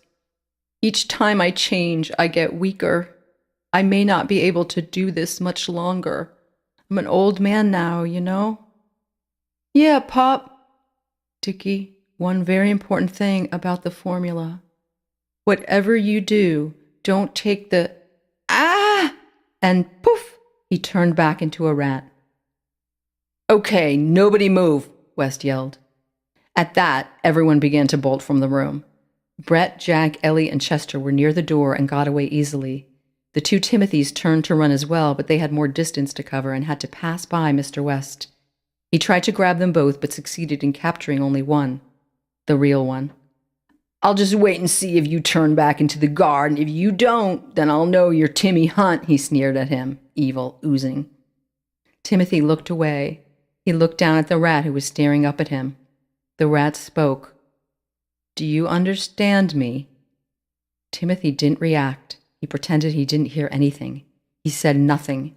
He'd realized before that this was someone he didn't want to know his secret. And now that Timothy knew it was Richard I, no way. But the mere fact that he suspects I can understand him. Mr. West interrupted. Pop, I'll be right back to, take care of you. His words came out in an awkward tumble as he was clearly not used to, number one, talking to his father, number two, talking to a rat, or number three, taking care of anyone but himself. I'm going to put our little guest somewhere to wait. The rat nodded, not taking his eyes from Timothy. Mr. West snagged a key off a key rack mounted on the wall, shoved Timothy out the door, down the hall, and threw him in an unmarked room, locking the door from the outside. Don't worry, I'll be back for you, kid. Timothy heard him shout through the keyhole as his footsteps faded from a loud clomp, clomp, clomping into silence. Chapter 30. Close Encounter of the Rat Kind. It was a tiny room that he locked Timothy in. It had no windows and was very cold and damp, and it smelled like bleach and musty rags. Shelves lining the three walls held a couple of cleaning items, leading Timothy to deduce it used to be a janitorial closet. A dusty, dim light bulb hung from an exposed socket in the ceiling. After the retreating footsteps had ceased, he waited a moment and then tried the door. It was locked. He sat down on the edge of a wooden crate, and a million thoughts went through his head at once. What are they going to do to me? How can I get the recipes back to the store without Wes seeing me? What am I doing here? How can I get in touch with the others? When are they coming back to get me? I can't believe Oddball is Richard I. Everyone thought he was dead. No one's ever going to believe this. How can I get out of here? His thoughts were interrupted by a scratching sound inside the wall. He listened intently and his heartbeat picked up. Next thing he knew, he was hearing a high-pitched, tiny voice. Hello, Timothy. It's Ellie. She was poking her whiskered nose through the air vent, looking into the room through one of the small slats. Ellie! He jumped up from the crate and ran to the vent. Are you okay? She whispered. Yeah, he forced a calm that he didn't feel, but we've got to get out of here. He bent down to see her up close. He had a worried expression on his face, which Ellie had never seen before. I'm sorry I got you into this, he said to her. It was our own choice. Each of us. You are not responsible for our choices. Thank you, Ellie, Timothy said. De rien. Ellie squeaked. "The others are working on an addition to the plan to get you out, but the door is locked on our side, too. For now, donnez-moi the documents, and I will bring them to Jacques and Monsieur Chester. They will give them to Horton, who will deliver them to the store." "Great idea," Timothy said, relieved that there may still be a chance to get the recipes back to the store. He quickly took the folded papers from inside his left jacket pocket and rolled them up to form a long blue cylinder. He folded the edges over so the paper would not unwind easily. Then he tried to push it through the opening in the grate. It was too big and the edges began to rip. He had to rewind the paper again, this time into a tighter, more narrow diameter. The smaller cylinder slipped through easily, and Ellie pulled it in from the other side with her paws. "Be careful," Timothy said to her, and meant it. He was remembering being 11 inches tall earlier that night and walking through the tunnel. "Oui, oui, I will be careful." She gave him a small smile. "You too, Timothy. I will see you soon. We will all see you soon." He could see that she was trying to be brave and make him feel better. She began rolling the papers down the air duct and out of his line of sight. "Merci beaucoup," Timothy whispered after her, his nose pressed up against the grate. Ellie had to traverse about 8 feet of the air shaft to reach the vent where Jack, Brett, and Chester were waiting for her. The shaft was made of metal, and her sharp little nails clacked and echoed as she walked. The papers were difficult to maneuver through the passageway, and she had to exert considerable effort to move them. She could barely see over the top.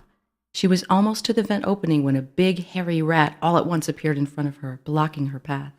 The rolled-up papers lay between Ellie and the rat like a barricade. A small beam of light was coming in from behind the rat through a gap in the air shaft, giving him a silhouetted, larger-than-life quality. Fear ran through Ellie's little body from the tops of her little pink mouse ears to the tip of her long, soft tail. She recognized the rat from before back in the office and knew it was Richard I, but she decided she would pretend to be an ignorant, lowly mouse so she could perhaps escape. She knew the success of the plan now rested in her tiny paws. "And where do you think you're going?" Richard I asked a startled, trying to look innocent Ellie. "Who are you? What do you want?" Ellie replied quickly. "Ooh la la," the rat smiled, a sick, twisted smile. "Do I detect a French accent?" "Just let me by, monsieur." Ellie tried to move forward and sort of nudge him out of the way with the papers, but it was clear that he was not going to budge. "No, I don't think so." The rat was very calm and matter-of-fact. He stood on his hind legs with his forepaws crossed in front of him, peering down at her over the bundle. He watched her for a moment with an amused look on his face. "Just what are you trying to do here, young lady?" "None of your business," Ellie said, trying not to sound scared, but doing a pretty poor job of it. Her voice was quivering, and she was now twisting her tail between her two paws. "Au contraire, I think this is very much my business," Richard the rat said, gesturing at the big blue roll. Then he jumped and leered at her over the top of the papers, his sharp fangs glistening with saliva. "Boo!" he cried, laughing at her when she flinched. Ellie was terrified, but determined not to let Timothy down. She had to get the papers to Jack, no matter what. Please, just let me go, monsieur." "What do you have there?" he asked her, clearly enjoying playing with her. "Stolen documents, perhaps?" "You cannot steal something which already belongs to you in the first place," she explained, somewhat sarcastically. "Want to bet?" The rat began to move towards her over the papers. Ellie squeaked in horror. "Take one more step, mister, and you'll be rat confetti," a voice called out from the darkness. Both rodents froze on the spot. "Who is that?" the rat asked, his eyes darting all around. "Hello?" He didn't sound quite as confident now, and he'd slid back down to his side of the papers. He had his ears pricked for sound, and his forepaws were now in defensive boxer mode. Another sound made them both jump and look behind the rat. Moving into the sliver of light, a large, round, deep blue eye appeared, unblinking and steady. The unmistakable eye of a cat. Ellie hid down and out of sight behind the papers. The rat gave a small shudder and an involuntary whimper. He was trapped between the recipes and the cat. Richard Rat the First was clearly debating whether to attack and take his chances or retreat into feline-free safety. But I need these papers. He decided gathering more information would be a prudent decision. And who exactly are you? The rat asked the cat. Singletary's the name. As for the game, I believe it's called Pull the Tail Off the Rat. Ellie carefully peeked up over the edge of the long roll, and sure enough, it was Singletary. She had never been so happy to see a cat in all her life. Singletary was crouched down so he could fit, barely, inside the air shaft. He looked like a big square marshmallow with a face. Listen, West the rat was clearly worried. We can negotiate. He shifted from side to side and fidgeted with his long, dirty claws. No negotiations in hostage situations, Singletary stated. Just move away from the mouse and nothing will happen to you. West was surprised. This was uncommon, unprecedented, unexpected, and unheard of in these parts. He had seen many a mice munched for lunch. Since when do cats protect mice? He asked. Since none of your cheese-eating business. Now move along, Ratso. Chester gave me only 5 minutes to see what was going on. Chester? Never mind, Mr. Fat Rat West. Just split now before I lose my cool. Singletary was squinting his eyes and curling the ends of his whiskers, which he thought was one of his fiercest looks. I'm going. Just let me ask you one more thing, if I may. The rat looked at him. Why? Why what? Why is the sky blue? Why do sneakers smell? Why are you annoying me? No, he answered. Why are you helping Timothy Hunt? Timothy who? Timothy Hunt. Singletary paused for a second or two, tilting his head slightly to the right. I can honestly say I don't know anyone I call Timothy Hunt. Then his tone changed and the evil eye was back. Now scram before I change my mind. I'm going. Wes nervously scrambled to get out past Singletary, who had to mush himself up against one side of the air shaft to make room for the rat to get by. Hurry it up, rat man. I can only hold it in for so long. Wes the rat scooted past him, the proverbial tail between his legs. As soon as he was gone, Ellie hurled herself over the papers, flipped down onto the other side, ran to Singletary, and hugged his front left paw. Merci, Monsieur Singletary, she squeaked. He could feel her little heart beating like a tiny bass drum. Hey, no problemo, Frenchie. Just don't get all mushy on me, and no tears, please. I don't like water on me. Ellie laughed because, number one, she was relieved. Number two, Singletary looked hysterical inside the air shaft, all of his fluffy white fur condensed into this tiny space. And number three, she was actually hugging a cat, and he was quite soft and warm. Hey, are all the mice in Europe as happening as you? Je ne sais pas. I don't know. Are all the cats in these United States as cool as you?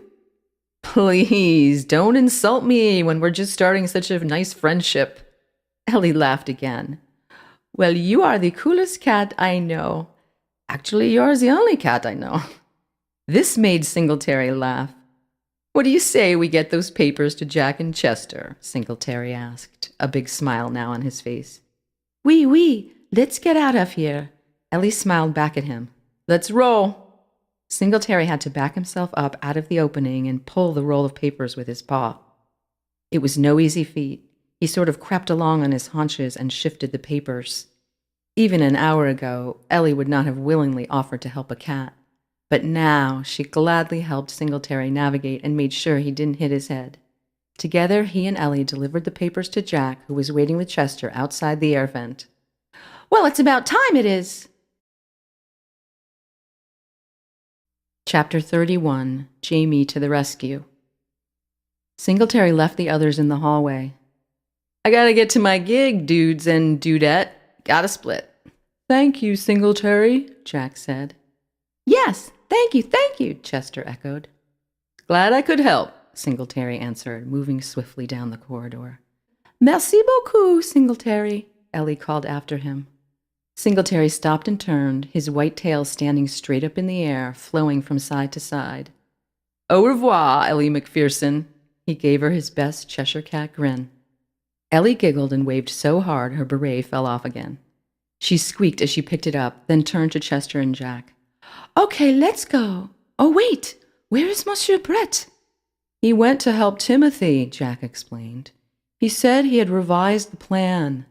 We agreed to wait here for you and deliver the recipes to Horton as soon as we had them. Then let's do it. They went to the assigned meeting place. Jack ran to the window with the rolled-up recipes where Horton was waiting outside on the sill. His big owl eyes were huge orbs blinking through a pane of glass. Together the two of them managed to get the window open wide enough for the papers to fit through. Ellie and Chester were watching intently. Chester was also listening for any approaching footsteps. Once Horton had the papers, he asked, "Shall I take them down to the ground for you to retrieve on your way out?" No, Jack explained. You have to take them back to Hunt's. But the owl looked forlorn, as though he'd just lost his best friend. But what? Jack asked quickly, tilting his head to one side. I do not know where Hunt's is exactly, Horton said quietly. What? Jack's ears went up in surprise. I thought you knew everything, Horton. I do. I mean, I know a lot about a lot of things, but you don't know the way to Hunt's. Ellie gently finished the sentence for him. Then she asked, What will we do now? If we're caught inside here with the recipes, Monsieur West will steal them back. What other way can we get them back to Hunt's? I guess I'll have to take them, Jack volunteered. But Jacques, Ellie protested, it is many miles to HFC, oui? You could hear the worry in her voice.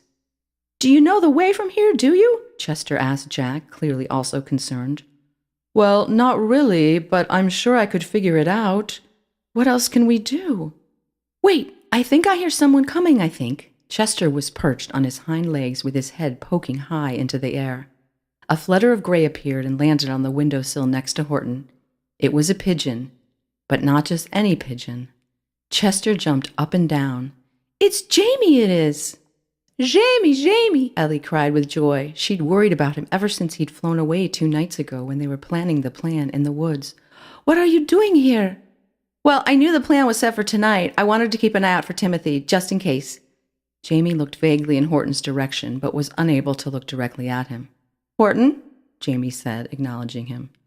Hello, the owl responded with a nod of his head. Then Jamie turned back to the trio. How's it going?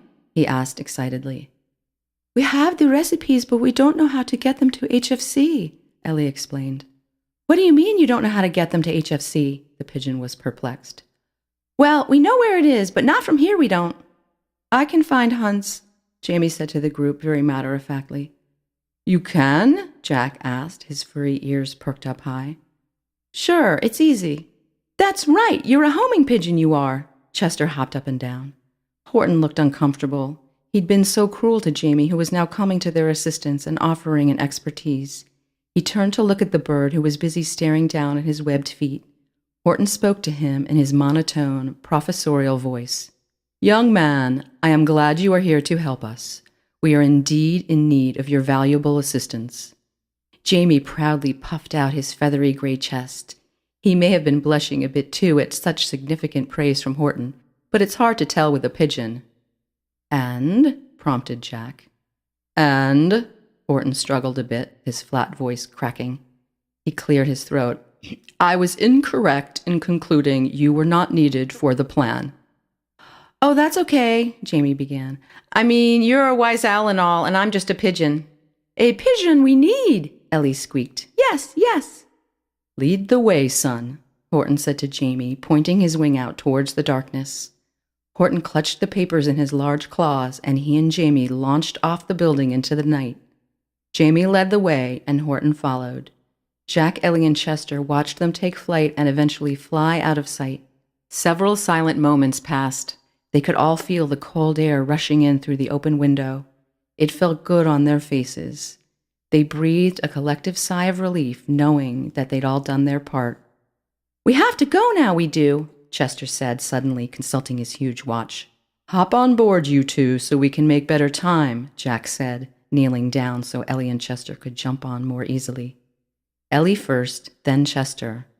Now hang on, he warned, and they all headed back to meet Brett and hopefully Timothy. Chapter 32. Brett, is that you? Timothy sat in the smelly closet and pondered his situation. He was scared, cold, tired, scared some more, nervous about what his parents were going to say about his getting caught inside WWW. And he was worried about Jack and the others. He tried to calculate how long it would take Ellie to deliver the papers to Jack and Chester, and then for them to deliver them to Horton. He wondered how old you have to be to go to jail, if B&E would be on his record, if you could really bake a cake with a file in it, and if so, could you really use the file to cut through a jail bar? By the time he'd run through a gamut of emotions, hypothetical scenarios, and endless possibilities, he felt as though he had been inside WWW for days. In reality, about 15 minutes had passed. His thinking was cut short by the sound of footsteps approaching the door and then a key jiggling the lock. Timothy's heart began pounding 100 miles a minute. The first key apparently didn't fit because 3 other attempts were made before the door finally opened. It was the guard. He stood in the doorway, glanced quickly down the hallway, first left and then right. Then he entered the tiny room holding a large round keychain with 20 or so keys. Timothy was frightened. "Hey, Timothy," the guard said in a loud whisper, closing the door behind him. "It's me, Brett." "Brett?" Timothy jumped up from the crate but did not advance. "Yeah, isn't this cool? I ate the other piece of Trading Places licorice, and look at what happened." Whoa, this is too weird.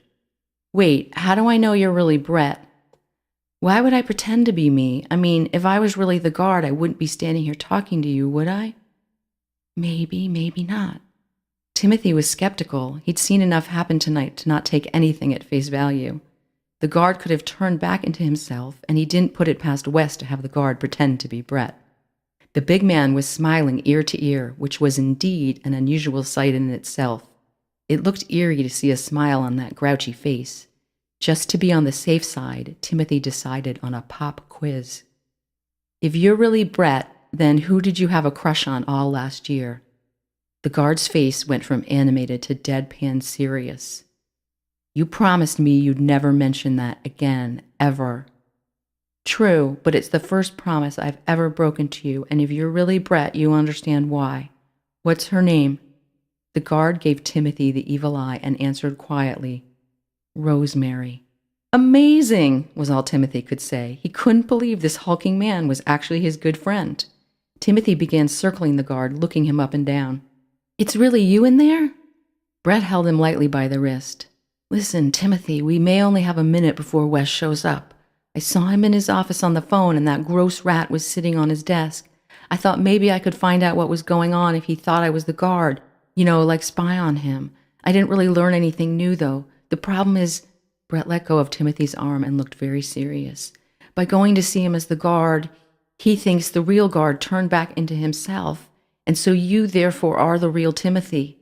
I think West is going to come and hurt you." Brett paused. "I'm sorry, Timothy. He would have figured it out anyway. You were just trying to help." Brett forced a small smile. "That's why I'm here now. Let's get out of here." "Where is the guard?" Timothy asked him. "I'm not sure, but I think he went into hiding until he's himself again." "But you can get past West?" "I was able to fool him before. Hey, did you get the recipe?" "That and more." "More?" Brett smiled inside the guard's huge head, and his face looked like a big bug. "I'll tell you about it later. What about Jack and the others?" "They're waiting outside past the gate. We've got to get out to meet them and then whiz-bang out of here. Plan?" "Plan." They did a quickie handshake. Timothy and Brett the guard cautiously entered the hallway and turned right. They went back the way Timothy had come earlier with Mr. West. "Here," Brett said, pointing down another hallway, and then he motioned for Timothy to follow him. "I checked it out before." They walked for a bit and then descended a stairway. They ran as fast as they could towards a side exit they saw marked in red. Timothy quickly went out the door, followed by Brett, and then they both ran smack into Mr. West. He was holding Theodore by a choke chain. The Doberman began straining against his leash and was growling and gnashing his teeth. Then he saw that one of the people was Timothy, and he calmed down. Theodore wanted to find out what was happening. "Hey, what are you doing with the kid? I thought we were keeping him locked up," West asked Brett the guard. He obviously thought Brett really was the guard, and why not? He looked just like him. But could Brett act like him? Brett searched for his words. "I just thought it would be better to bring him outside where it wouldn't get too messy." Good thinking, said Wes, nodding.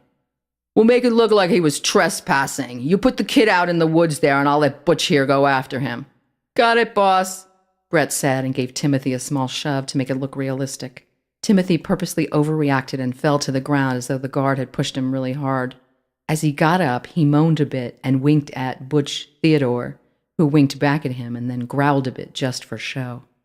Timothy and Brett the guard walked towards the woods at an angle so that they would be closer to the front gate when they broke into a run. Brett spoke to Timothy out of the corner of his mouth. You can handle the dog, right? You can make sure he understands it's me inside here. I hope so, Timothy answered, glancing over his shoulder. If we get split up, we'll meet outside the gate around the bend in the road. Plan? Plan. No time for the handshake now. After they reached the perimeter of the woods, they both looked back at the factory. They could still see Mr. West standing by the side door, holding Theodore, who was jumping up and down in excitement. It was dark once they reached the trees, and they figured West couldn't see them too well, if at all. They looked at one another, nodded, and then Brett yelled to Mr. West, Okay, boss, I'm going to leave the kid here and go back to my post. Give me a minute to get there. Upon hearing that, Mr. West immediately let the dog go. Apparently the guard was now on West's hit list as well. The Doberman bulleted towards Timothy and Brett, who had both begun running towards the front gate. Theodore rapidly closed the distance between them and was gaining on them. He slowed his canter to a fast trot and barked at Timothy. What happened, Timothy? What's going on? West is trying to kill us, Timothy answered over his shoulder, still running, but slower now. That isn't really the guard, Theodore, he pointed at Brett. He's really my friend Brett. I need you to let us escape, but West needs to believe you've caught us and hurt us. Don't you worry, Timothy. I'll take care of everything. I know just what to do. The dog nodded. Thanks, Theodore. Thanks for calling me Theodore. No problemo. No problemo. Hey, I like that. Okay if I borrow it? Sure thing. Theodore began barking wildly and growling. Then he added some crazy howling. It sounded as though he were ripping something to shreds and having a good old time. Timothy and Brett ran full tilt towards the front gate, both amazed it had been only 3 hours since they had passed into this place. Not stopping to look around, they hurled themselves over the iron fence. Brett had a difficult time navigating the guard's considerable body, but he managed to make it over on the third try. The two of them ran down the road and around the curve to where Jack and Ellie and Chester were waiting. Jack was sitting on his hind legs with Chester in the same position right next to him. Ellie was sitting on Jack's back, propped up against his black leather collar. She was exhausted. They all remained silent when Timothy appeared with the guard who, after he stopped running, had hunched over with his hands on bended knees to catch his breath. Jack gave Timothy the tilted head and a nod which silently said, What's the deal with the guard? Oh, Timothy said, realizing the obvious confusion. He laughed. It's Brett. He just looks like the guard. Jack raised one eyebrow at him. Yeah, it's me, Brett, he said to the trio. I ate that other piece of Trading Places licorice and look at me. Cool, huh? Brett knew they could understand him, even if he had no idea what they were saying when they spoke. The three animals looked at him with a curious stare. Chester took one step sideways to be a bit closer to Jack. Brett smiled with the guard's big, toothy, jowly grin. Don't worry, I'll be back to myself soon. This has been quite a night, it has, Chester said. I'll always remember it. Me too, Jack said. Moi aussi, said Ellie. Does anyone else think he looks like a big bug when he smiles like that? Chester asked, jerking his paw at Brett. I do, Jack said. Moi aussi. Me too, Timothy agreed. Hey, are you guys talking about me? Asked Brett. We're just saying it's been a night to remember, Timothy answered. Don't you think? Indeed I do, Brett said, grinning, and they all laughed, which made Brett smile even wider, which made them laugh even more. Then Timothy thanked each of them for their help and their friendship. They were grateful for his thanks and recognition. Then they all confessed that they'd do it again. I'm going to skedaddle home, Chester said, hopping away. I'll see you all soon, I will. He waved and disappeared like a furry gray dot on the horizon. I should head home too, Timothy, Brett said. I need to be home so I can wake up at the crack of dawn and go hiking. Hopefully I won't still look like this or my mom will freak. Thanks for the adventure, bro. Thanks, B. You saved me in the end, man. No problemo, Brett said. You heading home? I want to go by the store first and see if Horton got the recipe back there safely. Where would Horton put the papers? They hadn't covered this in one of the backup plans. Oh, it wasn't Horton who delivered the recipe, Jack reported. It wasn't? Then who? Timothy was surprised. Who else could it have been? It was Jamie. Jamie? Oui, Ellie explained. Horton did not know the way to Hunt's, and then out of nowhere Jamie appeared. He knows how to get to the store, so they went together. Well, what do you know? Timothy said, happy. What is it? Brett asked. Jamie delivered the recipe back to HFC, not Horton. The fainting pigeon? Yeah, I knew he had something to contribute. Cool, Brett said. Call me tomorrow so we can swap stories. I can't wait to tell you about the NCDs I found inside West's. He waved to the animals. Later, dudes and French dudette. He ate a whiz-banger and departed toot sweet. They all waved goodbye to Brett, and then Jack said, Oh, and guess who showed up and saved Ellie in the air shaft? Who? Timothy couldn't believe the cast of characters involved in this caper. Singletary, Jack and Ellie both said at the same time. That cat, I knew he couldn't keep away from the action. Timothy laughed. Then to Ellie, I'm glad he was there for you. Me too, she squeaked back. Well, I think it's time for us to go home now, Timothy said. He couldn't stop grinning. He put Ellie in his pocket so he wouldn't lose her during the journey back to the store. Then he and Jack ate the fruity juice whiz-banger gumdrops and left ASAP from WWW to HFC. Ellie held on for dear life. They were at Hunt's front entrance in approximately 10 seconds, and not one of them expected to see the person who was there waiting for them. Any guesses? Chapter 33. Back at Hunt's. It was Larry. As they now slowly approached, they could see him pacing nervously back and forth in front of the entrance to the store.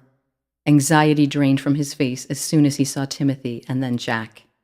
I was hoping I might be seeing you two tonight, Larry said. He couldn't see Ellie, and Timothy didn't think now was the ideal time for an introduction to a mouse. Why would you be expecting us? Uh-oh. Never mind now. Come inside where it's warmer, Larry said, holding the huge lavender door open. Larry, I can explain, Timothy began as soon as he stepped inside, but he stopped as Larry held his hand up in a halt gesture. Nope, I don't want to know. I just want to know you're both okay. Are you? Yes, but he silenced Timothy. The less I know, the better. Sit down here. He pointed towards one of the customer tables. I want to call your parents and have them come and get you. Do you have to call them? Hey, you never know. It's worth a shot. Larry looked at him with his get-real face. You know I do, Timothy. Yeah, I know. What else could he say? He knew it was the right thing to do. Larry went in to use the office phone, and Jack followed him. Timothy figured it would take his parents about 5 minutes to get there. Certainly he could muster up some tears and sincere regret by then. He would have to really work hard to get out of this one, and even then, he knew he wouldn't get out of it completely. No way May J. or even Jose himself could get out of this one. What would his parents say to him? They may not even know yet that he was out of the house. Well, so much for that. So, number 1, they'll be worried when they get the call. Number 2, when they see him, they'll be relieved he's okay. Number 3, they'll be mad. And number 4, worry again. It was a vicious cycle, but that's what parents do, just like their parents before them. Nothing new there. Timothy pulled Ellie out of his pocket, set her gently on the ground, and she hid behind the leg of the table. She knew Larry would be very upset if he saw a mouse inside the store. A moment later, Larry and Jack emerged from the office. Who answered? Timothy asked anxiously. Please let it be Mom. Your mother. She's on her way. Great. Who were you hoping for? I don't know. Sarah? Timothy gave a stupid smile, and Larry returned it with a tsk and a chuckle. Larry knelt down and began scratching Jack under the collar. It looked as though Jack were smiling, but dogs don't smile. Or do they? The strangest thing happened a little while ago, Larry said in his oh-by-the-way manner. An owl and a pigeon appeared and deposited some stolen Hunt's recipes at the front door. Can you imagine such a thing? Timothy's hair stood on end and he twisted a bit in his seat. What? Remain calm. Yeah, an owl and a pigeon. It was the darndest thing. They had the recipes all rolled up nice and neat and practically handed them to me like they knew who I was. Really? What would I say if I had no idea what he was talking about and he just told me that out of the blue? That sounds kind of crazy, Larry. I know, it sounds crazy to most people, he said the "to most people" in a strange, slow voice. But it seems to me if I had anything to do with saving the family's recipes, I'd want to deliver them myself. Larry glanced up at Timothy and looked him directly in the eyes for a moment. Maybe that was the only way to get them back here safely, Timothy answered, looking at his shoes. Hey, I was trapped in a smelly room and old Ratman West and his son tried to kill me. Maybe, Larry said, considering it for a time and pausing in his stroking of Jack. After a few seconds, Jack gave him a nudge. Larry resumed his petting and said, Or maybe those two birds had some help. Maybe. Timothy looked away, over at the wall of quotes. Here, Larry said, handing Timothy several sheets of well-worn blue paper. You give these to your dad. I will, Timothy said quietly, knowing that an unspoken understanding had just passed between them. He took the papers. Thanks, Larry. Thank you, Timothy. A moment later, they both saw the Hunt's Volvo wagon turn into the parking lot. Timothy's mother, Elise, emerged and ran around the car and inside the front door of the store. She moved quickly to Timothy. Are you okay? She cried, hugging him, then pulling back to evaluate him and assess any damage. I'm fine, Mom. I'm sorry. I just wanted to. I don't want to hear one more word from you, young man, until we get home. His mother cut him off, apparently having shifted from relief to anger in a nanosecond. Now march! Uh-oh, this is bad. Army talk is never a good sign. I am really sorry, Mom, he said as fast as he could, making it into one long word. However, she would hear none of it. Go, she pointed to the door and stood there with her other hand on her hip. She did not look at him, but at the doorway itself, waiting for him to pass through it, almost as if she could not look at him without losing it. You too, Jack, she called to the lab over her shoulder. She turned to Larry. Larry, thank you for calling. She gave him a thin smile.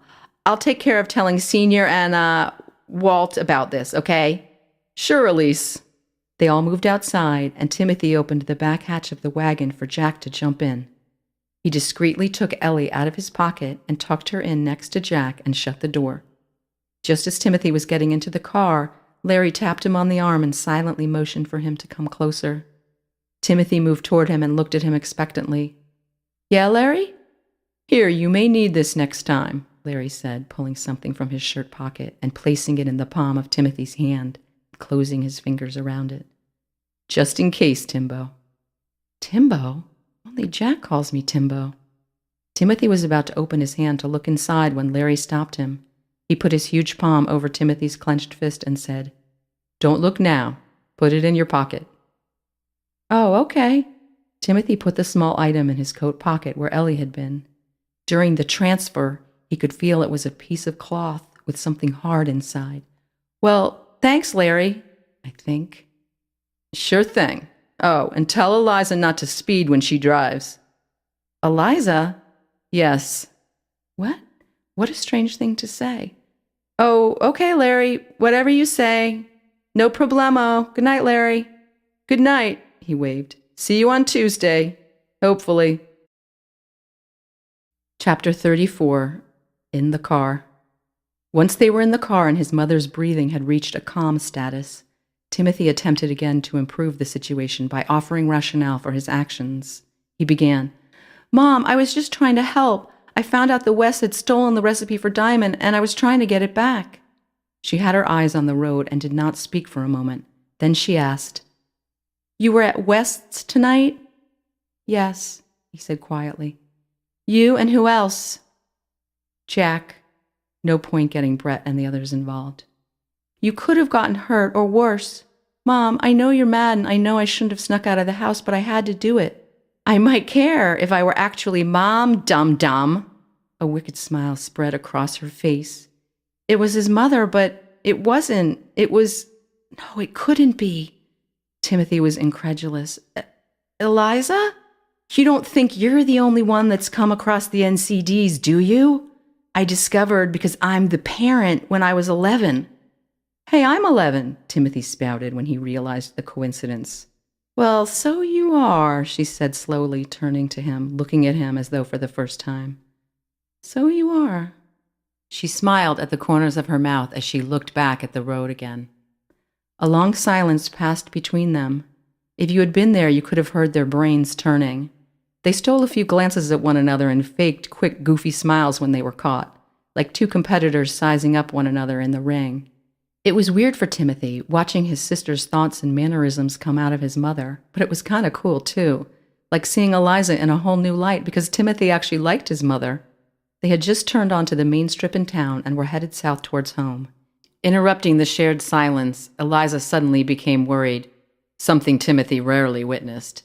And then, even more shocking to Timothy, she began to speak to him in a semi-humane manner. "We have to get home quickly because what if Mom and Dad wake up and find us in the car both missing?" She began to accelerate.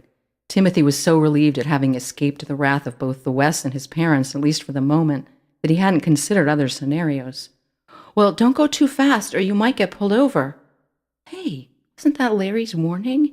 Hey, how did he know?" "I doubt it." Eliza's attitude was back. "You never know." Pause, realization. "Hey, wait. How'd you know I found the NCDs?"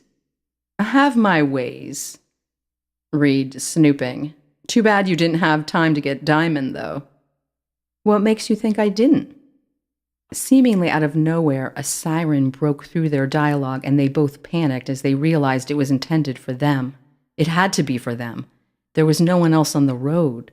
The lit-up cherry-top police car was gaining on them, and the siren was growing increasingly louder. "Okay, just remain calm," Eliza said as much to herself as to Timothy. "My driving instructor told me if I ever got pulled over to just be polite and do whatever the officer says." She slowed down, signaled, and pulled off to the side of the road. "Sounds like good advice," Timothy said, trying to sound confident. "Oh no!" She strained against her seatbelt and began shaking her hands nervously. "I just realized my driver's license shows me as Eliza, not Elise." She turned to him with real fear in her eyes. "They'll know I'm not her, and they'll throw me in jail, and then I'll turn back into me, and I'll be a juvenile delinquent, and—" Timothy gripped her arm and cut her off. "Hey, don't forget you're an adult now. You are Mrs. Elise Hunt. The officer will treat you differently. Just say you left your purse at home because you had to leave quickly to pick me up at a friend's house. Say I'm sick and maybe he'll let us go." "Good thinking." She looked at him sort of sideways, surprised that he had such a good suggestion. "But what if he gives me a quiz or asks me something only adults know, like what's in a martini?" Or, groan, "What if he actually knows Mom?" "Calm down, Eliza," Timothy said gently, surprising even himself at his coolness in this situation. "Let's just see what he says." The officer was now emerging from the patrol car. Once the blue uniform passed into the light oval of the street lamp, they could see it was a young man with short-cut, bright blonde hair. He had his jacket on and was carrying a flashlight. He'd left his car running with the headlights on behind them, and the beams created shadows in the front cabin of their car. Thankfully, the siren had stopped.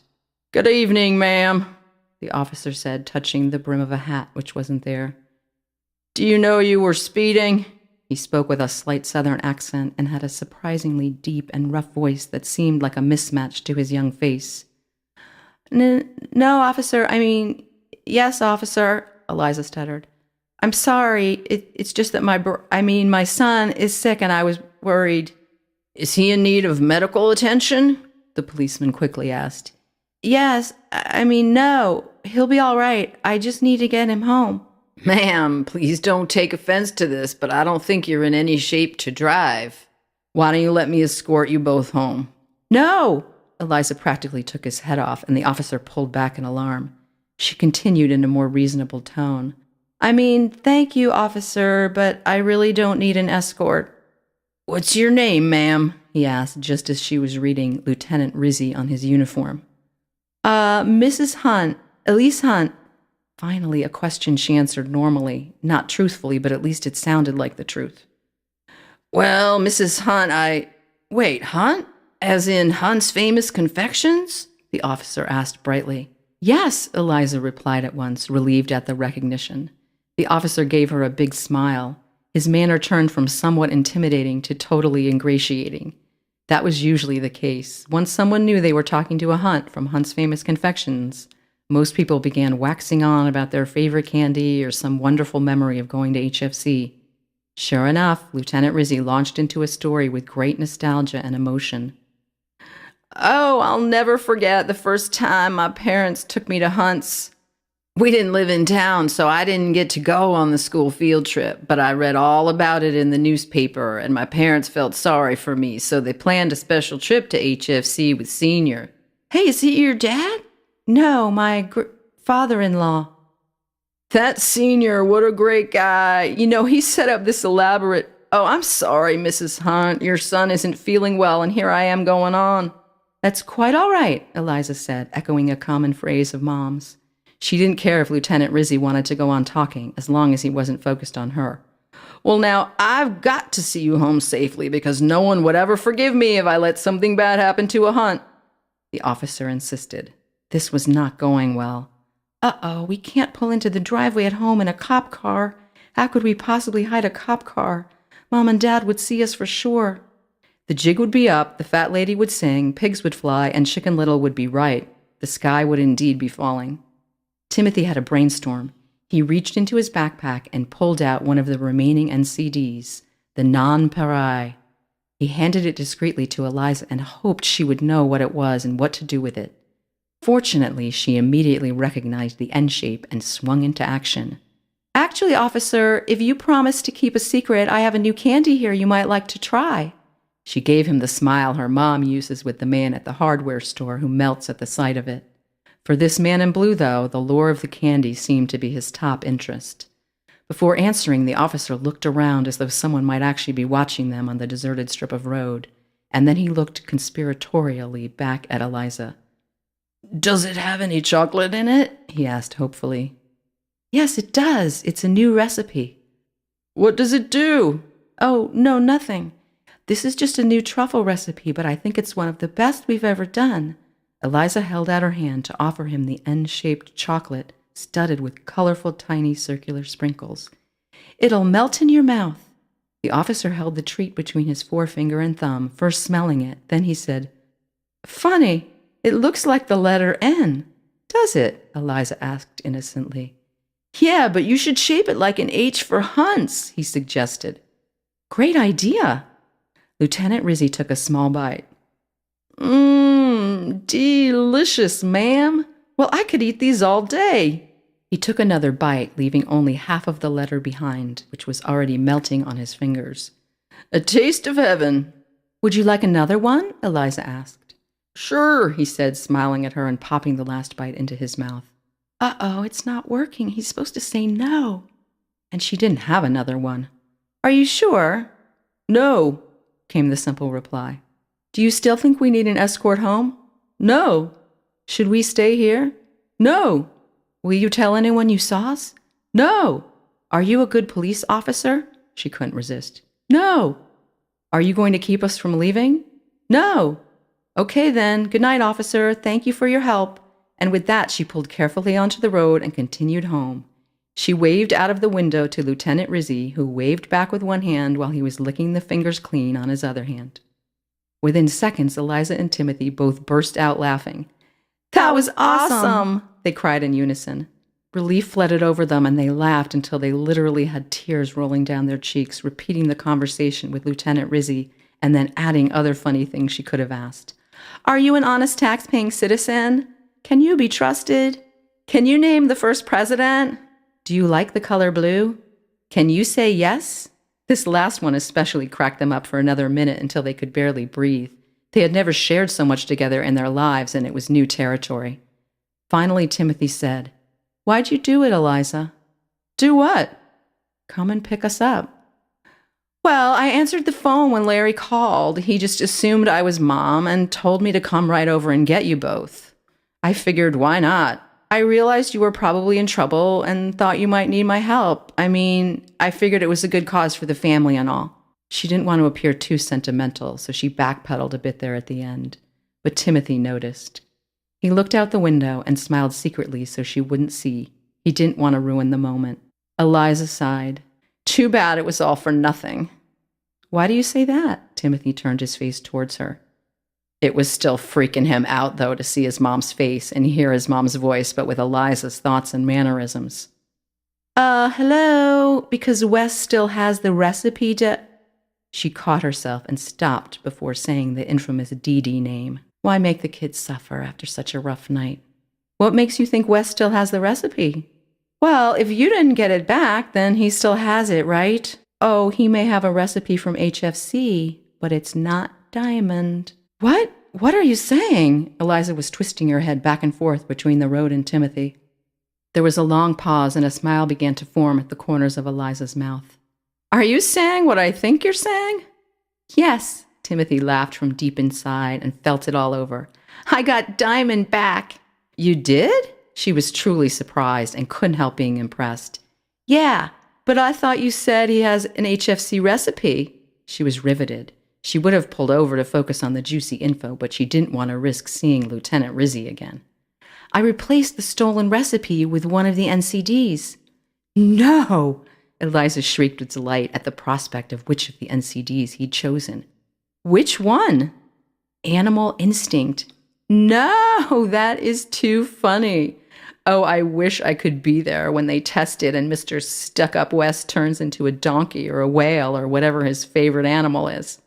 Maybe he'll be a toad or a slug, or a horse's ass, or maybe even a rat, suggested Timothy.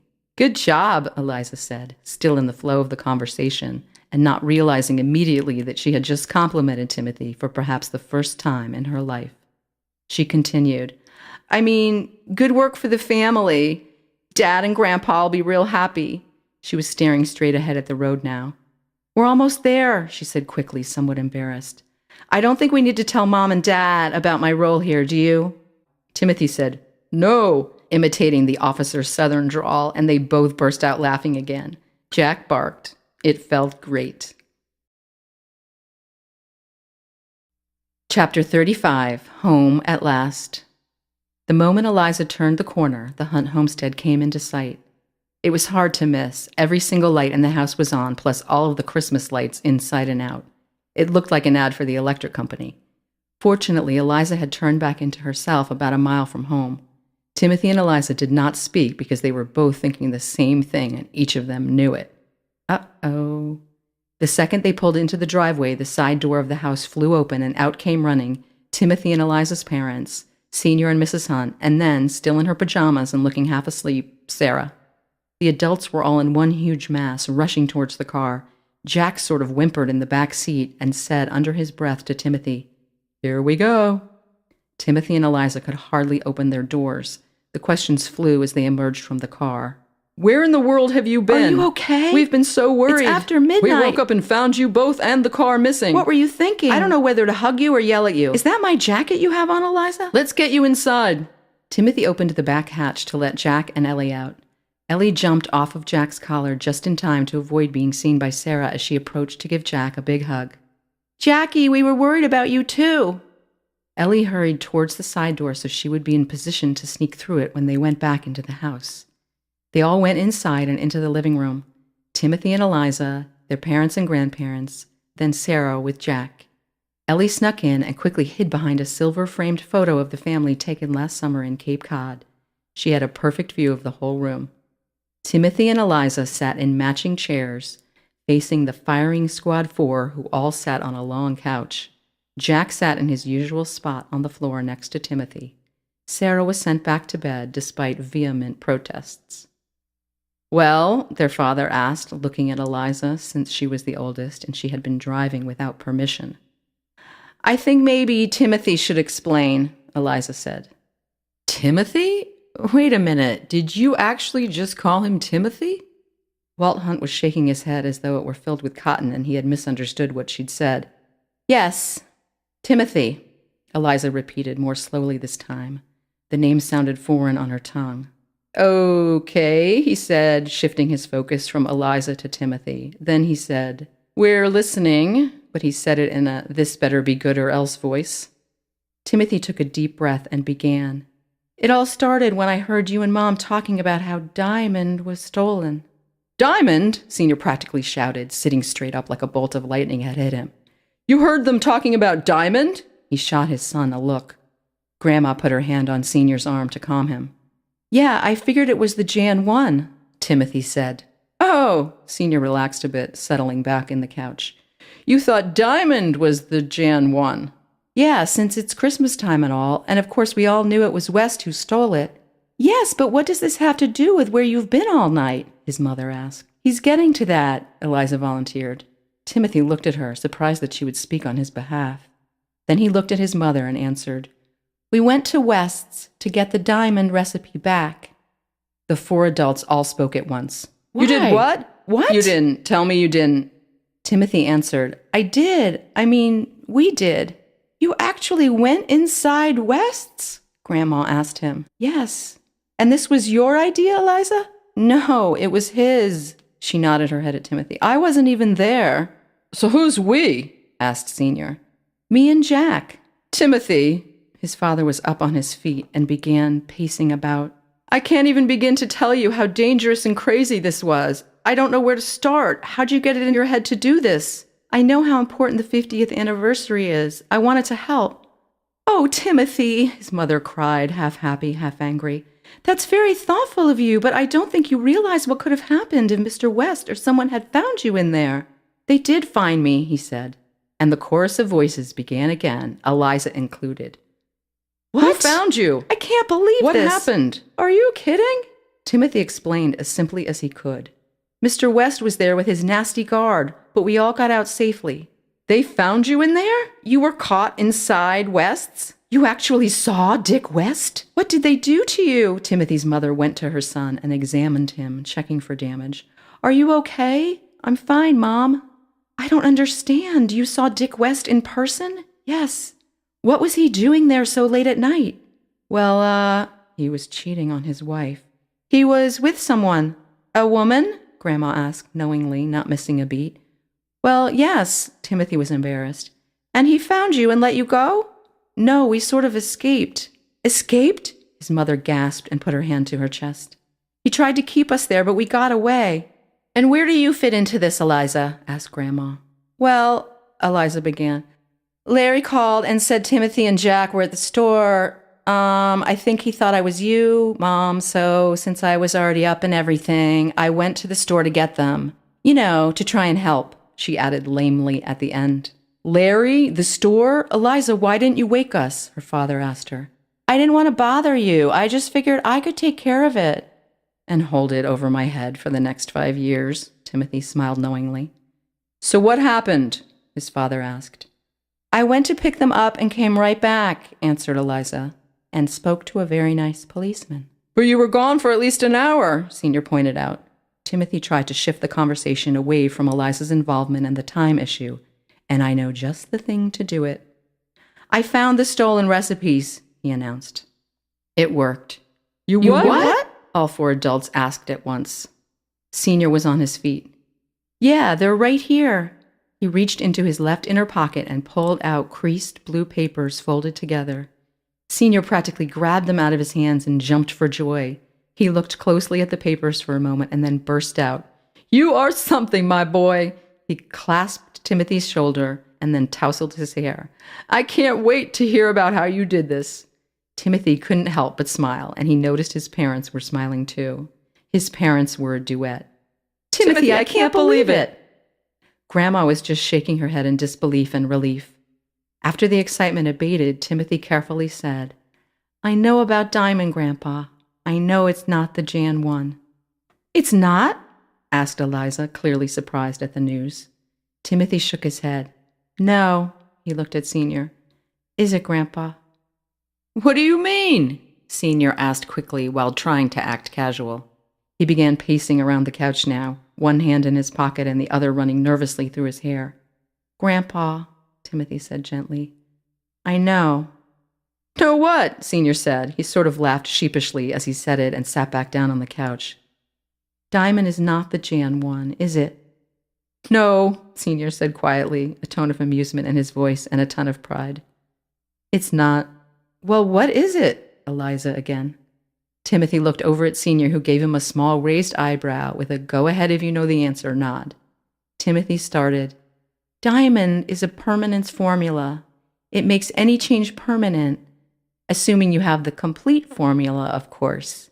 He emphasized the word complete and locked eyes for a moment with Senior. How do you know it's not the Jan 1? Eliza asked. Because I saw it work. Well, sort of. What do you mean you saw it work? Senior asked, back on his feet again, alarm in his voice. Well, Timothy hesitated. He hadn't had time to think about how he was going to tell them that he had discovered what had happened 17 years ago with Richard I. Start with the simple facts. I met Mr. West's father. This time he was ready for the verbal assault. It was the worst yet. They were all talking at once again. Oh, no! Dad? You met who? How can that be? You mean Richard I? Senior approached Timothy, knelt down, and placed a hand on his shoulder. What happened, son? And then, complete silence as all eyes were upon him, waiting for his answer. Well, we were right, Timothy began, that a West stole Diamond, but it wasn't the Mr. West we know today. It was his dad, Richard I. He's the one who stole Diamond. What? But that's not possible, Senior said, confused by Timothy's report. The last time I saw Richard, he was let's just say he was in no condition to do such a thing. I don't know how to say this, Grandpa, Timothy hesitated. But on the new moon of every month, he turns into a man. What do you mean he turns into a man? Eliza asked. She was on the edge of her seat, leaning in towards Timothy. Otherwise, he's a rat, Timothy said, as though that answered her question. He what? He turns back into a man on the new moon? Senior asked quickly, shocked by the information. Yes, on the new moon every month, he changes from a rat into this creepy man. Wait, his father said. I don't understand. Let me get this straight. He took a moment to gather his thoughts.